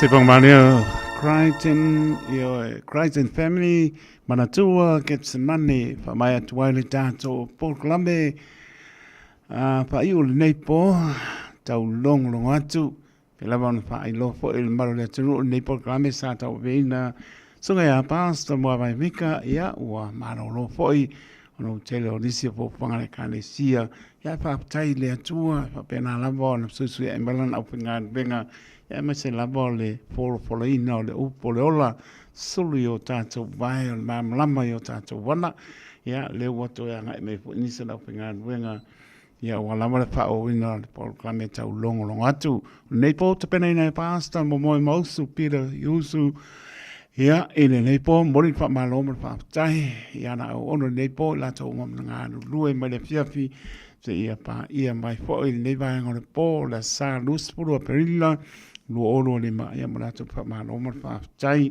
fa nia le ni nga luenga lo nga lue toro e kalesia ia ma se lamba o le tau swino vai o le ola tono to vine mo ni nga mo ia malon ma lo su fa be rute ona tano le tu la sutasi o ta tau fu no mano lo yo apa penga ai ana marca ya o tolu le va vea ia le wo marca minge le ko ki ko o le fa tai le tua ma lo si mo ia le pa mo ya se nganta i lo na pozzo si fia so ma lo si tato te o fc le li tato te mo ai ve o ma fa lango i lo lava nga pa ia tau tō ruaina i tātou, ia, manuia tātou pōlaunga. Whaapatai tā mō lau tāpua inga, pai tāpua ia, e manuia, whaamnia le li le atōra tātou tunu, ta māmtina, tau api soifua, tu asinsina, ia iai pēr le soifua turu i mai le li, lana whaamano longa i ate o tau.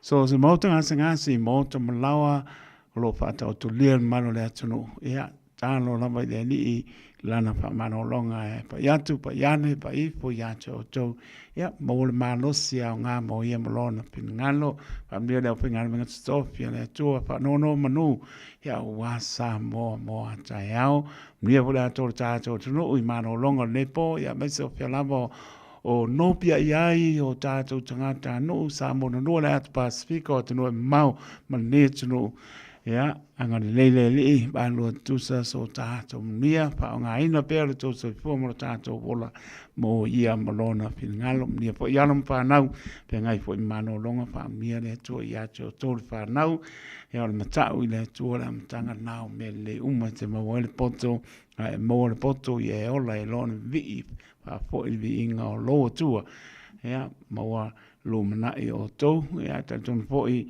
fili le to nisi e tala ia fai mator tala lenia so luma mria kane si e fia ya mria le ngaru lo e fia ai mria mano longa le nei po uptia ta to li aplo tele le lofa tu nor ta to tua to fam mo file mulo na ngale lei au lia le aso ata ya mria fo mano longa mria va ya so amata ile lofa mai lo ta to tua ia le ia spai vai asa ma se mau tam falava na ia atoa fai ba le fiafi ia pangale mai le upur nga tai fane poto tau tai sel na tu yama a fai po se uta tonu pe tai lo do nga ke siano ma ngalo la to ona pe lava e ma puta mai ai mai pa fonga mai lo fa tau va an lo fa tu tai to mo to ni mano longa nei po tai to lo to le ona sai pua ia mai